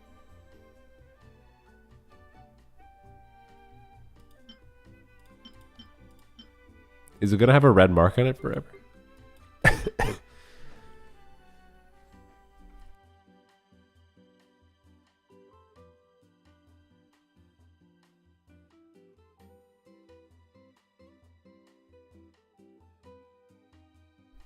It's making you think about college more. Well, I'm glad, Bill Blossom. I mean, think it over clearly. I don't think college is necessary for everyone in the current human society. Many people can be very successful in their lives without having to go to college. I'm just someone who values learning, and like one thing I didn't even mention, I don't think properly, is like how I didn't get monetary gain from my college, but I think I became a much better person because of it. So, anyways, what's the goal? Getting to Lolly? Yeah. And also avoiding dying. I don't know. I'm degrading again faster than I expected. I thought I was going to be able to do like a long 6+ hours stream, but I'm kind of feeling that won't make sense for me. And maybe what I will try to do is stop the stream and then I can complete some Archon quests maybe to get some wishes for tomorrow.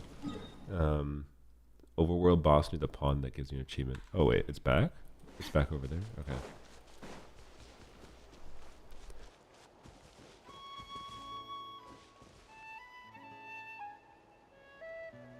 I got something like stuck in my throat. I keep on it's like great majesty. Hello, sir. Is this gonna be like the one capybara? How hard does it hit?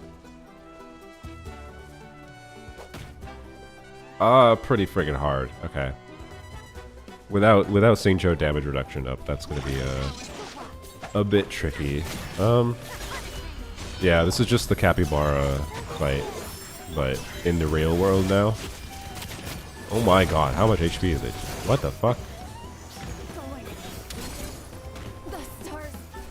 Alright, we're not fighting this right. Well. Okay. I see. Is this the 12 million HP thing someone was talking about? Is this more tanky than the other capybara? Neanderthals absolutely had tools that intellect was potentially ability to speak. It was not as complex as modern human speech. They were not dumb. Yeah. I feel like the reason that Neanderthals probably went extinct is not specifically because of lack of ability to learn. But for whatever reason, they were not as fit for the environment that they existed within as we were. And a lot of the reasons that a lot of species go extinct is just because of chance. Like, they were not the right fit for the right environment at the right time. But, you know, there's species that existed 100 million years ago that might have environments in the current Earth that they'd fit perfectly within. But they didn't survive until the modern era because the ever-changing nature of whatever environment they existed in at the time was not fit for them. So, yeah.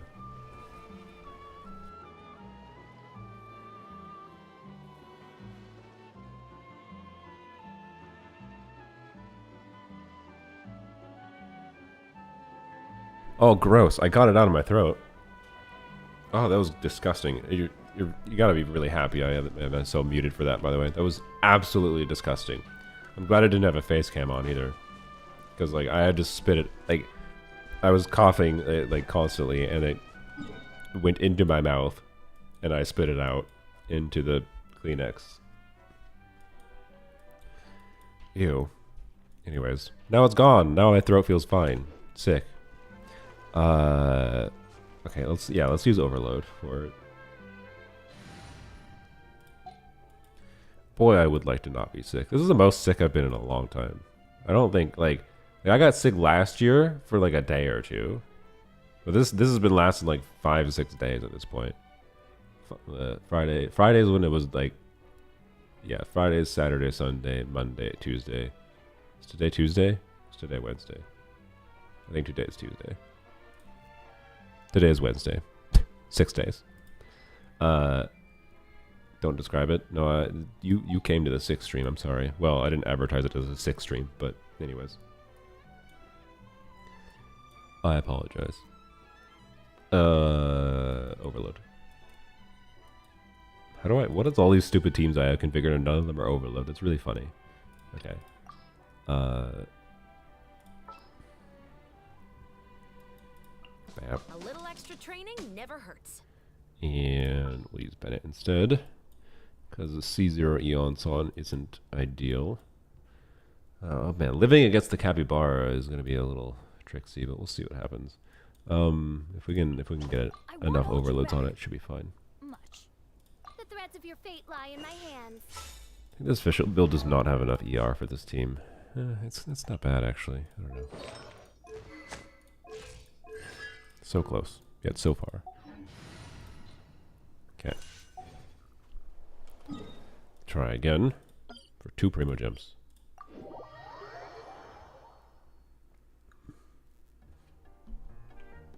Don't think he's reading YouTube chat. I literally just read a YouTube chat from like 2 seconds ago. But now I'm gonna ignore you. Anyways. Because I want to do this, not for any particular reason.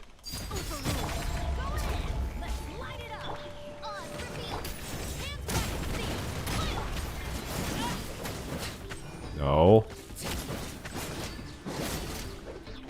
Okay. We successfully did not knock it back at all.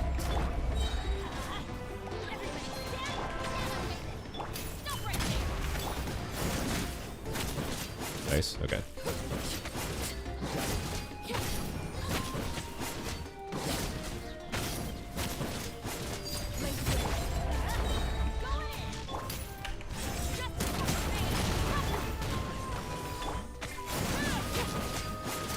Knocked it out, that's fine. Oh nice, we knocked it back in. That was interesting. How the heck did that happen?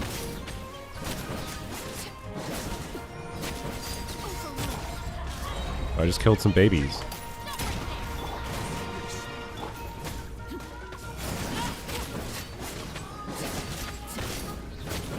Alright, as always, Chevr's teams are broken. They can trivialize everything. And I don't know, the number one thing Chevr's did for me was realize, oh, man, the overload reaction can be really useful. Like, obviously it's the special conjunction of Chevr's buffs combined with the other aspects, but like, the amount of like pyro and electro combinations of things you can do with different, like either electro or pyro on-fielder relative to the off-fielders, and the different supports and buffs you have available, different options for shielding if you feel like you need shielding, but different options for elemental application you can have that can deal with different enemy mechanics, like the ability to control and take value and like the poise damage from overload. Like, it's just crazy how like it was considered one of the worst reactions in the game. Then one character releases that just is like, hey, how about we lock to only an overload comp but give a bunch of buffs?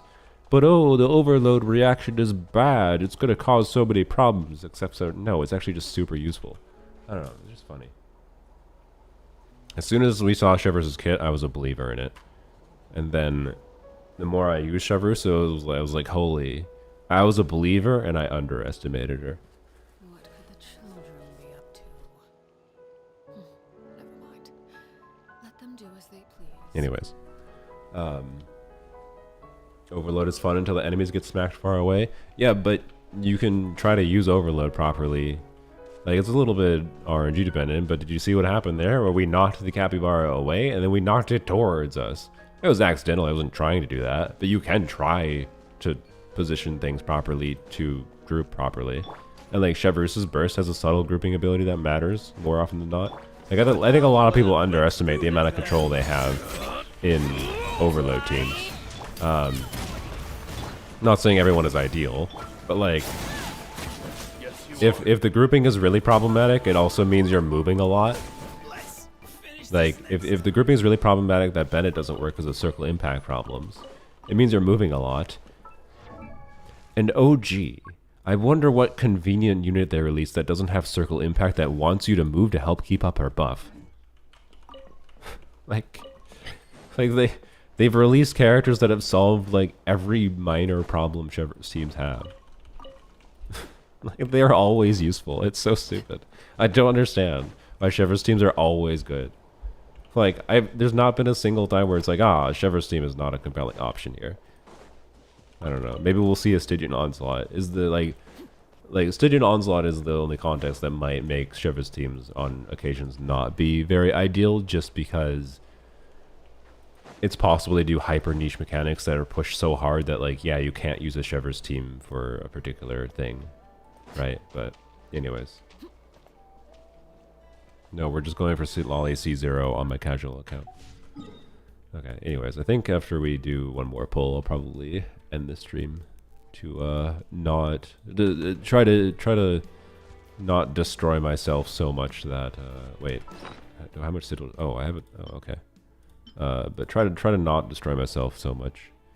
What does this give you? I'm gonna see what it gives you, and then I'll decide if I want to keep this on my other accounts.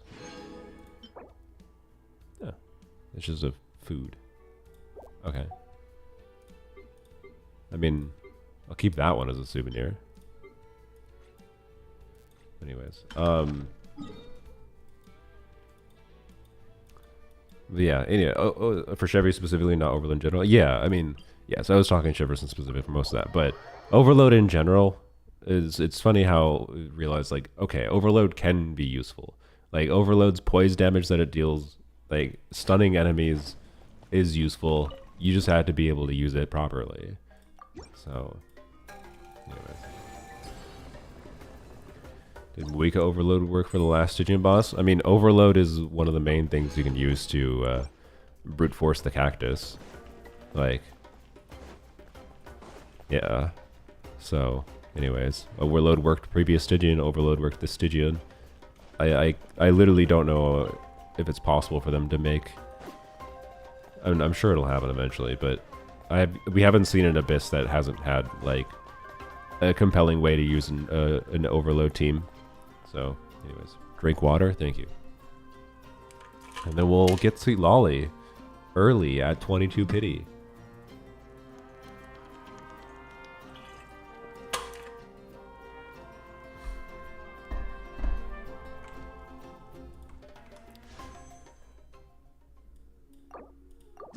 Hello.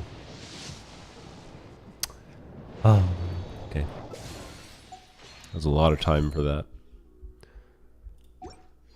Oh, a lot of time for that. Wow. Alright. Wait, we're gonna get a 5-star and give you 2 wishes. Refund. Okay. I don't know if we're at 4-star pity or not.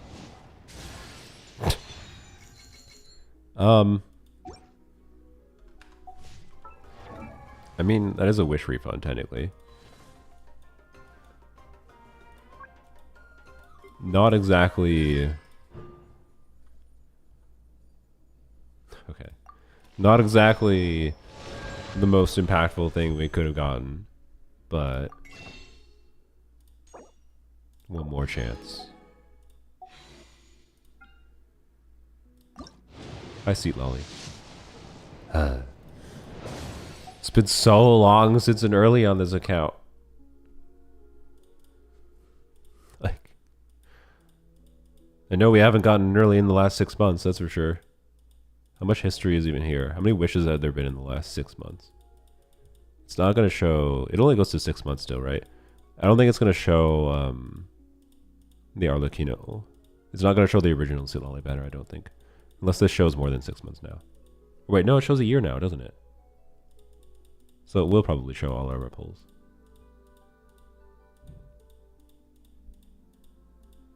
I just want people to appreciate how this account just doesn't... This account got trolled with the literal 1 pity, the first weapon banner, or sorry, this was originally weapon banner only, right? And the literal first poll in the character banner was Raiden. The first poll ever was freaking Raiden. Which is hilarious, because she's also probably one of the least impactful 5-stars to get, realistically. I mean, I don't know. Having her for Hyper Bloom is really nice, potentially. But anyways.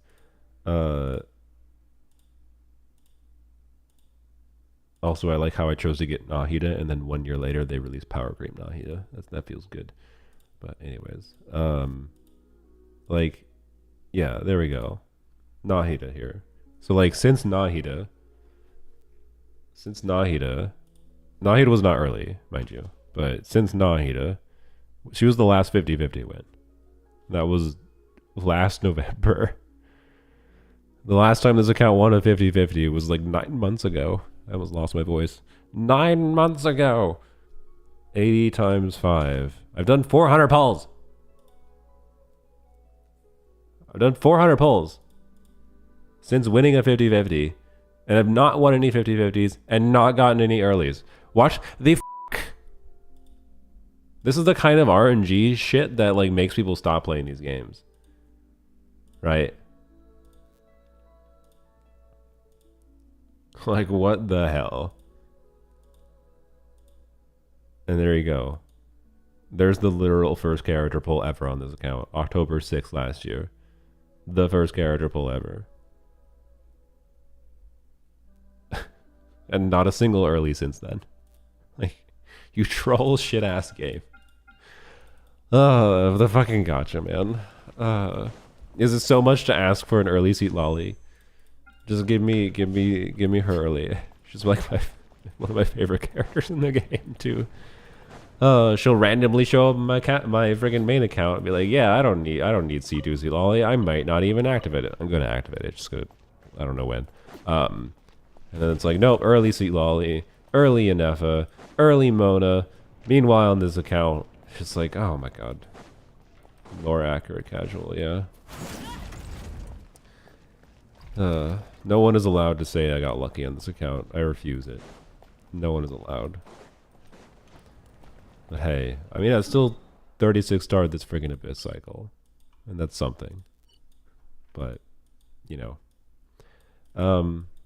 Like, the game's not so difficult that even with shite-ass luck, you can't succeed well enough to have a good experience.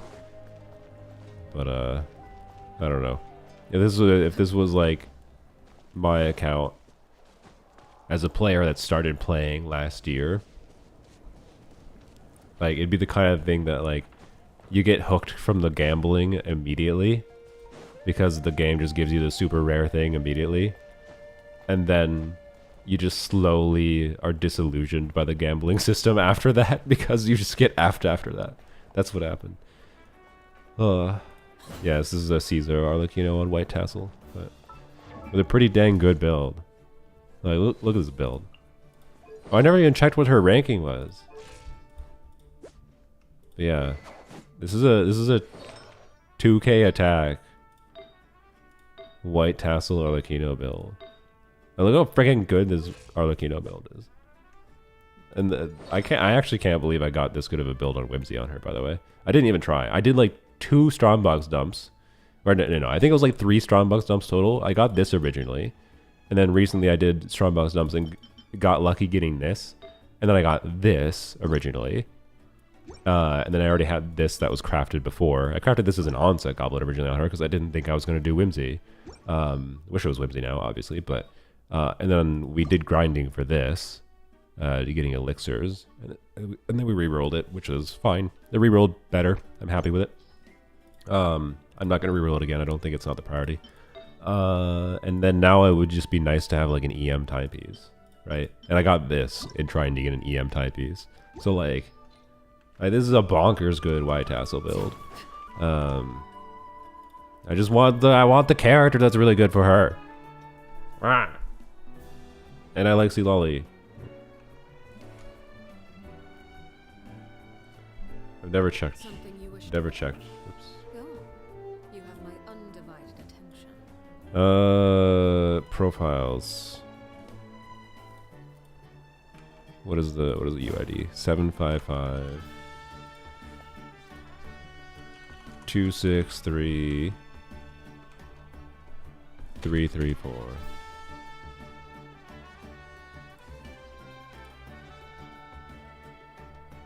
Is that up to date? We'll see. Yeah, it's up to date. The top 3% Arlecchino. Let's go. With White Tassel. Wow. And if I get an EM timepiece, it'll probably be really good on melt too. I would not have expected, with how many resources I put into this Arlecchino, to have this good of a build on her. Her build is obviously not the problem. So, anyways. Your character rotation this team. I mean, it's ideal to snapshot official, so theoretically, Arlecchino into Chevreuse Holy. Well, the first rotation is different. The first rotation, theoretically, you want to trigger... Not theoretically. You want to trigger an overload first in the first rotation because you need an overload trigger to give Chevreuse the overcharged ball, or little thing here, to do her old E to get the attack buff going. So you need an overload trigger first to get the buff going. Not the retro buff, just the attack buff. But the attack buff is valuable. So, anyways. You trigger an overload first, right? So some people would do that either by doing an official charge attack, or you could just forgo snapshotting official in the first rotation. So like what I tend to do is doing that. I usually just forgo the rotation, so I do Arlecchino E into official, into Chevreuse, into Bennett, and then Arlecchino normal attack spam is fine, honestly, for overload teams, generally speaking.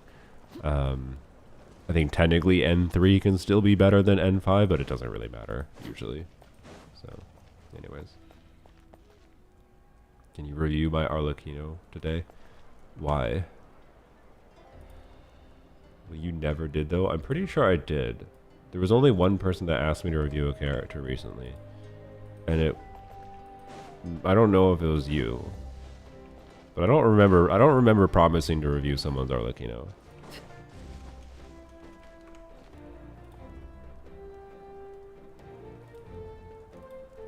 But I don't know. Do you need advice for your Arlecchino? Or do you just want to flex your build? I don't know. If it's a top 3%, I'm sure it's pretty good. But anyways, I'll do more unit review streams eventually. So,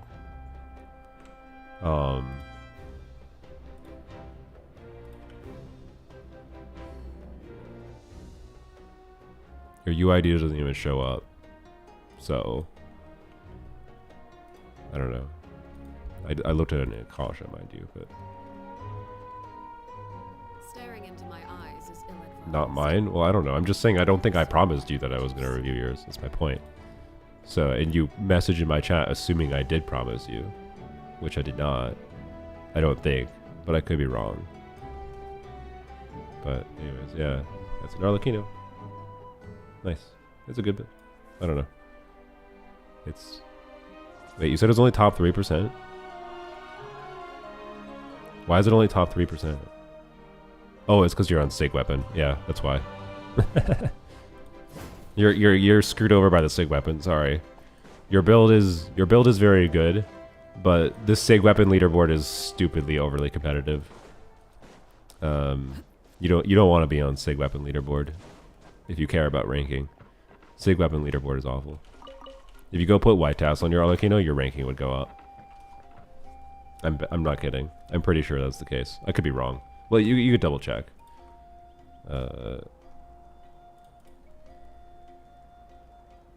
So top 2.3.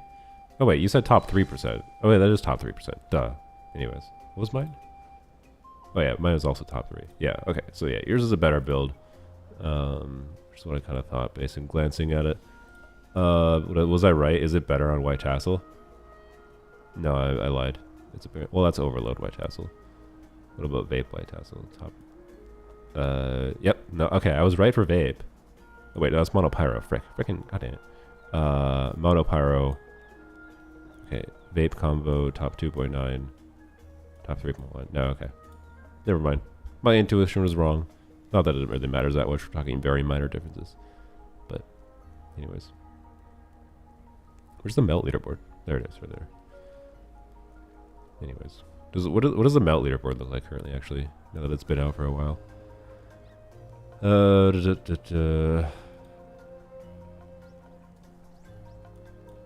Yep, that seems accurate. 189 EM in substats.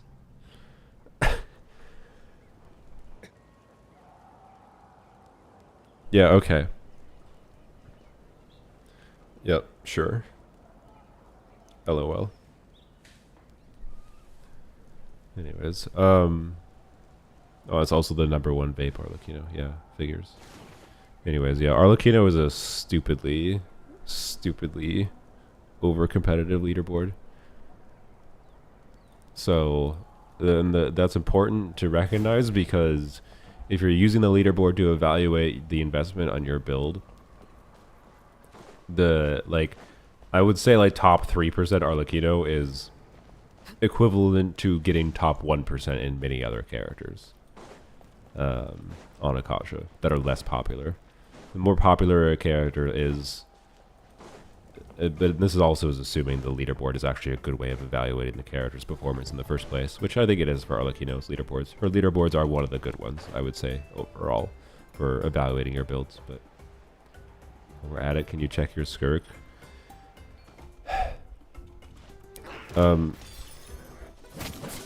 Fine. But this is literally the last one. I'm not accepting another single one. I don't want... I'm trying to stop streaming, not turn this into a unit review stream. And I definitely don't want anyone to give me money for looking at a unit right now.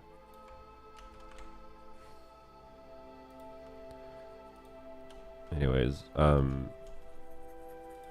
Twitch, to be clear, I plan to have a redeem reward where you'll be able to be like, hey, look at my character at any time for either a channel point redeem or a bit redeem, which bits is spending a little bit of money. But anyways, what was he, Skirk?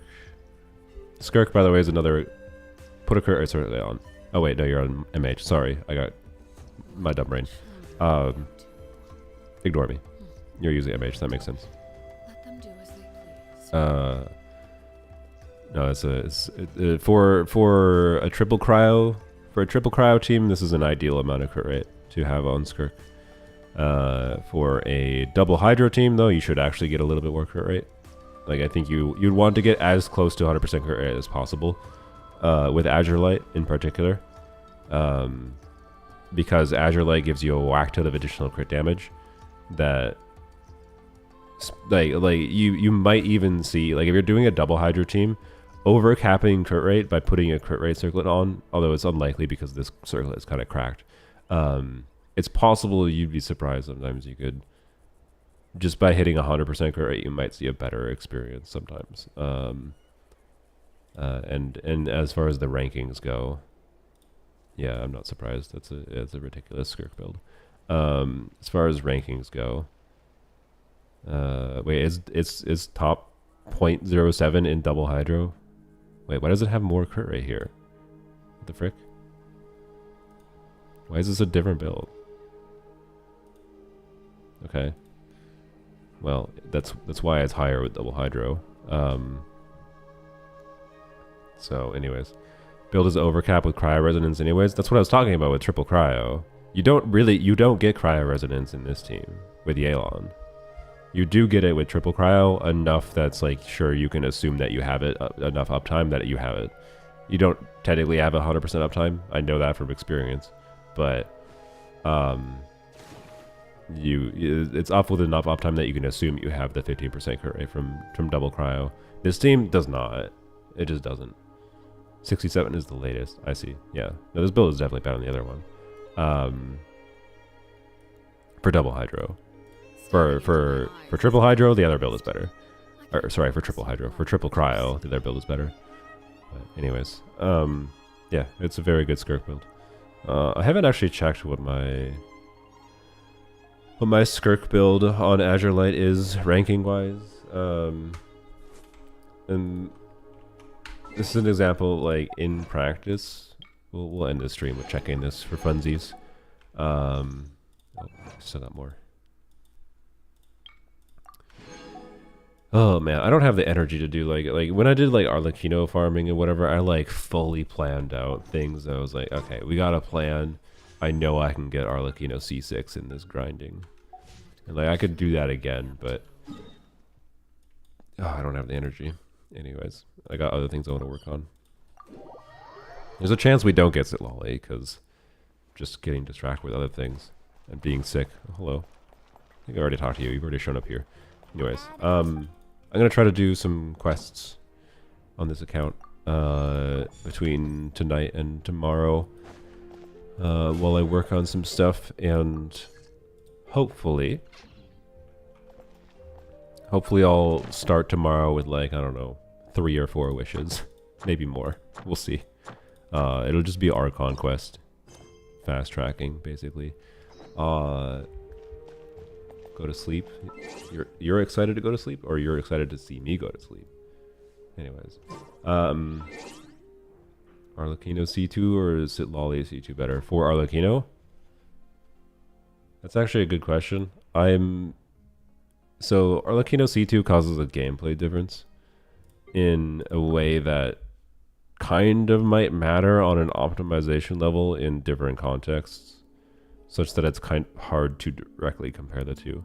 But on a spreadsheet level, the value of immediately charging, the aspect of the gameplay change of Arlecchino C2 enabling her to immediately get her mark charged up, like you don't have to wait the 5 seconds for it, is not valuable on a spreadsheet level, basically, on an assuming optimized gameplay.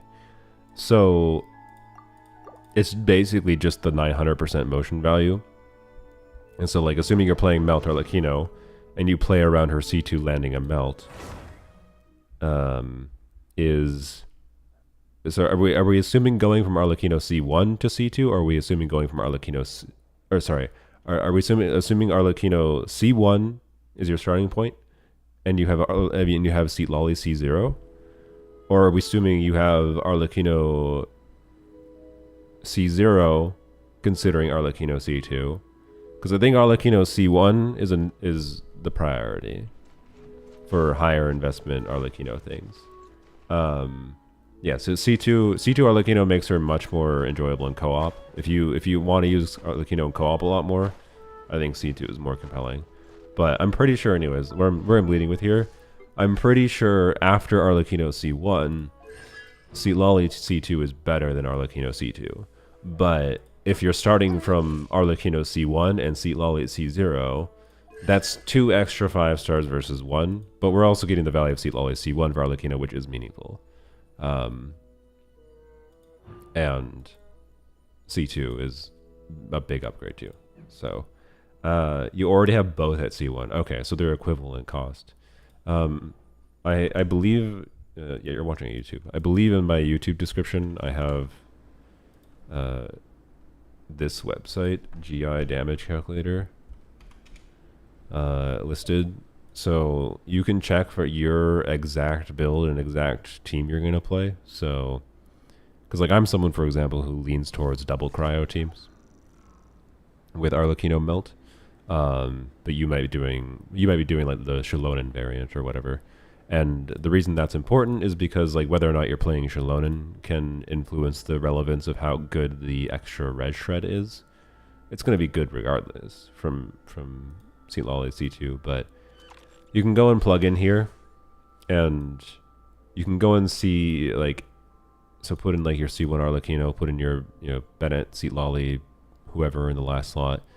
See what your melt hits are with whatever Bond of Life. So I would usually put this at 150% when I've used this before to compare things like artifacts on Arlecchino. I have my... There we go.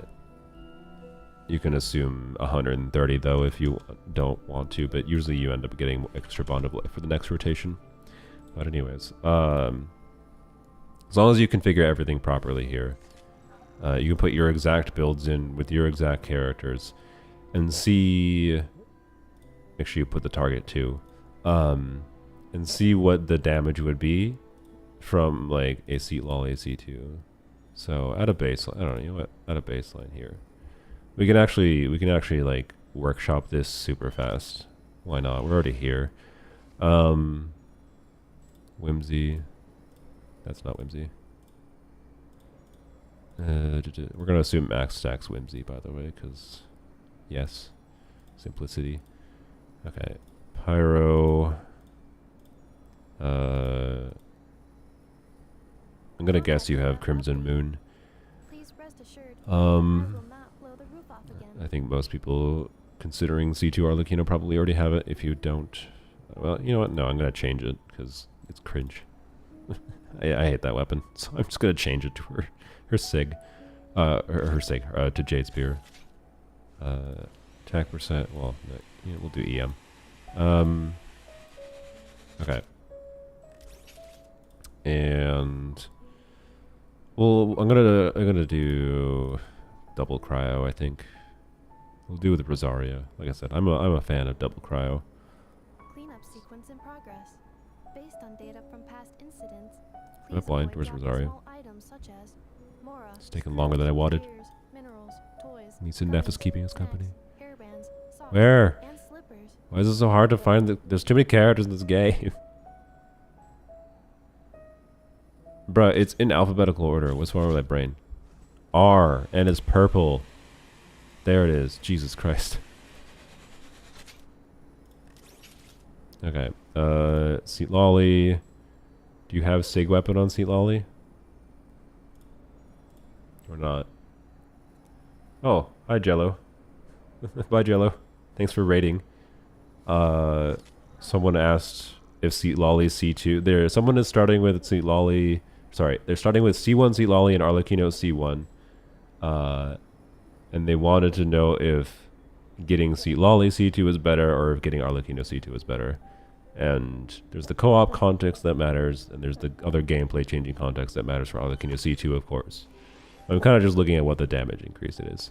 I had a baseline, and just using a simple damage calculator to estimate because I'm too lazy to do real calcs. My intuition is that C2 Seat Lolly is better on a spreadsheet level, though. So, Combat data updated. anyways, Rest assured that I will not blow the roof off again. you do have Crimson Moon? Okay. Do you know how to use Crimson Moon properly with Melt? I will we'll assume 175, but make sure you do a charge attack first or just cancel it completely. In which case it becomes, I think, maybe worse than Jade Spear, but anyways. I haven't been streaming that long, Thrain, but I don't know. You said you went to bed and my guy was still streaming. I've only been streaming for 4 hours. Or like almost 5 hours. So you didn't sleep very long. So, anywho's. Sequence in progress. Based on data from past incidents, please avoid dropping small items such what's it as saying? Or what was I doing?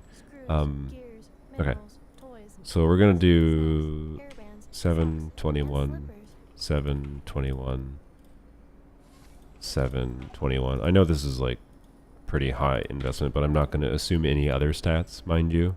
I'm just gonna assume the crit value. I'm not gonna assume anything else. And we're doing double cryo. That's part of the reason I chose Rosaria here. So cryo resonance, we'll assume that, and then we will assume Rosaria is giving. We'll say she has 80% crit rate. See, Lolly C1. I'm going to be. I didn't actually see whether they said they had Seat Lolly signature or not. It matters. I think attack timepiece, actually, now that I think about it, probably makes... When you have Seat Lolly C2, probably attack timepiece is better. So maybe I should check it with attack timepiece. But anyways. We'll see. We can check that quick. We just have to toggle.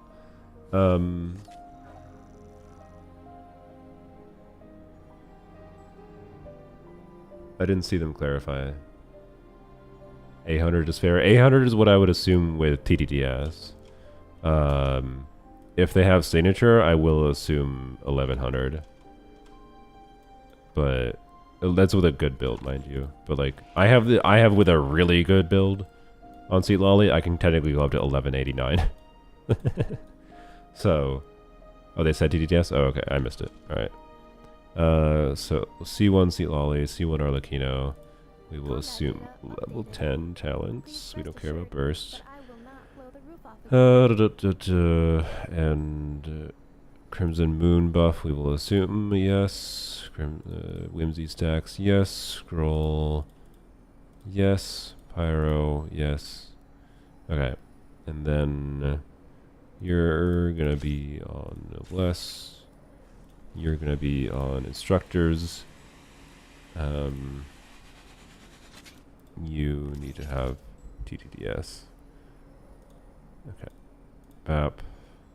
Noblesse. Instructors. Instructors uptime is not going to be full, by the way. In fact, Reviewing outstanding items on today's to-do list. you know what? I'm gonna. Additional commands? No problem. I can add them shortly. I'm quite used to it. We could do Petra Shalonen instead, but I'll just leave. I'll just leave it there. I'll just leave it there. Again, you can do the calcs yourself. Go on the website yourself and input Shalonen if you want instead. I don't think it should be fundamentally different for the question we're trying to answer, such that I needed to change it.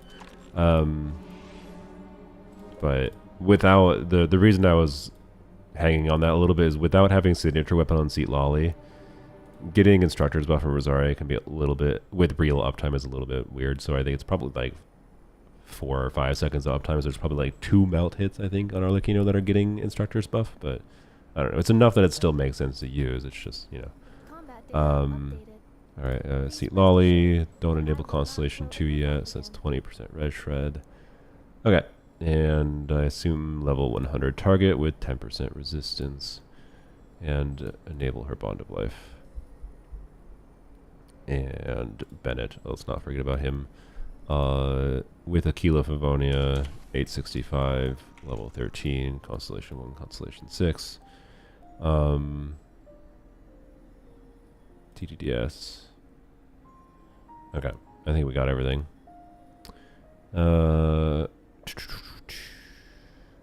Okay, and then melt. Why is it saying 3 times exactly? Oh wait, is it? Do I just? Oh yeah, we just conveniently have exactly enough EM to do a 3 times multiplier. I thought that was just a mistake. That's funny. All right, 3 times multiplier on melts. So you can see with a C1 Arlecchino here with this exact build specifically, we are getting. We'll look at the just the N1 melt. Average damage is 430k, so we'll just remember 430k. But you're gonna get 430k multiple times, right? So this is our baseline. But what we need to do is enable C2 Seat Lolly, so we are going to Outstanding items on check this today's to-do button. list. Do you have any additional And then we also need to go and check this I button. can add them shortly. I'm quite used to You it. can see that's just a 25% upgrade. Yeah, it's better. We don't even need to check the C2 damage, honestly. It's just a lot better. But anyways, that's like an extra. Sequence in progress. Based So on that's an the extra 100k damage. How many melts does she get normally? I don't know. It's gonna be. Minerals, toys, gummies, snacks. It's gonna be like an extra like. Also, wait, we didn't put in. This would be 925 EM, but we'll still just assume 100k. It's gonna be like an extra 500,000. No, that's pessimistic, isn't it? 'Cause what was it without? It was 430k. So it's 130. 5 if you don't melt the C2. Yeah. So sure, we'll just do 5.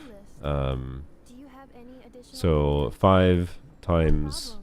I can add them shortly. I'm quite used to it. This is obviously, again, Arlecchino's like what actual melt she's gonna hit depends on when in the rotation. So taking 130 times 5 is not the quite correct way to do this. So maybe I should do a 100, because this is just the first hit with, well, this is the first hit with not 200% bond of life, and you'll end up having carryover bond of life. So like eventually you'll have a rotation that'll have 200. So like, I don't know. Anyways, we'll assume let's just do both. Okay, so if I do... The high estimate is 650,000 extra damage. 650,000 extra damage for... This is a 15-second rotation team. Is an extra 40... It's 40,000 DPS, potentially. But if we do a low estimate, it'd be like 500,000, so 100,000 extra melt times 5 melts. And also we're also ignoring, it's more than that actually, because the res shred also benefits her non-melt hits, right? Combat data. We gotta keep that in mind. The res shred benefits the non-melt hits. But I will So turn the roof off again. I think the 650,000 is accurate. I think that's not pessimistic. I don't think that's optimistic. I think 650,000 is a fairly accurate estimate of the extra damage from Seat Lolly C2 from Seat Lolly C1 with everything else being the same. So like an extra 40,000 DPS. Is kind of what we seem like we're sitting at with Seat Lolly C2.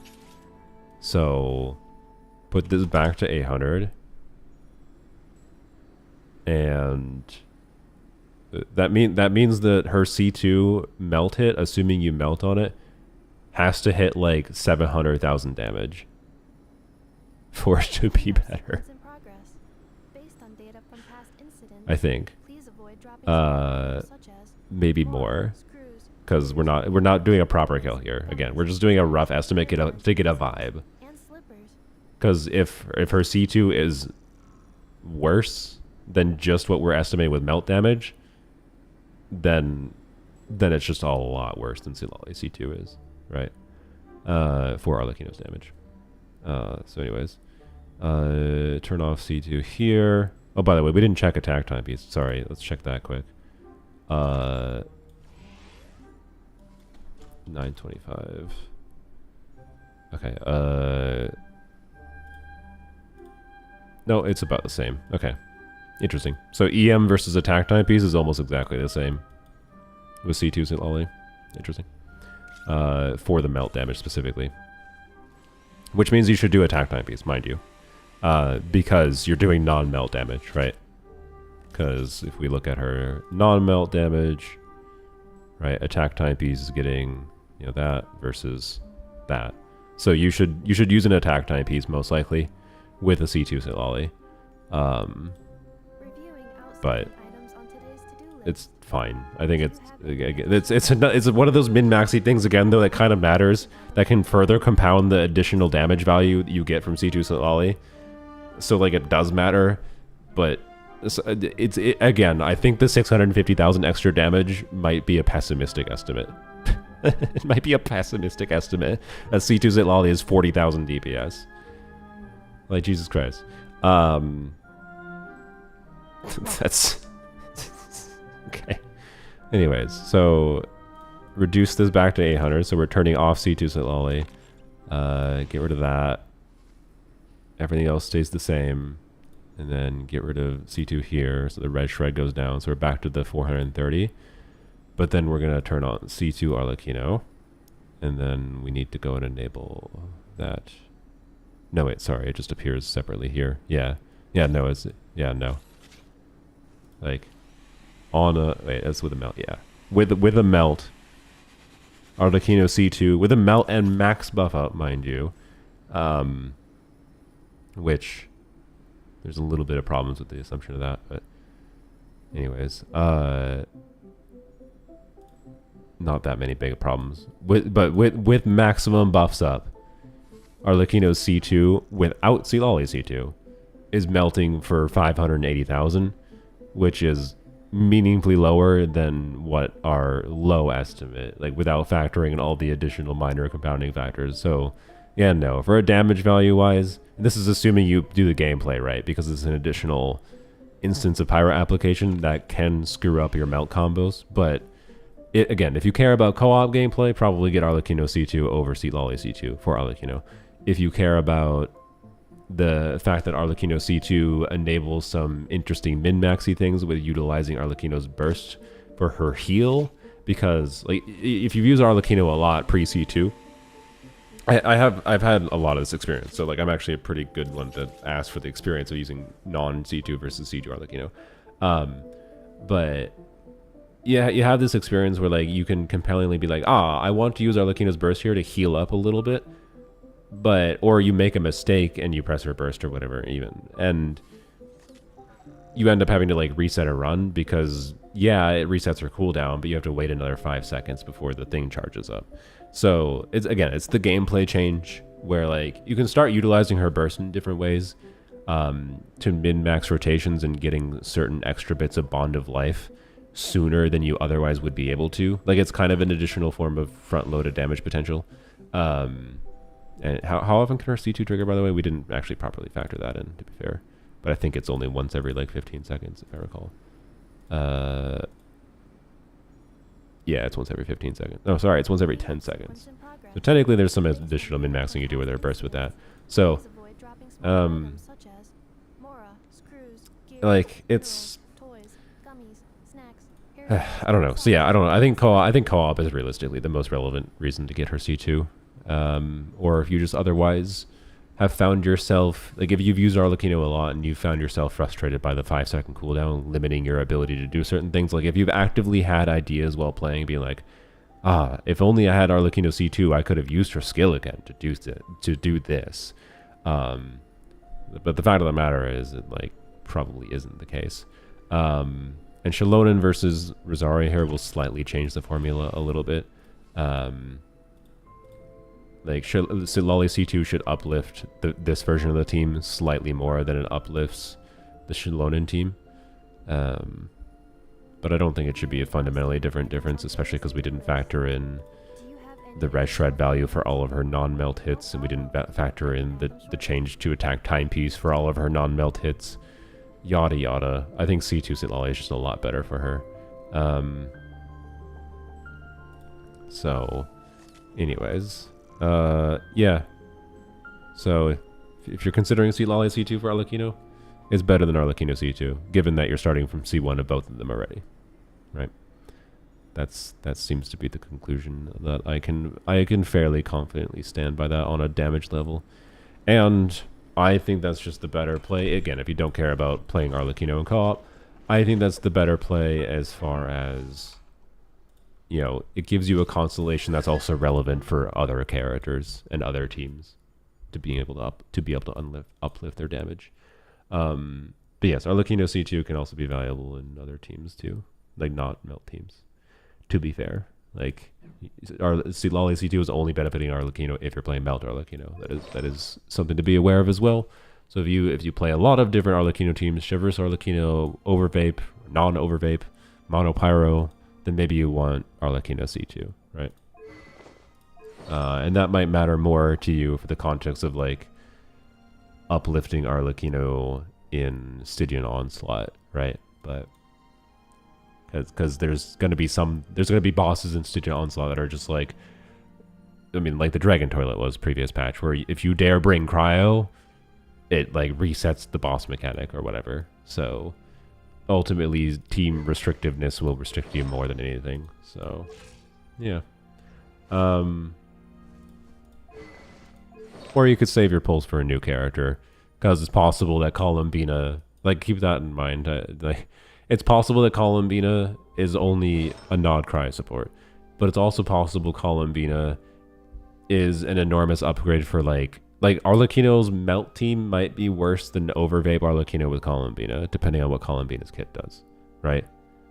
We don't know, but like it's right now one of Arlecchino's better teams is going to be Arlecchino, Inefa, Bennett, Candace. Arlecchino, Inefa, Bennett, I know.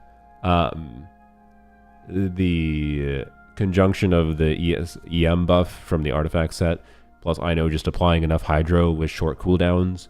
You can do 16-second rotations for Overvape, and it seems like it's going to be very good. And if we imagine Columbina as a way better version of Ino that like does real damage in that team, and say buffs more EM than Ino buffs, and gives an attack buff, suddenly that could actually become super compelling. And in that context, you might want Arlecchino C2 there, and C2 Citlali does nothing, right? Because you're not using Seat Lolly. So, I don't know. I'm just saying, future characters might change things.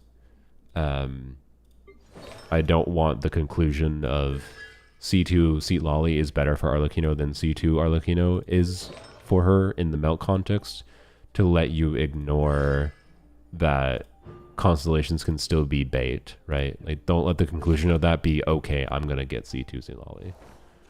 The conclusion is, yes, it's better, but that does not mean it's always going to be better forever, and you're always going to 100% play Seat Lolly with Arlecchino. So, anyways, let's go check Skirk.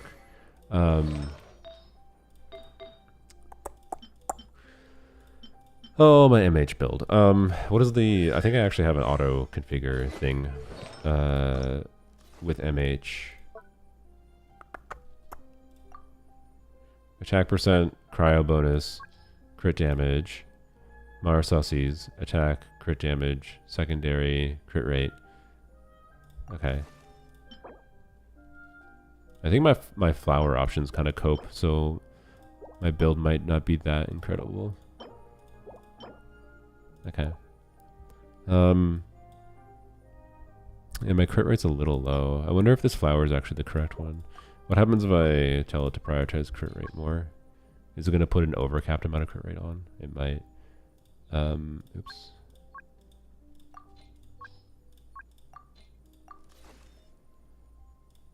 Yeah, I think that's an overcapped amount of crit rate. I mean, does that let you change something else? Not really, because I don't have a different goblet. If I had a goblet that was super heavy in crit damage, it could let me change to a different goblet. But wait, why did you switch to that? Okay, that's stupid.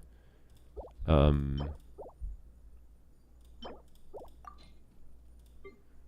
if we change to that, 67%. Like for the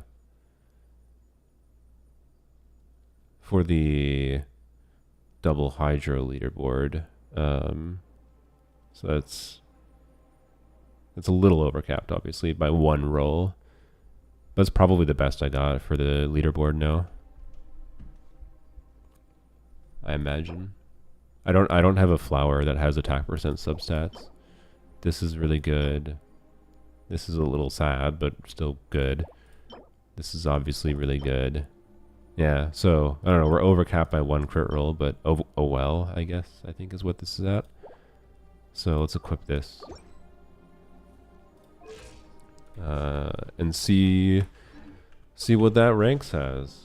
I'm back, how's it going? We were just, trying to go see how my... I've never checked what my ranking is on my Skirk on Akasha with 4-piece Marseille Hunters. Oh,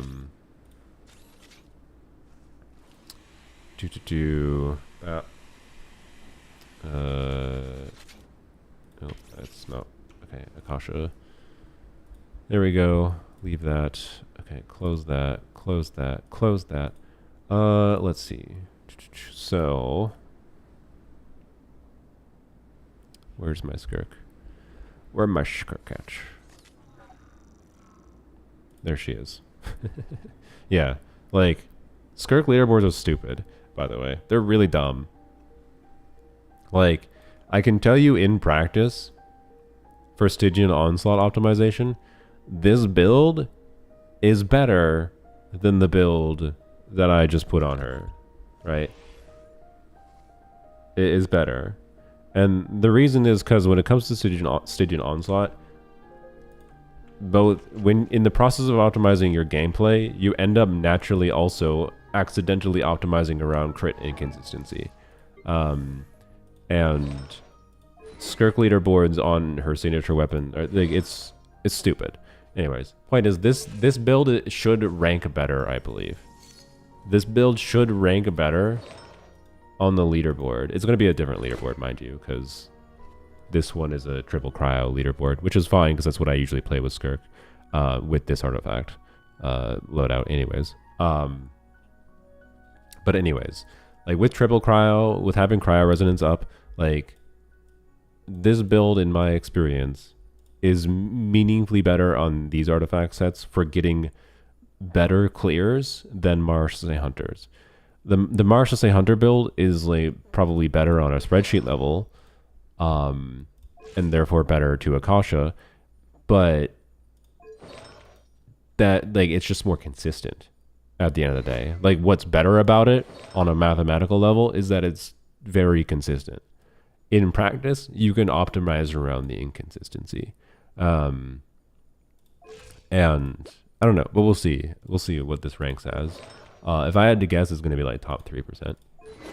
But I'm not sure because leaderboards for her are kind of bonkers.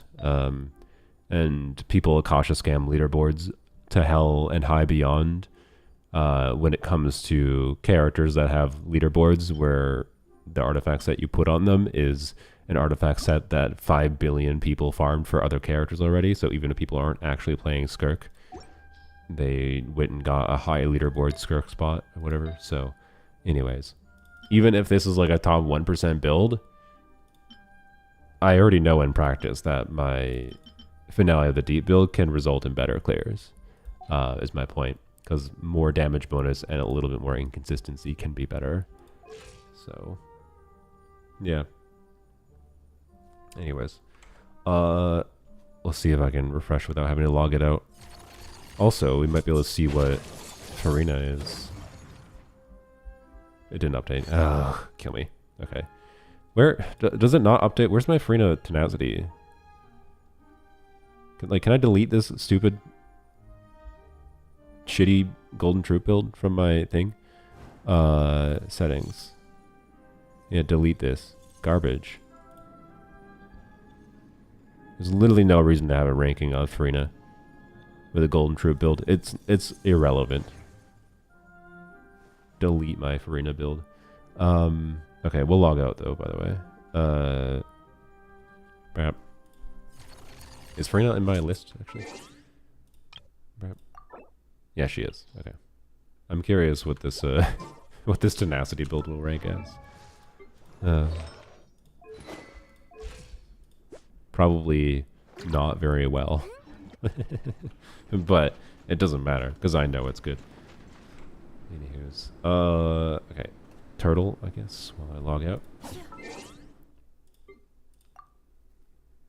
Golden Troop ad. If you always play Farina Neuvillette, it's the artifacts that you should probably use on her. If you don't always play Farina Neuvillette, or you're not playing, or if you're playing a team, like I played teams before where they're specifically designed around trying to min-max Farina's damage. Like I played Farina Burn Vape, for example. Like there's teams where Farina's personal damage contribution is enough of the team's total damage contribution that you should maximize her personal damage with the 4-piece build, and therefore Golden Troop. But basically every single context that I've tested with using Farina with an attack scaling on-fielder,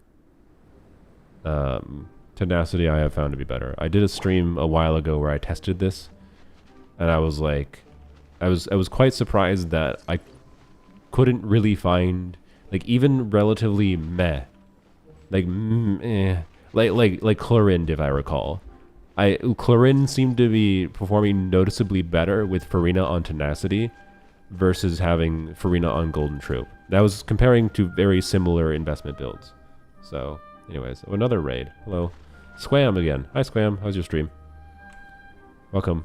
We're trying to check my Akasha ranking, and I was yapping about Akasha ranking for Skirk because I realized I had never checked my Akasha ranking for Skirk on 4-piece Marsh Hunter. My ranking for my non-Marsh Hussey build is really bad. Oh, it's only top 5%. Yeah. Skirk's leaderboards are stupid. Like, this Skirk build is so far beyond what you need to care about farming for on her. But top 5% is normally like not that good by my standards, mind you. Like, Skirk's leaderboards are the most misleading leaderboards as far as what the character's actual performance is. Oh, sick. We got, look at my Farina build. Top 64%. This is where the real Farina builds are.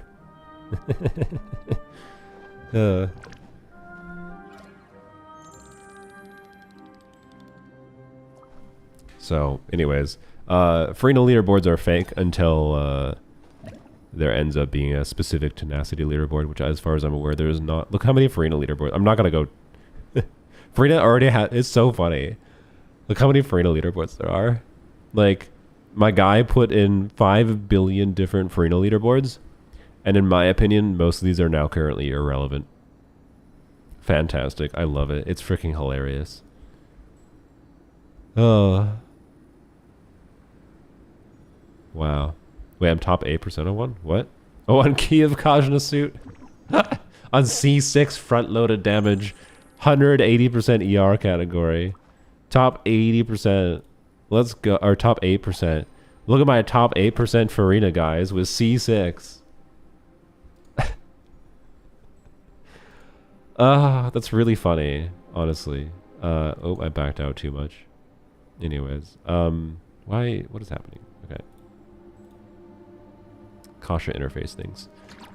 So, anyways, yeah, I'm now the proud owner of my ideal, quite good, fairly min-maxed Farina build that is top 70%. Let's freaking go. The best I can ask.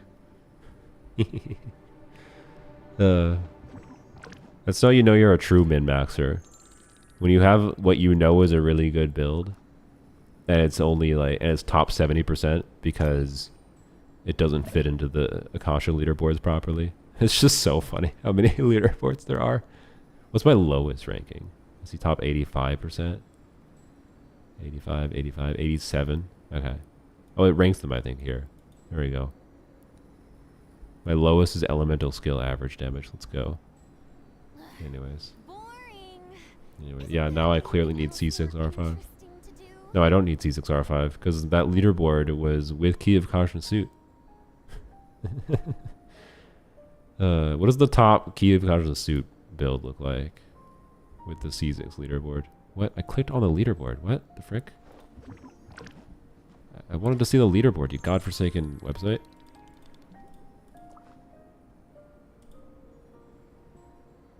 Oh, there we go. Okay.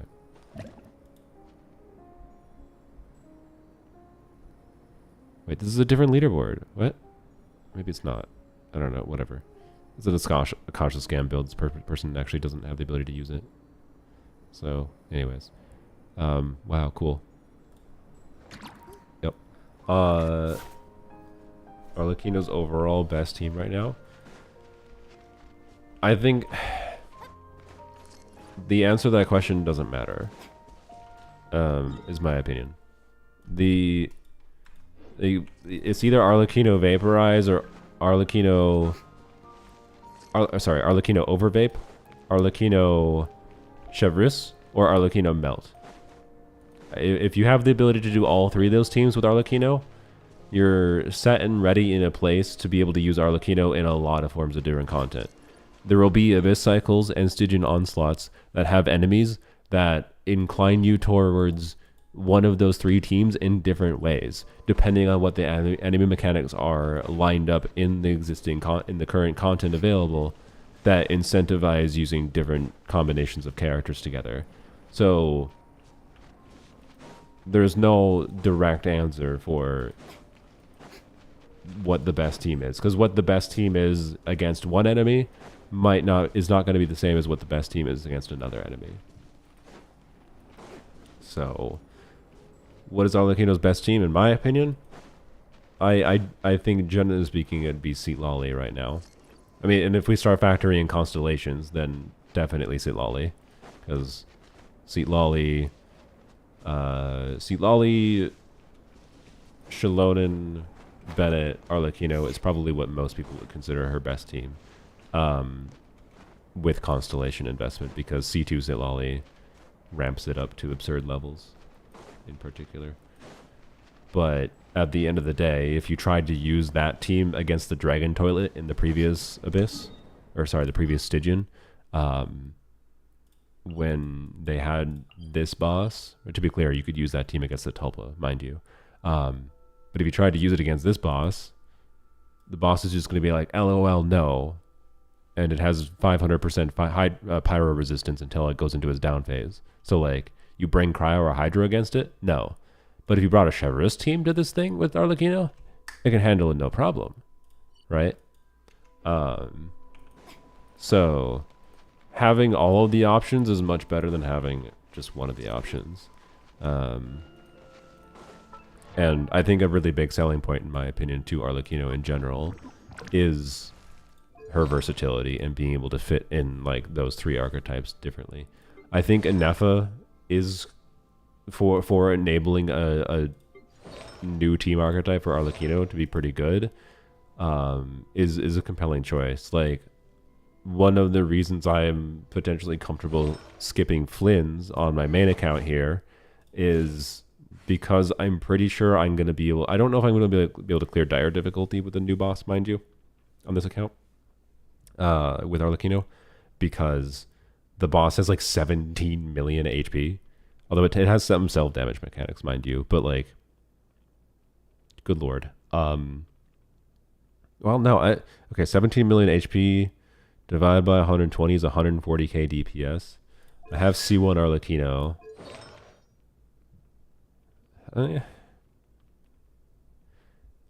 With Ino coming out, buffing EM and whatever, I think okay,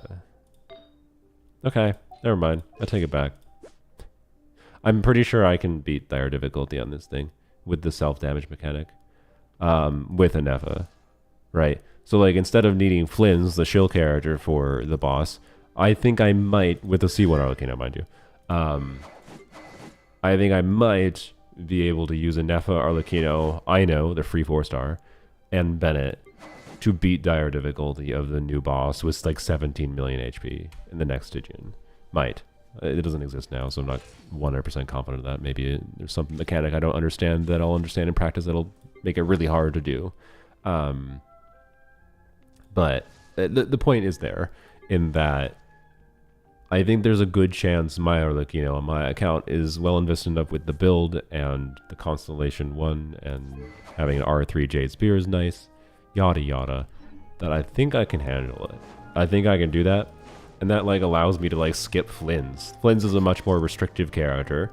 Where, like, you have to play him with like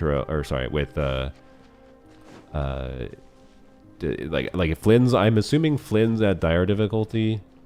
Well, I don't know. Flynn's might be able to clear dire difficulty, maybe, without Anefa, maybe, just because the boss is made to shill him. He might be able to like get like with how the shield mechanics works, but I think there's a good chance Flynn's himself will need Anefa to clear dire difficulty in that boss, for most people at least.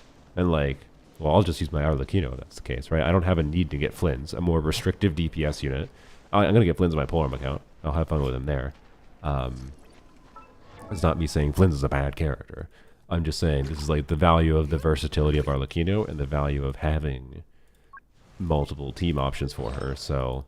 yeah, I don't know. I think Anefa is... I didn't harp on it that much in my Anefa video, but I do think I will continue to gain value having Anefa for being another compelling team archetype for Arlecchino as the team goes on. But yeah. What is this team? The team in Overworld? It's Dia Overvate. Because Dia Overvate works pretty well. It usually misses one Vaporize towards the end of Dia's burst, but otherwise it gets her burst back. I think my Anefa doesn't have enough energy to make, so this is going to be a little scuffed, but it'll still work.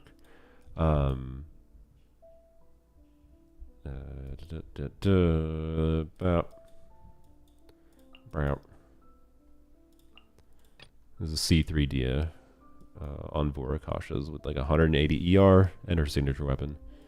And I don't feel like thinking about the first side. So we are just going to use you and you and you. Okie dokie.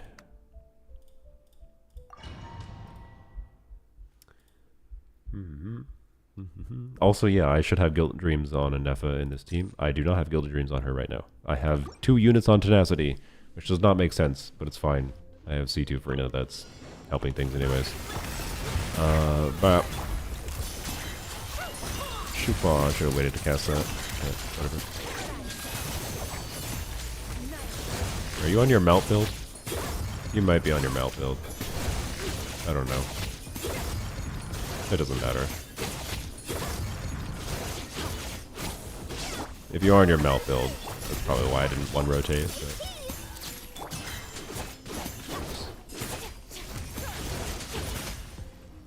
All right.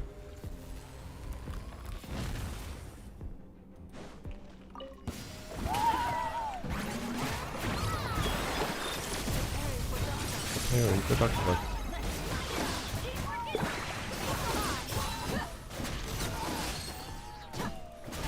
I don't want to burst skillless. Please, okay.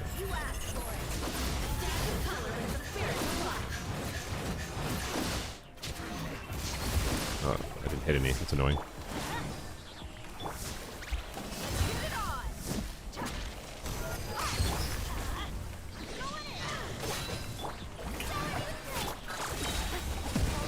I just didn't need to cast that. That was dumb.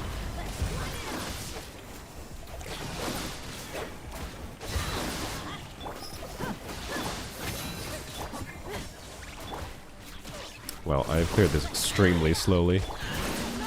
That was pretty terrible. It's fine. Crap. Good. Crap.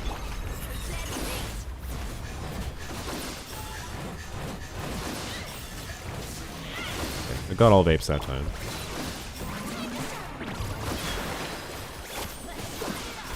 Ow.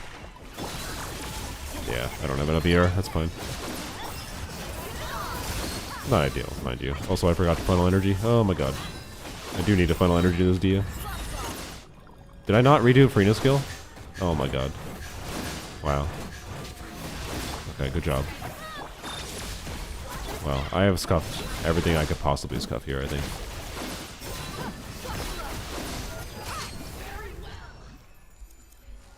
That was terrible gameplay.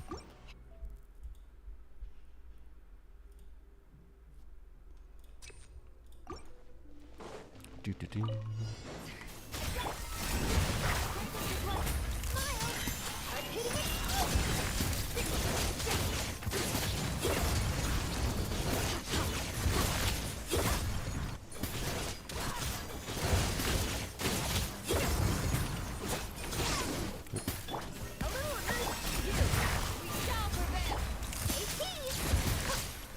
Crap. That's what all we're doing is activate something or get. I mean, it extends her skill duration, but extending her skill duration, in my opinion, doesn't really matter because you still have to use her skill again. God dang it. You still have to use her skill again to get her shield. The damage it deals is decent. It's like 1000% multiplier at level 9, 10, 8, 9, 10. I don't know. I think it goes up to like 1200 or something. And more importantly, though, to get the EM buff that buffs herself and the on-fielder, you need to use her burst. Like, her burst is a damage gain for the team. It's worth sacrificing damage stats to build ER to burst consistently on her, generally speaking. And most people just aren't doing that because for some reason people seem to be like, oh, it's fine if you burst every other rotation. And like, sure, it's fine. But you probably want to burst every rotation if you can, and you should build towards trying to be able to do that, generally speaking. In this team, I didn't feel like reconfiguring her, so it's fine. But, anyways.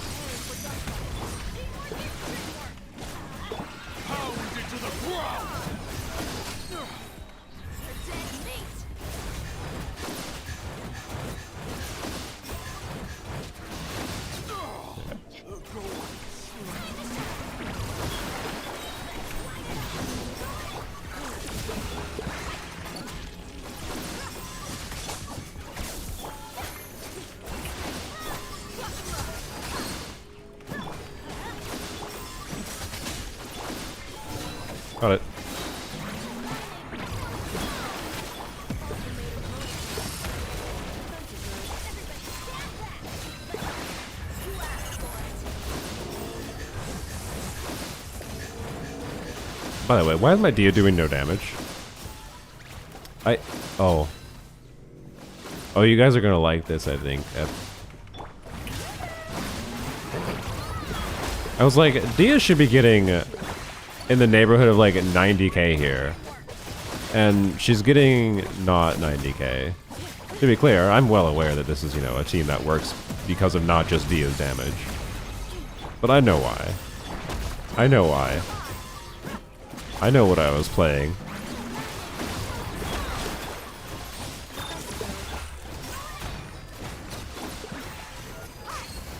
I'm just gonna save. It's funny that Dia is hitting 56k, is what I will say. It is funny that she's hitting 56k. Oh boy.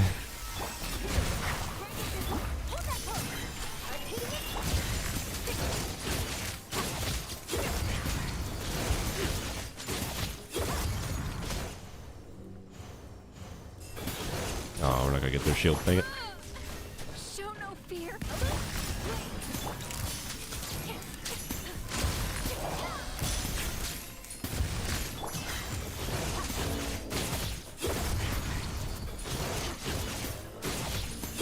I know what it is. I'm pretty sure I know what it is at least.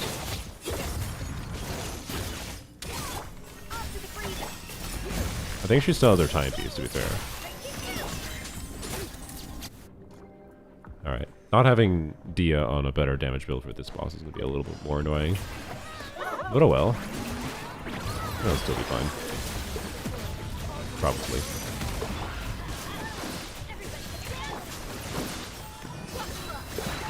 Come on, jump towards it. Okay, there we go. At 24k, like... The fact that she's critting... maybe she doesn't have the build I think she has on her. I don't know what she has on her. I think I know what she has on her. But she's also critting more consistently than I would have expected for the build I thought she had on her. So I'm not sure.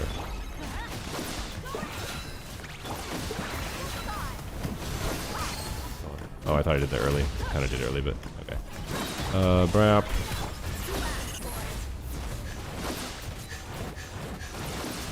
Okay, I mean, no, that's more what I was expecting. Man, I think I got really lucky with some crit RNG earlier. With those like 10 crits in a row. Ow. Oh, don't die.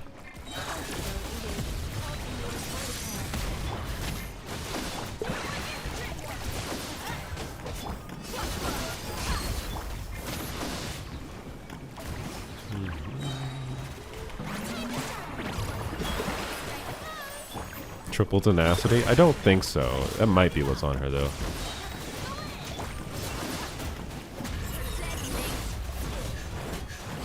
$25k, let's go.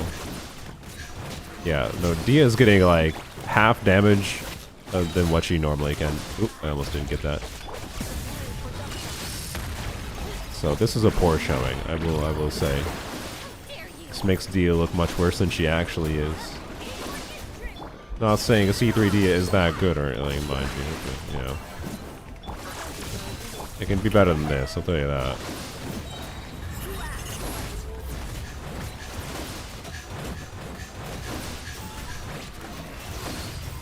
And it's still Clear's first try regardless. Yeah, I'm pretty sure what I was doing was I was testing a Dia Mualani team at dire difficulty, and I changed Dia to a supportive artifact set. That's what I thought. What was her crit ratio? Oh, she had 46% crit rate. That's more than I thought.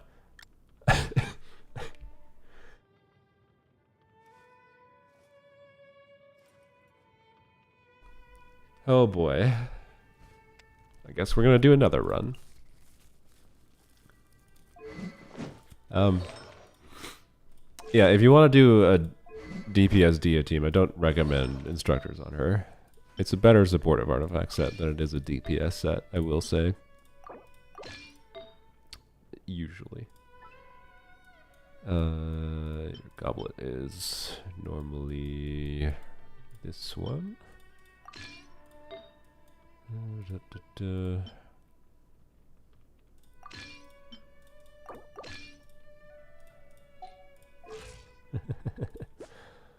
Yeah, the EM from instructors did help. Alright, there we go. 8, wait, that seems wrong. No, we're gonna do an ER timepiece. Brap, there we go. ER timepiece.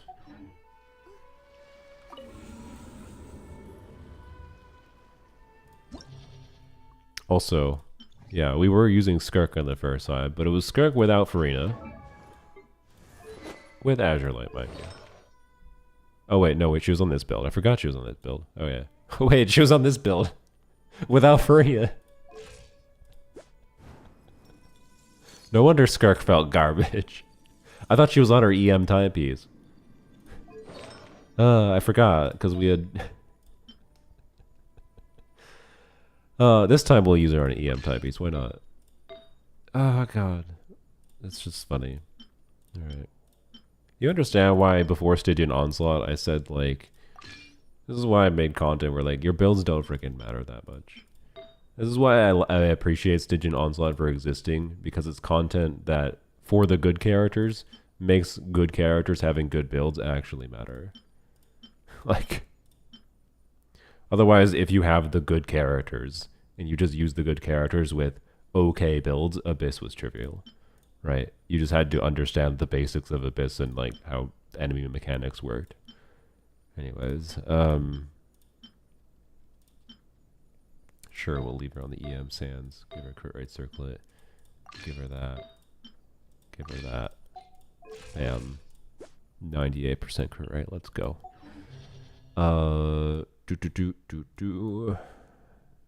Should we just do Sunfire? Can we do Sunfire? We can do Sunfire. Can we? Yeah, we can. Wait, no, we're using Bennett. Never mind, we can't. I lied. Sorry. I would do Sunfire, but we're using Bennett in the other side. So, same team it is. With an EM type piece for the lulls. Okay.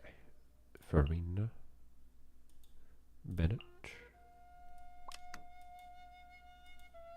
There you are.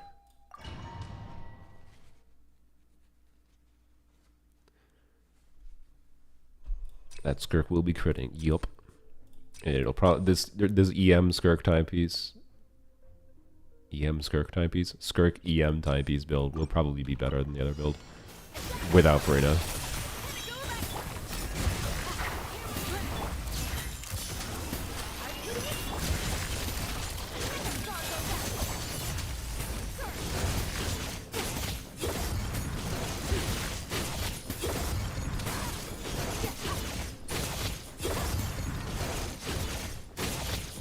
It's about the same. It would be better with an attack type piece, obviously.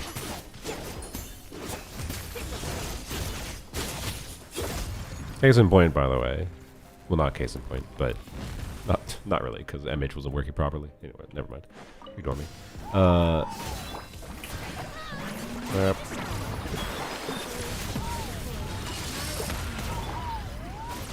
Okay, let's do this. Crap. We'll do this time. Why not?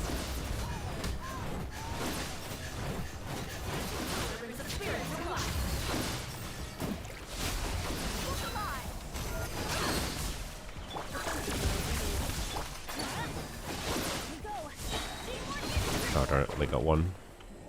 Stop running away from me! What freaking bottles?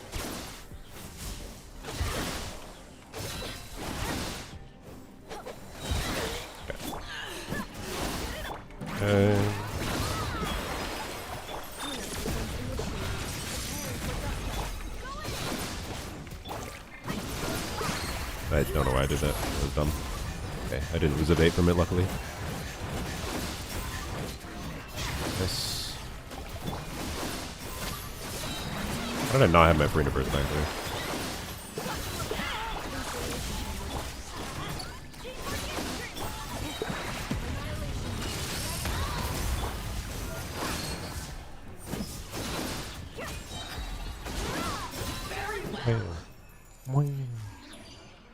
Real damage. It should be obviously better. Almost like Diaz is contributing some damage. Crazy.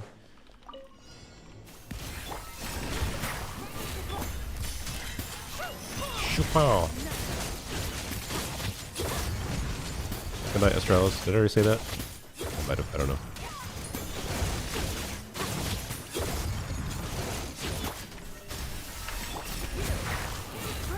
I'm gonna do this to kill it. Alright. Save Charlotte Burst for this. Charlotte Burst basically guarantees cryo-resonance for sure during its uptime. Although in this scene that's not really a problem. Cryo-resonance is basically always up because Candace doesn't apply that much Hydro. But with Farina's weird variable Hydro application, you have some downtime in Hydro in cryo-resonance fairly often. Your journey ends here, Lord of Sand. Your sacrifice is ready. I should be doing Bennett before a Nefa usually because one, getting a Nefa. Well, I should have targeted the other thing, but good. What was I saying? Getting a Nefa ult buff by Bennett buff is decent actually.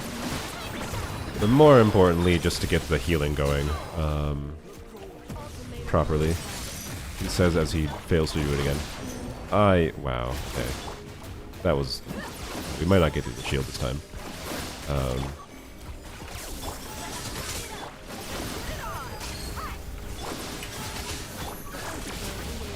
Yeah, okay. Well, that was skill issue. I don't know why I didn't burst on Bennett first. Just stupid.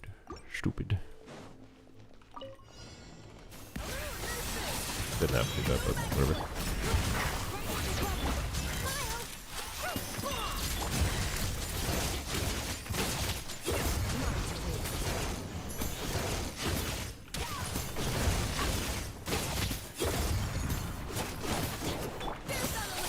Who's on the loose? Kill it. Charlotte Burst will kill it. Definitely Charlotte Burst and Autoscope again.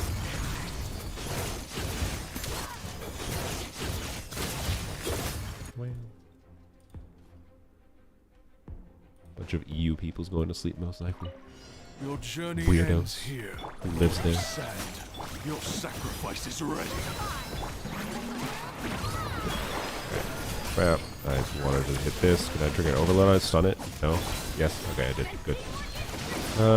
Kill you, please. Alright, good. Do I want to use... I wonder if I can... Okay, I'm going to try something here. We're going to do this slowly, because I think what I can do is do this. Right? Do this. Prepare for Duck Duck. Do this. Bap. Yeah, there we go. That's a way of optimized rotation. You do that. Bap. Oh wait, I got energy back. I didn't need that. There you go. Way of optimization.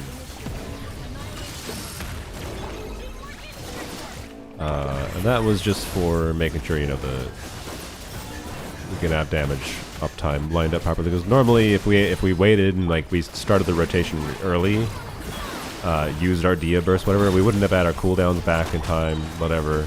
Or even if we did, we wouldn't have the ability to use all of our characters' bursts in the window for the enemy. So, anyways, here we'll just let this clear slowly. Save my bursts. Die, please. Please. Please.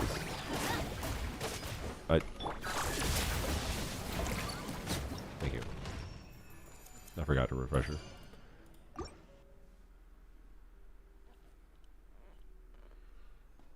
Yep. Why I went over there? Uh-oh. Got it.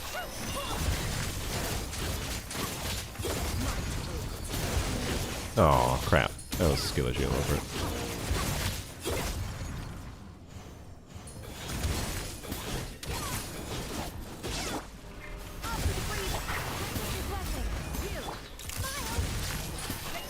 Alright, watch Charlotte shred this shield.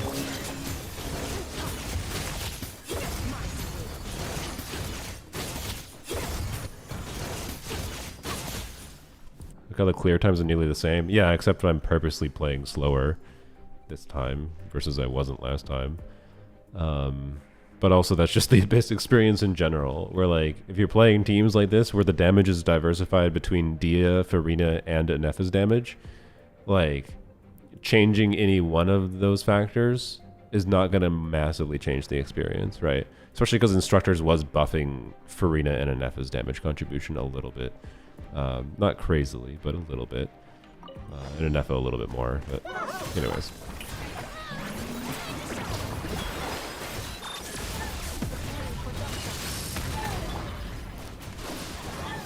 This is not a carry Dia, because Dia is not a carry. But it is, you know, a team where it's definitely optimal to have Dia on a damage build. So do this one. Do its spitting animation. Alright. This will wait. Okay. Fire particles. We're gonna wait for it to do this. Yep. And then we'll do this. Alright.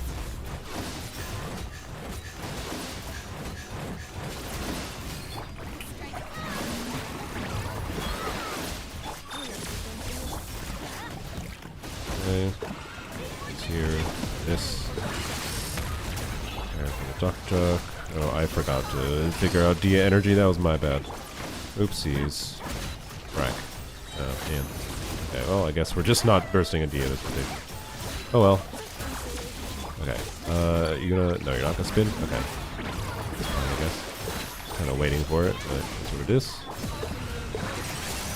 Okay. This. And that was obviously, despite me not bursting on the one rotation because I'm stupid and I didn't funnel any particles at all, that was much better than with Instructor's Dia. I guess which is what I expected. That boss was the most obvious difference maker there. So yeah. What are we doing? I don't remember why we started doing that. Oh, someone said, "What is this team?" And it was Overvape Dia, and I felt like going to Abyss to show off Overvape Dia, because it works pretty well. Should we go compare to Overvape Arlecchino? It's not that much faster. Should be faster, I would think. So, anyways, I've been intending to end the stream, then got distracted. Basically. That was me. Yeah, thanks for the distraction, Campy. It's what I needed instead of trying to progress my sit-lolly grinding. Oh boy. How come I've been so unfocused? I blame sick brain, but, you know, it would be nice to be more focused. We don't want to do Farina. I mean, we could. So because of the fact that I have whatever. We're going to use Yelan, but I do wish to stipulate, this is a Fav Yelan, but it's also a Fav Yelan with a couple constellations. So not exactly a fair comparison per se, but this is what people are playing right now. I know will be better in the future. Not necessarily better than a C6 Yelan, but definitely better than a C0 Yelan. She might be better than C6 Yelan. I'm not gonna lie. It'll be a funny comparison. If C0 I know is better here than a C6 Yelan, maybe I could do Saint Cho. No, his rotations are way too long. He's ass. I'm sorry. I am an absolute Saint Cho hater with Arlecchino. I think Saint Cho is absolute ass here. I don't even like 18-second rotations with Arlecchino. I don't like 18 seconds, but 18 seconds is workable. 21, 22 seconds, just as ass. No, it's just garbage. But anyways, we're still using Bennett, so I can't do weird teams in the first side. Oh well. I mean, we can trivialize. No, I'll use the same team in the first side to compare. To compare more properly. My throat is dying. Uh-oh.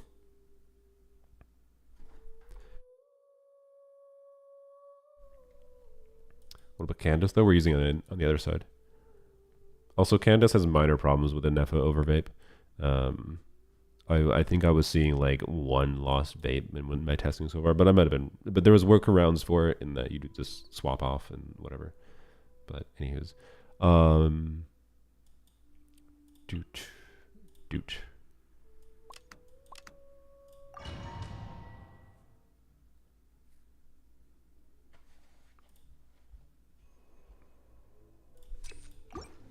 Just no auto with her? Yeah, I'm not gonna auto.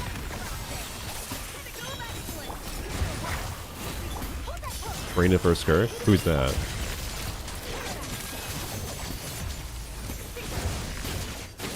The point is to compare Arlecchino over vape to Dia, not to... Like, yes, I could get faster clears with Farina here.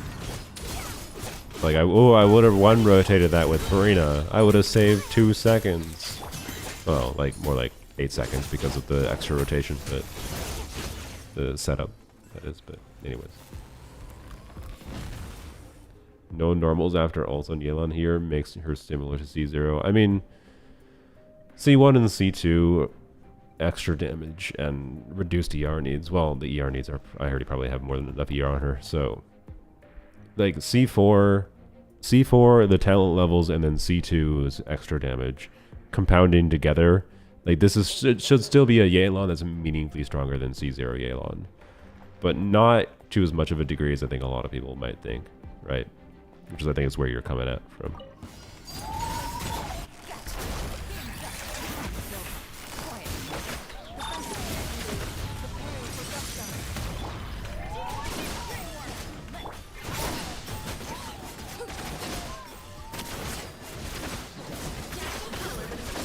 This part, okay. This is, Arlecchino has a big advantage on this boss, for sure. She can get through these way faster than Dia can.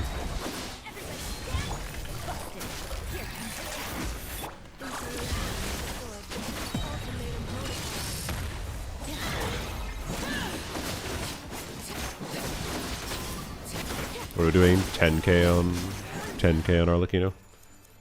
He was a bit stronger, but that boss overly favors Arlecchino, I think, to be fair.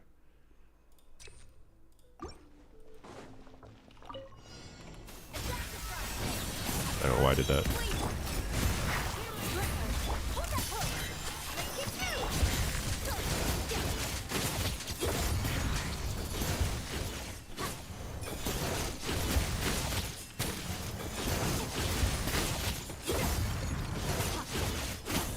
Oh, I almost... Darn it. There we go. Almost one-rotated the 2 enemies with his team. And the wrong build on Skirt.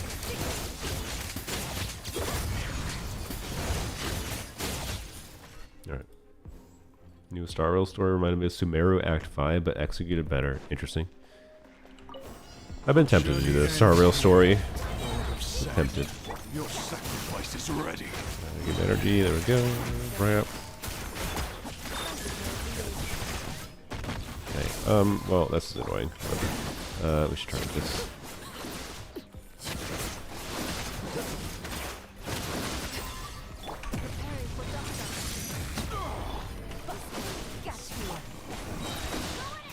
Oh, crap. Oh, barely got it. Not that it was, like, needed, but it'll let us train. Oh, I'm stupid. I forgot to mark her. Oh, good lord. Okay, well, we do this then.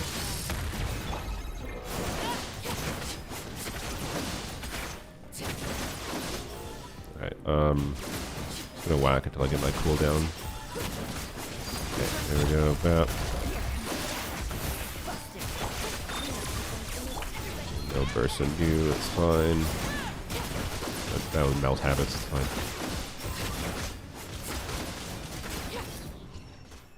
It's definitely a lot better. Obviously, C1 Arlecchino is quite a bit stronger than Dia C3. But honestly, clear times wise, isn't that different fundamentally? I don't even know what my clear time was there. Not really, is my opinion. Not for Abyss.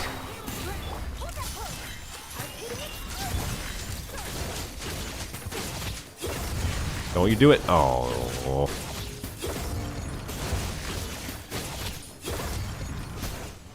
Butthole.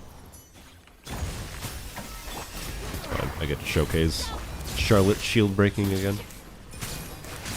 And bap, goodbye to that shield. I should have spent a little bit extra time on Charlotte there.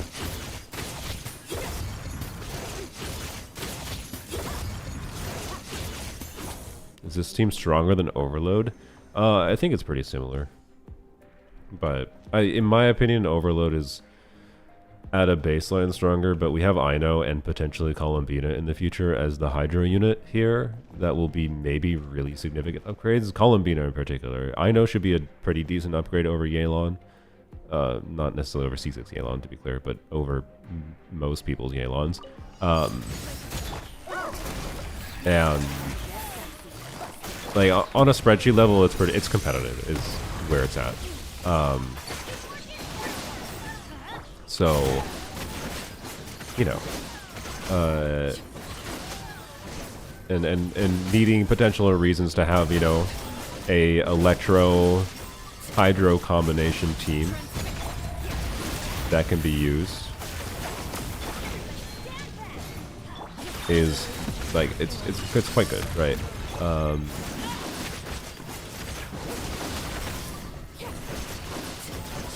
Because it's just more element coverage at the end of the day.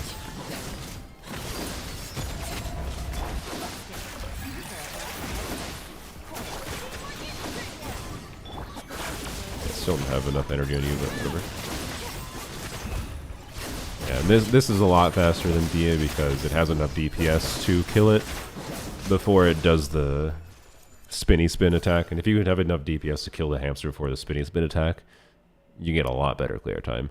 But if my Arlecchino did not have enough damage to kill it before it got to the spinny attack, it wouldn't be that different from what Dia's clear was. So, anyways, yeah, Overload, you can do like Eon Son Fischl Chevreuse is a lower investment team than this one is. But not in a crazy way, because like the constellations on Eon Son and constellations on Chevreuse matter quite a lot, and Fischl's matter too, honestly, for that matter, but less so, I'd say, than the other twos. And you can get away with using other Electro units in the last slot. So like Eon Son, but Eon Son, Chevreuse, off-field Electro, Arlecchino has some key advantages, but also some downsides. So yeah. I think Overvape Arlecchino is going to be here to stay with Nefa, is safe to say. Overvape Dia is a fun option for making Dia work. And I suspect this should be really strong with Dia C6, by the way. And I really am hoping that Ino will work well in this team. Similar with Arlecchino. But freeing Farina up for another team, but also just it being a lower investment team. But of course, this team, compared to the Arlecchino variant, this team is more reliant on performing decently with Farina's damage. So Ino doesn't do damage; she just like enables the reactions and buffs a little bit. So it like Ino is going to be worse than Farina here for this team context. But I'm curious to see how okay it will be. Particularly maybe with a C6 Dia, if I end up getting C6 Dia on a Sumeru Chronicle banner. And then if they release Columbina, and Columbina is just a better version of Ino, who does like EM buffing, or maybe attack buffing, or whatever other buffing, while doing some personal damage. Like she's just a Farina alternative, but in a different form of buffing ways, which is what I want Columbina to be. Then, I don't know, I think Dia over Vape might be pretty dang good. And when / if soon TM, I don't know, I get Dia C6, I'll do more direct comparisons of Dia C6 to Arlecchino. And with Dia C6 and a build optimizer around it, in like an overvape context, I could very much see, in Abyss at least, Dia getting consistently as good and maybe situationally faster clears than Arlecchino, simply because Dia is more consistent. By not having to optimize gameplay around not getting hit at all, potentially. But, well, okay, actually, sorry, that doesn't really matter with a Nefa as a context, I forgot, because Shielder, so never mind. I don't know. It'll be interesting. Like a C0 Arlecchino versus C6 Dia is not, I think, incredibly different in this context. In Abyss context. In Stygian, you'll notice more because it's more of a longer sustained single target situation. And also, Dia needs her burst to do damage to start for DPS Dia. Arlecchino does not. So, in Stygian, it's not even a contest because of that. But anywho's, we'll see. Yeah, Durin could shake up some things too, but extra pyro application isn't necessarily a good thing for these teams. So, yeah. Can C6 Yeonsa replace Bennett? Not with Farina in this team. In the Arlecchino team variant, which doesn't use Farina, yeah. It's going to be a little bit worse than Bennett, mind you. But she would be a good alternative, especially at C6. The beacon is weaker with shield too. I forgot about that. That's true. Yeah. Oh boy. Oh boy. It's so stupid. So her Dia's best DPS weapon is realistically going to become this weapon. The only problem is if I use this godforsaken weapon on her. LOL, down to 60% crit rate. So it's like, oh, where do I get 5 billion% more crit rate? Well, I don't know. With C4, so like with C6 Dia, give her this. Keep this. Can I still get away with the crit damage circlet with Moika weapon on her? Is the question. So that puts her up to 66%. And then C6 gives some crit rate, right? Yeah, it gives her 10% crit rate. So it's not ideal. It's not an ideal balance, I would say. But she'd be at 76% crit rate with C6. So I still theoretically have a functional C6 build with Moika weapon. But realistically, what would be the better option is... This is still assuming C4 Dia. Is switch to this. This is a lower crit rate, but has a bunch of crit damage and has a couple ER rolls. Keep that, keep that, keep that, and then I have this circlet, which is crit rate circlet. So Moika weapon. This is a little bit annoying gameplay wise on her, by the way, because you have to not use her burst or her skill beforehand. You have to use her skill after she comes on field. But otherwise the buff will be up for most of her burst damage, but with C6 it will expire, so I don't know. It's still probably, for me, her most compelling weapon option, but Skyward Spine is probably actually not that much worse, realistically. Anyways, I'll mess around with that more in the future. For now, I don't really care. And I think Beacon is still good, regardless of its minor problems. Anyways, this also gives crit damage, so... and you want to... Oh, you only get the crit damage if you crit. So, you definitely want to bias towards extra crit rate with her C6. So, something like this build is definitely going to make sense. So this would be a 94 crit rate. 100 and something crit damage after you max up this stack. How many can you... Maximum of 60% crit damage, yeah. So, this is probably an ideal C6 Dia build. Assuming the ER is enough. Which it might seem like it's way too low, but I think it might be fine with some funneling. But it's something I'll have to mess around with in the future.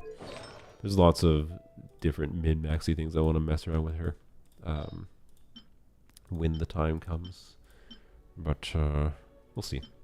For now, I'm happy with where I've got her. And it's possible, even with... it's possible I'll just prefer this weapon on her regardless, even with minor problems with not being with the shield. But I did totally forget about that aspect. It's honestly surprising that this team feels as good as it does feel with a Nefa, with losing 32% HP on her. But yeah, so yeah. Oh yes, and the weapon. Oh yeah, Moika's weapon gives crit damage too. Yep, that is true. I did forget about that. But, yeah, I'll mess around and compare that kind of thing in the future. We'll see. For now, I'll mess around with C4, mind you, regardless of getting C6. But C6 Dia also, notably, because C6 Dia extends her duration, it also gives you extra energy from C4. I believe, yeah, you get a 2-second duration extension. So... this gives you, how much extra energy does this give you with C6? I don't actually know. I'd have to go double check. But it's like not insignificant. So C6 Dia, part of the reason it's really good is because it further increases the energy refund from C4. So anyways, full EM and Nefersor shield breaks in one hit. Honestly, wait, also, I didn't even think about that fact. Because I can just, if I build her to burst every rotation, so not full EM and Nefa is a funny suggestion, but I don't want to do that because I lose EM buffing for Dia. But you don't have to use her skill every rotation. Her burst summons her Brigitta, so you can have her damage going properly without having to have the shield. I didn't even think about that. Yeah, okay, no, so probably will continue to use this weapon. C6 still, to be clear, this weapon still, because it's a stupid Ars broken weapon, still might be better. But yeah, like, I don't need the shield for survivability with Dia, so I didn't even think about that. Okay, but I do have to make sure I can burst every rotation then, though. I have to burst every rotation. And then just never press her E. But that's actually cool. I didn't even think about that. We found a real utility for... I wish I had thought about that when I made the video. Oh well. We found a real utility. It's minor because it only really matters for Dia's signature weapon, mind you. But we found a real utility for skipping an FAE. Otherwise, I think it wasn't super relevant because most of the time you want the shield. It's very rare where you have situations where you don't want the shield. Like, it's just usually good to have it. So that's funny. Yeah, I like getting inspired by chat too. That's why having these distracted sessions is fun sometimes. Man, I intended, by the way, to activate C1 Skirk already. I might record that as an easy to make video for this weekend. I'm not purposely pushing that off, but I haven't activated it yet because I want to record like comparisons, so like people can be like, yep, this is the relevancy of what this constellation does. So here it is in Abyss, where you can't really notice it at all, because we run with her good teams. We one rotate anyways, and then we can go to Stygian, where we will notice it, where having C1 Skirk should enable me to do a dire clear relatively easily with like Charlotte instead of Seat Lolly, right? Like I did a dire clear without having C1 Skirk activated with Seat Lolly C1. Whereas if I didn't have Seat Lolly C1, I think I would have had to optimize my gameplay a lot more. But anyways. C6 gives you another 5 hits, so your burst with C4 lets you recover 22.5 energy. Yeah, that's a lot. That's so much.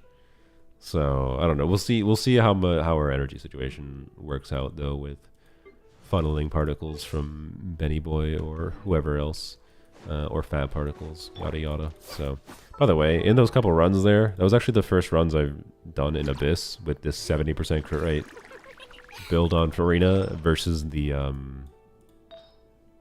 like 80% crit rate builds I've been used to. I kind of missed the 80% crit rate. Like there was a couple instances there where I was like, I didn't get my burst back. And I don't think it was the total ER. I think it was missed fab triggers without thinking about it. But oh well. Anyways, so as much as this Farina build is a lot better than my previous Tenacity Farina build, kind of leaning towards the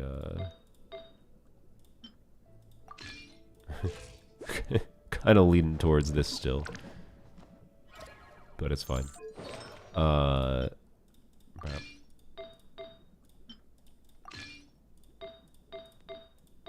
If only this had like one more crit rate roll, but I don't know. I'll star it. Maybe it's a reroll target in the future. No, there's no way. Like, even if I use a decree roll on it, it's not even going to guarantee crit rolls, right? It's not worth rerolling, which is unfortunate, but anyways. She on Fav? Yes. This is Fav. But she was triggering Fav semi-inconsistently, I think. To be clear, she got her burst back literally as soon as I needed it. Like, it wasn't actually a problem, mind you. Like, it wasn't resulting in lower clear times. I just noticed that like I had to wait to catch the particles for half a second, kind of thing. Zajeff said St. Lolly C1 is about the same as Shenhe's skill in terms of increase. No. For Skirk, yes. But that's on top of what St. Lolly already does. Like, remember, St. Lolly for Skirk is already competitive with Shenhe. And that's with the problems with St. Lolly C0, where you either don't get Scroll or you don't get TDDS. Right? So, St. Lolly C1, yes, basically just makes her way better than Shenhe. Because it essentially gives Skirk the same buffing value as Shenhe does. Well, technically more buffing value for Skirk, but then St. Lolly C1 is not buffing Escoffier's damage. So it kind of comes out to be a wash as far as C1 St. Lolly, at least with C0, without St. Lolly's weapon, compared to Shenhe's skill buff. But that's just specifically comparing that and not the other things St. Lolly provides. So, yeah. Anyways, from my own estimations, St. Lolly C1, if you have it, is... and you don't have, like, a particular need to do, like, double hydro for... Because, like, double hydro is a little bit more valuable against a turtle for keeping it frozen a little bit better, but when I was playing around with things, I personally found that to not be super relevant personally, but some people might find it relevant. Yada yada.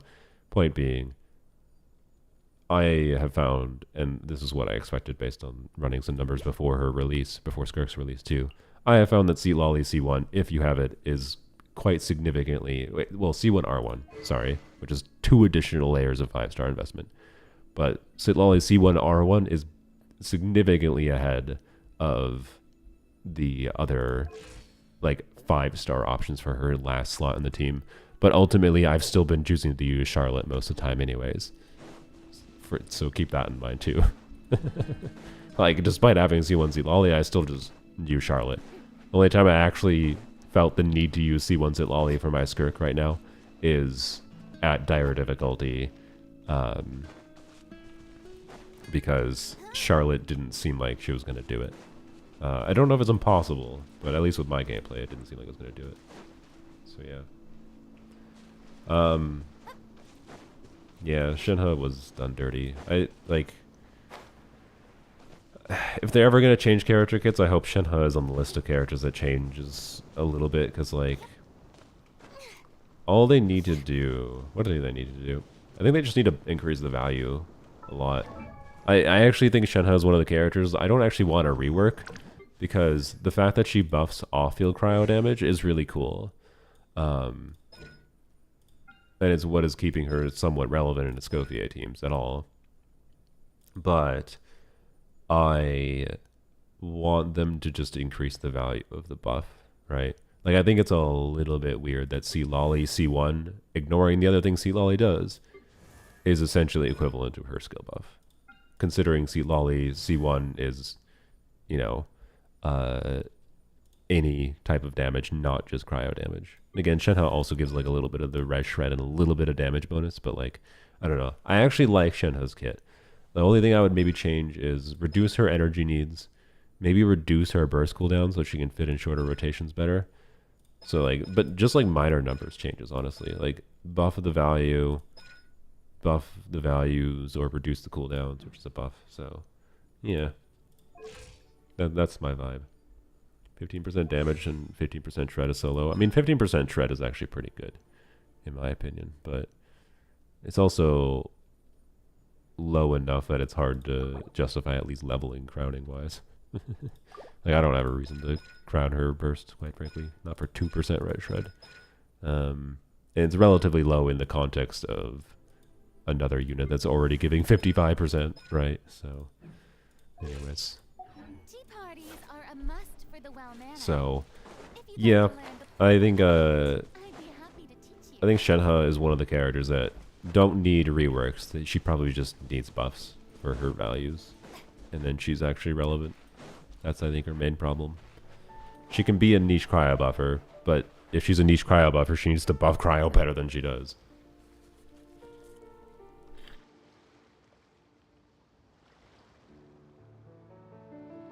As much as I like Shenhe, I have struggled to find a lot of compelling use cases for her on my main account. I've enjoyed having her for different shenanigans because she can be surprisingly compelling for enabling different weird crap. Cryo DPS Lanyon. But yeah.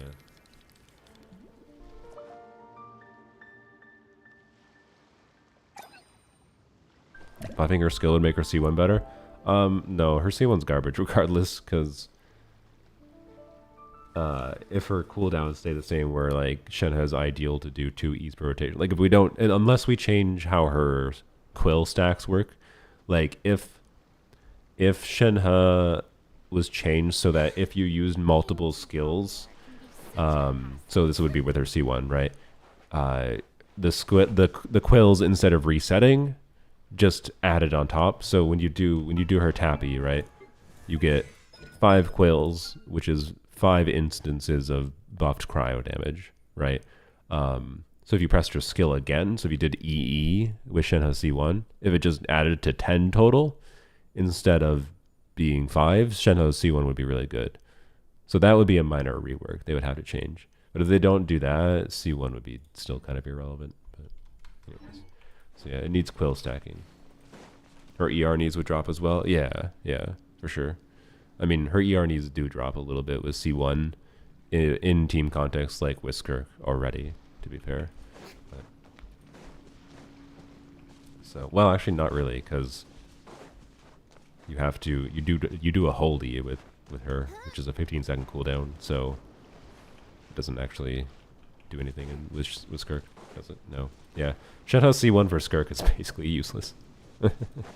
For quick swappy teams, such as the Rosaria, Escoffier, Candace team I play on polearms only, Shenhe C1 has been very valuable for the dynamic of min-maxing the uptime. Like it makes it a lot easier to just constantly keep up Shenhe buff.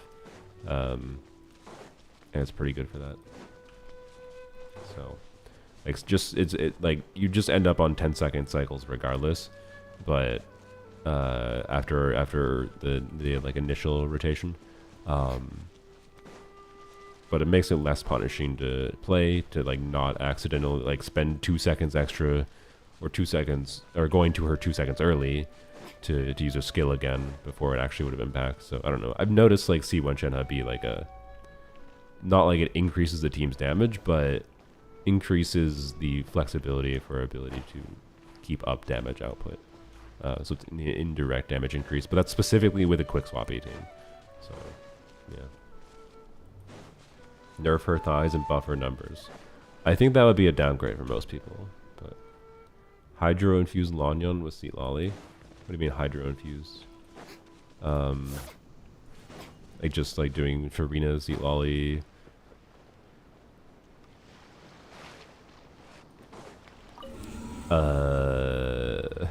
Shenhe. I don't know if I'll be able to do Hydro infusion. Like I think usually it's going to be Cryo infusion. I haven't tried. Wait, I don't have a healer. Well, I could have used C2 for to do Proto Amber, I guess, but okay, we'll just do one rotation. I don't feel like changing builds.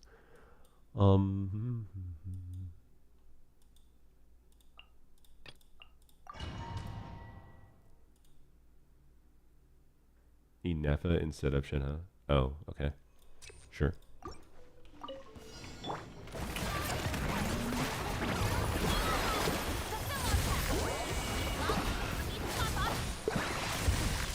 Wait, I should have done a tap skill there. Sorry. What? Oh, decent damage. The first one didn't do damage because I think it didn't have aura on it, which is really annoying. This is definitely utilizing C1 Z Lolly though.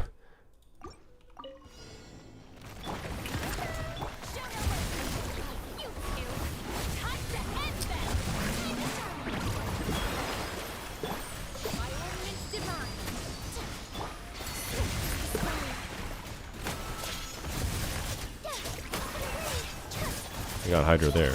It's the same amount of damage like up before basically. Okay.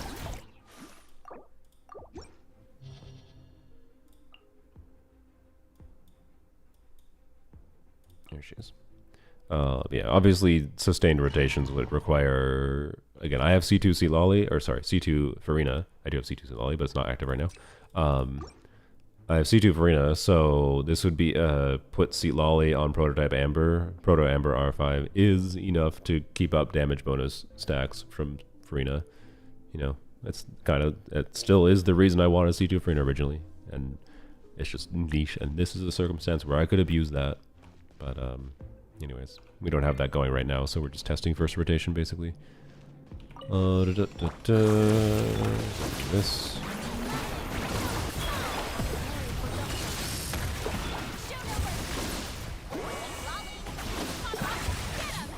Please get your thing down.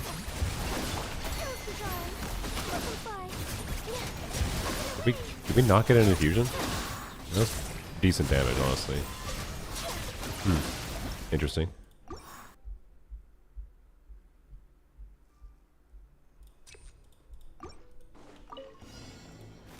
Let's do this first this time. Well.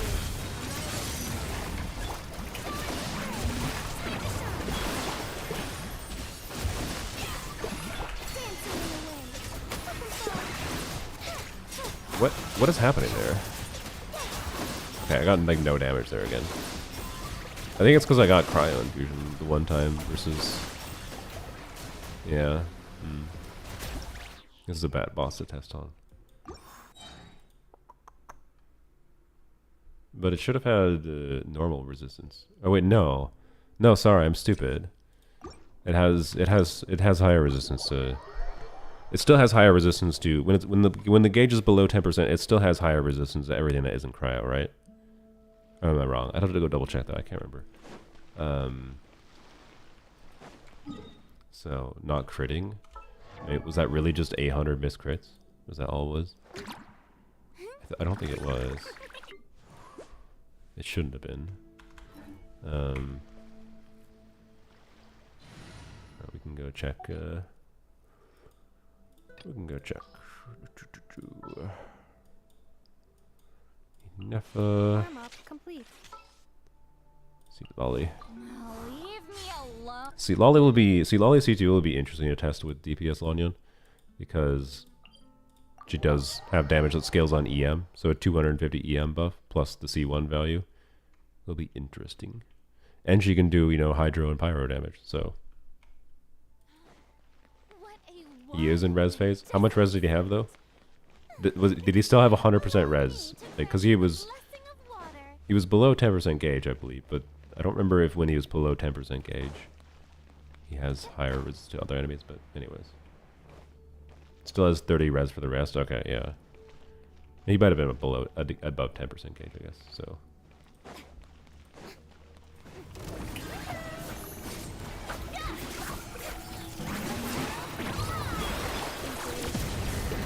Oh wait, we were at 50% HP. Okay, well, this is gonna be without Farina buff.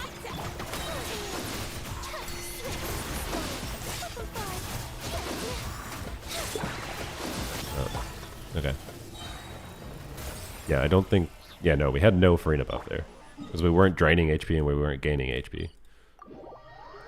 Well, sorry, no. Sorry, we did have some Farina buff because of C1. Farina does give her 100 fanfare, right? So we had 25% damage bonus. Accelerating.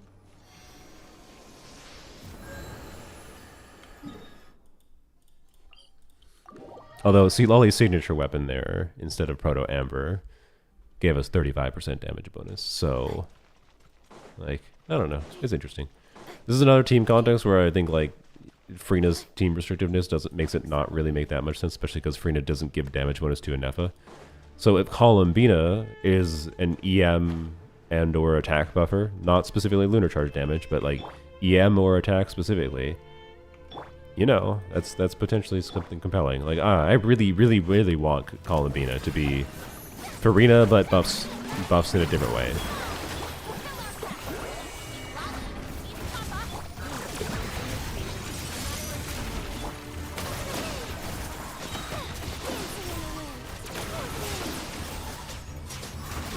I didn't get an infusion there? What happened? Did it not?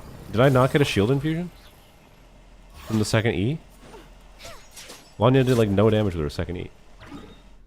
Okay, well. I think by now farming straight has been more on main account, has it? I don't know. That's how my brain has been today. I couldn't focus on farming, but I can focus on just doing random combat baloney.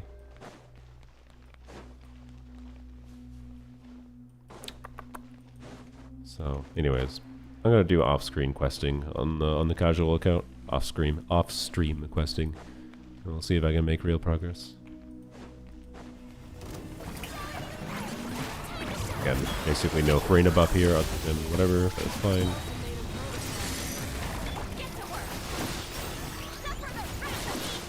We're simulating what I know would be like here. Okay, there we definitely got her. Okay. I don't know. I think it's pretty decent, honestly. It's pretty decent. I might consider using it when I'm more interested in testing this with Ino for sure. Ino, that's EM for Lanyon, EM for the whole team with the artifact set, which also like compounds with Lolly C1. Like, I know will be really interesting here. So I don't know. I'll revisit this with Ino.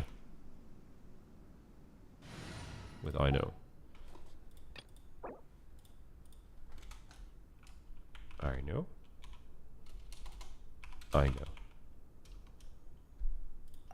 There we go. The reminder to myself, because Farina is a little weirdo here. We still have her personal damage, right? It's just a question of how much does that actually matter, especially in the context of what I was just doing, where, just in case you're not aware, Farina's personal damage falls off an absolute cliff. Like she gains 140%, so like 40% more multiplier. So like this, her usher, I think that's the crab. No, it's not. Is that the crab? I don't know. Anyways, what? No, the crab is. No, that is the crab. Yeah. No, sorry, the crab is the crab. The usher is the octopus. Sorry. Whatever. The 10% multiplier here is actually a 14% multiplier. You know, multiplied over all the times it's hitting. So like a 40% extra multiplier on this is like a lot, and your characters have to be above 50% HP when they are hitting for the drain to happen, and if the drain happens, that's when you get the additional multiplier. So Farina's personal damage falls off absolute cliff. Like, yeah, I still have C2, but you know, it'll be interesting to compare. I know here. So win Jane kill. Oh, we can end the stream. We'll try and I think my brain is not in it. I can tell you, I don't think I'm going to be successful at doing this. Every time I try to do ZZZ at the end of a stream, I do really poorly. We'll do one attempt. One attempt. Boring. Isn't there anything else One attempt. interesting No to more. do? Only one. I'm not allowed to do any more than one. I drink water.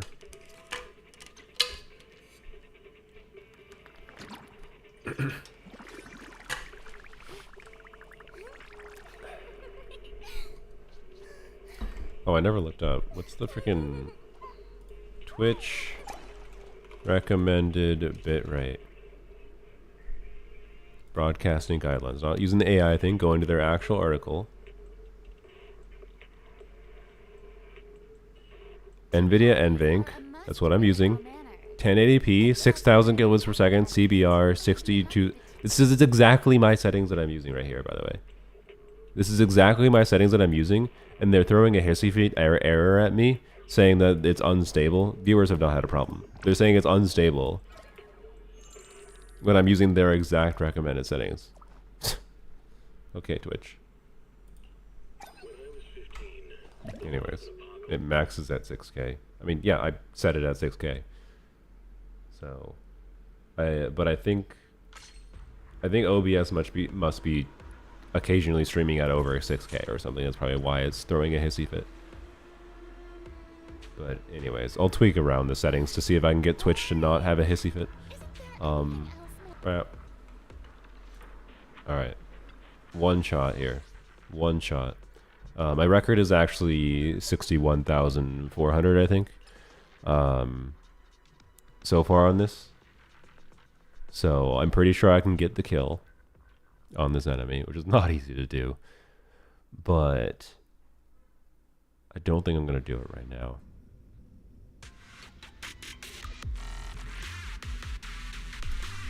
Music's probably a little loud.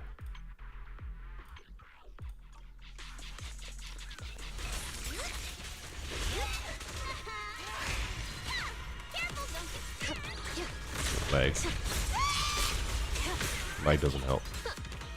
Oh, somebody. I'll make it pain. Oh, good job. Oh, wow. Okay, this is immediately not the run. Want some more? Okay.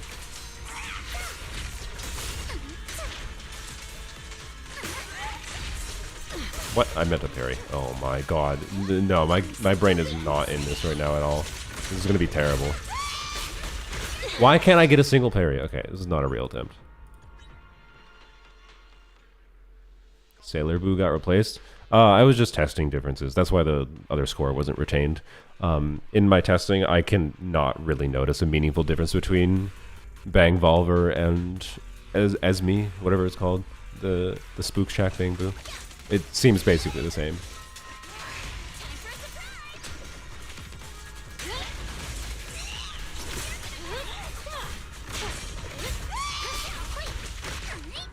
Oh, I've wasted this EX special. Oh my god.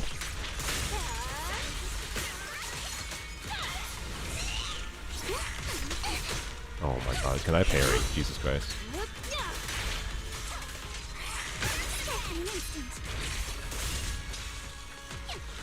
Let's see if I didn't waste that freaking EX special there. Oh my god. This is already a very doomed run. They also didn't have an ult up there. Oh my god. It's time to settle this.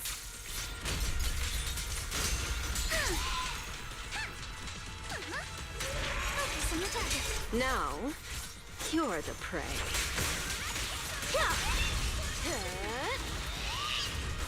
Don't get scared now. Yes, a bit close to stunning. Nope, not really. Oh, that does, okay. Careful. I bite. It's too late to back down now.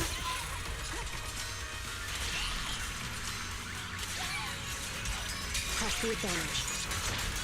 Oh, I didn't get there. No. Oh, no. Terrible. Terrible. This is a call. This is a terrible, like, oh my god. 50k. I'm gonna call 50k. 50k damage score. Maybe like 55k total.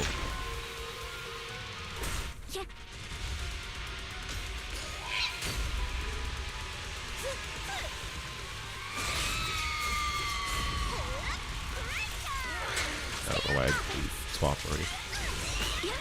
Oh, good job. Wow. Why? Brain. Okay. Alright, let's do this. Adjust your breathing. Careful, I'll handle this. But take me for the time field name. Wanted an assault trigger before I ulted.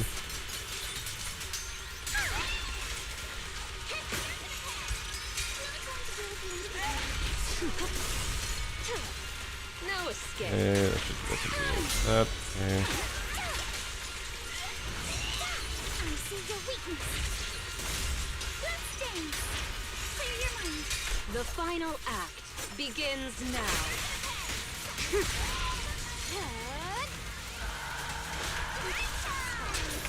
This will get close to stun. A flurry of thrust. Okay. Wanna know what lurks in the darkness? Witness the power of determination. The time is now. There we go. Got that one properly. Behold, the most symmetrical swordplay.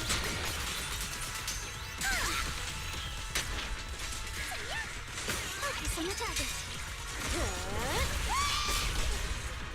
Yeah, I did a little bit better in the middle, whatever phase. I don't even know what the boss HP is, like 100 million. I don't remember. It's something nonsense. To be clear, there's no actual reward. There's literally zero rewards for getting the kill on the boss. 20,000 points is where the rewards max at.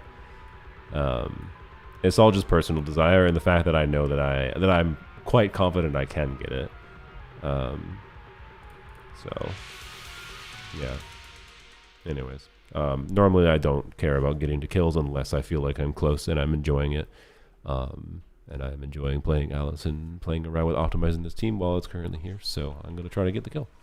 Anyways, that was a okay showing for the second round, but there was like a large bit of damage I missed earlier on. Which alias should I use? And some subtle things I'm pretty sure I'm still getting a feel for, because like Wanna be my research? when I want to use certain Jane abilities whenever, and I haven't messed around with attack percent slot 6 on Jane either. Like I think there might be some min-maxing there, but I think it's extremely minor. Like the additional attack I gain from slot 6 here versus the AM, I think is not really that relevant. But anyways, yeah, I do have Alice Sig now. No, I did not spend money for this. I was testing. I tested Weeping Gemini versus Bernice Engine, and I immediately got after less than 10 minutes of testing and feeling how it worked versus the energy on here, I immediately got a better score in Weeping Gemini versus Bernice's engine, which kind of made me sad. And I was, yeah. So anyways, the reason, by the way, this is so freaking broken on Alice is because of Alice's anomaly mastery to anomaly proficiency conversion. So this anomaly mastery, actually also not only does it give her the anomaly mastery, she also gets 100 freaking anomaly proficiency from it, or 90 or something. So this weapon is stupid. I thought this originally said anomaly proficiency because we haven't had a single weapon before in the game, I don't think, if I recall, that just directly gave anomaly mastery as a number. It's always been Jane's signature, for example, where it says it gives build-up rate instead of anomaly mastery. So I thought this was 60 AP originally. I thought her Sig weapon was kind of underwhelming, and I was confused why it was so good, is what some people were saying. But no, it's because I'm stupid and I didn't read. So, anyways, my Wenjin luck is back though. Apparently, only Yuzaha's engine was miserable pain because There's no class. I got it at 15 pity ish. Let's check. And I just did that as I had a 10 pull yesterday. After I did the testing yesterday, I only got it yesterday. I did a 10 pull yesterday. After doing the Weeping Gemini testing, I was like, oh, well, great. Now I want her signature. Did a 10 pull and got it. Easy peasy. Well, why do people say it's hard to get engines? Not that I'm joking. I literally experienced the pain of getting the stupid Metanuki Morphosis engine. Yeah, what, 10, 15, yeah, 18 pity. Not bad. I'll take that. So, anyways, I also had done before that. I did a 10 pull on Alice's banner after getting Alice and got an early there. But it was not Alice M1, it was Grace M6. So, yeah. Anyways, that's where that's at. Will I wish more on Alice? I don't know. Right now, as far as ZZZ goes for Orpheus and Seed, I'm still interested in the two of them together. Seed has the more. I wish Orpheus's kit was Seed's kit. I wish Orpheus was the one that gave an attack buff to a partner unit, rather than Seed. I get why they've done things the way they have, but I really, really dislike right now that Orpheus can only get her buffing value with aftershock damage dealing, which is basically no one. So, so I don't know. I'm kind of really tempted to just I still have a whole bunch of resources I can get from this patch. I haven't finished the story. There's a whole bunch of resources I could extract. I know I could guarantee with a little bit of time, although with the time, do I have that time when I also need to do Genshin things? Maybe not, but I know I could probably guarantee M1 Alice without much problem, without spending anything. So, mind you, technically it did take money spending to get Alice at a baseline because of the fact that I lost a 50-50 for her. I lost the 50-50 at Pity for Yuzuha. Got guaranteed Yuzuha. And then lost the 50-50 without spending any money. Lost the 75-25 for Yuzuha engine. And then ended up spending money for Yuzuha engine. But I just did a top out. I did a top up shop buyout because the top up shop had been reset last patch, right? And Loot Bar, not sponsored. Loot Bar had their coupon deal where like you buy the full top up shop clear. It was like $150. So after the coupon and whatever. So anyways, I spent like $150 to do the full top up shop clear because I figured if I was going to do a top up to get the Wenjin, may as well I'll use the monochromes eventually, right? I just didn't expect I was going to use them in the same patch. But yeah, I used those to get Yuzuha engine at Pity again. Ugh, that engine was so expensive and not worth it for the cost. But then I used the monochromes that I did have left over combined with the polychromes that I had gotten since then, enabled me to get Alice, which I also lost a 50-50 on for Alice, the first Alice, not the M1, and double Pity again. So ungodly expensive patch pull-wise for me, but I didn't actually spend that much money, thankfully. But I didn't want to spend that money in the first place, technically, so I don't know. Anyways, technically a little bit of money was spent for Alice at a baseline. Other than that, nothing. And I didn't actually technically have to spend for Alice. It felt like I spent for Yuzuha. And not even for Yuzuha to baseline, just her stupid engine. Whatever. I wanted the rainbows. You have 20 days and then Genshin second half will be more chill? Yeah, probably. Unless they run Lanyan on the first half. Or on the second half. So. Anyways, I'll probably do it. I'll probably do a few 10 pulls almost surely. Just cause like, if I lose my guarantee, I don't know if I'll go to Pity, right? But if I get another early. And lose the guarantee getting M1 Alice. You know what, frick it. How many do I need? 6, 4. If I lose the guarantee getting M1 Alice here, like early, then I'm in, okay, let's try to get M2 Alice mindset, right? Because M2 Alice plus M2 Jane is where it gets a little bit bonkers.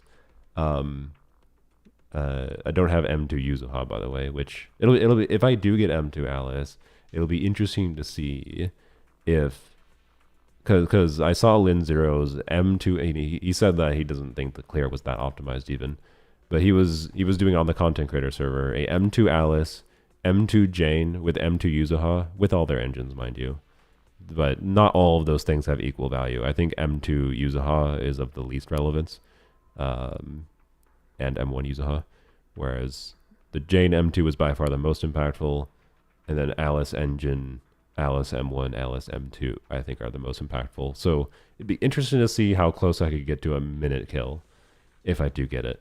And the reason a minute kill can work with that is specifically because of like the buffs available and this specific boss. It's not going to get 1 minute kills in every boss in the game.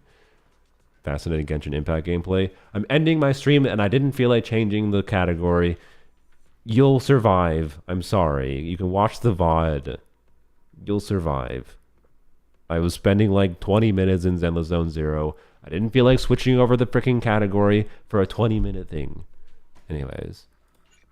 So if this is M1 Alice, I will continue going for M2. No. Alright.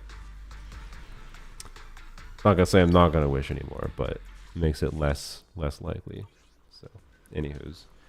Classic Twitch chat crash. I mean, it's not just a Twitch. I've crashed out at YouTube people doing the same thing before. But, anywho's. Describe Seed to a new player. I don't know. I don't know. I'd just describe her as an attack unit that wants to be paired with another attack unit. Seed works better with without Orpheus than Orpheus. Like, I really like Orpheus is my problem. But I just don't really see a compelling use case for me for Orpheus anymore, with her Def Shred only being for Aftershocks. Like I would like Orpheus Soldier 11 to work, but I think it's going to be garbage. I think Soldier 11 Orpheus Lighter is just going to be a really shit version of the Soldier 11 team compared to like Lighter Jafufu Soldier 11. And like other than that, what I can play on-field Orpheus, I guess it's just going to be kind of like playing Bernice. But I don't know. They kind of killed my interest in Orpheus with her kit, unfortunately. So, anyways. Yeah, and it was going to be hard for, like, even with the Def Shred, that Orpheus could, like, if they made Orpheus's Def Shred be for all damage, like, so, like, Soldier 11 would benefit from the Def Shred, not just Aftershock type damage, it probably wouldn't have made it better. Yeah, probably not better than Jafufu Lighter, but I think it would have been pretty compelling and probably enjoyable, especially in combination with being able to potentially do Trigger with Trigger's engine plus Soldier 11 plus Orpheus. Like, that's something I wanted to do, but they've seemed to have designed things of like, no, if you want to do the Obel Squad, you gotta get Seed to do Seed Trigger Orpheus. You're not allowed to do Soldier 11 Trigger Orpheus, which is what pisses me off, right? I thought I joined at the end of the stream. Here we are 2 hours later. Yeah, that's me in a nutshell. I wanted Orpheus. Orpheus is the baseline idea of being an off-field attacker, not just off-field because Zenless is not that, but, you know, quick swappy off-field attacker that buffs a little bit and does off-field damage. I like the idea of it. We don't have an off-field attack DPS in the game, not a real one. But I just don't see what use case I have for her at this point. And it sucks because, like, I must admit, when on first impression, I, like, really, really like her animations. They have a lot of charm. I just can't think of what value I'd get from her. Whereas right now, I can tell you I would enjoy, if I don't have to spend a bunch of money for it, at least. If I don't have to spend a bunch of money for it, I definitely would enjoy min-maxing the hell out of Jane M2 and making it the broken, like, Jane M2 was a thing that I was like, until Alice release, this was a stupid decision. I didn't spend a bunch of money for this. I had enough pulls and I got lucky. Jane herself, I got originally on a guarantee I carried since version 1.0. And then I got lucky I lost a 50-50, I think, at Pity for Jane M1. And then the next 10 pull was Jane M1. And then 20 Pity later, I won a 50-50. The first 50-50 I won in the game for Jane M2. Did it make sense to do that at the time? No, it was stupid. It was dumb as shit to do. And until Alice came out, I don't think it has actually felt that valuable. But now it does feel valuable, and I like Jane, and I like Alice's gameplay. So, yeah. Anyways. And if I did get M2 Alice, having the ability to, like, use M2 Jane, M2 Alice to just, like, destroy anything would be personally satisfying, especially if I didn't have to feel like topping up specifically for it, if I managed to grind for it. But it would require getting a bit lucky. I'd have to get some earlies. Like an early M1 and a 50-50 win M2 is doable, potentially, with grinding for me. So, anyways. Yes, beta leakers that said Jane and Alice had no synergy. Yeah, I know, right? So, anyways. Yeah, so I was talking about the Zenless Alice, not Genshin Alice. Genshin Alice might be great too. Genshin Alice probably won't benefit Zenless Zone Zero Jane more. But who knows what Genshin Alice will do. Anyways. I've been in Zenless long enough. Have a wonderful day. Thanks for joining the stream. Probably will stream tomorrow. Maybe won't. Well, maybe will be Twitch only if it's just going to be a vibe stream. I don't know. I have failed to be very focused at the very least. I don't know. It's somewhat maybe sick brain, somewhat maybe other aspects to my current brain functioning, so that I'm failing to focus on trying to grind. I don't know. Maybe it's something with a new area too. But like we didn't make much progress today, so I don't know. We'll see what happens. It's not giving me a lot of hope for lolling that account because yeah, it's mostly my own failings, I think.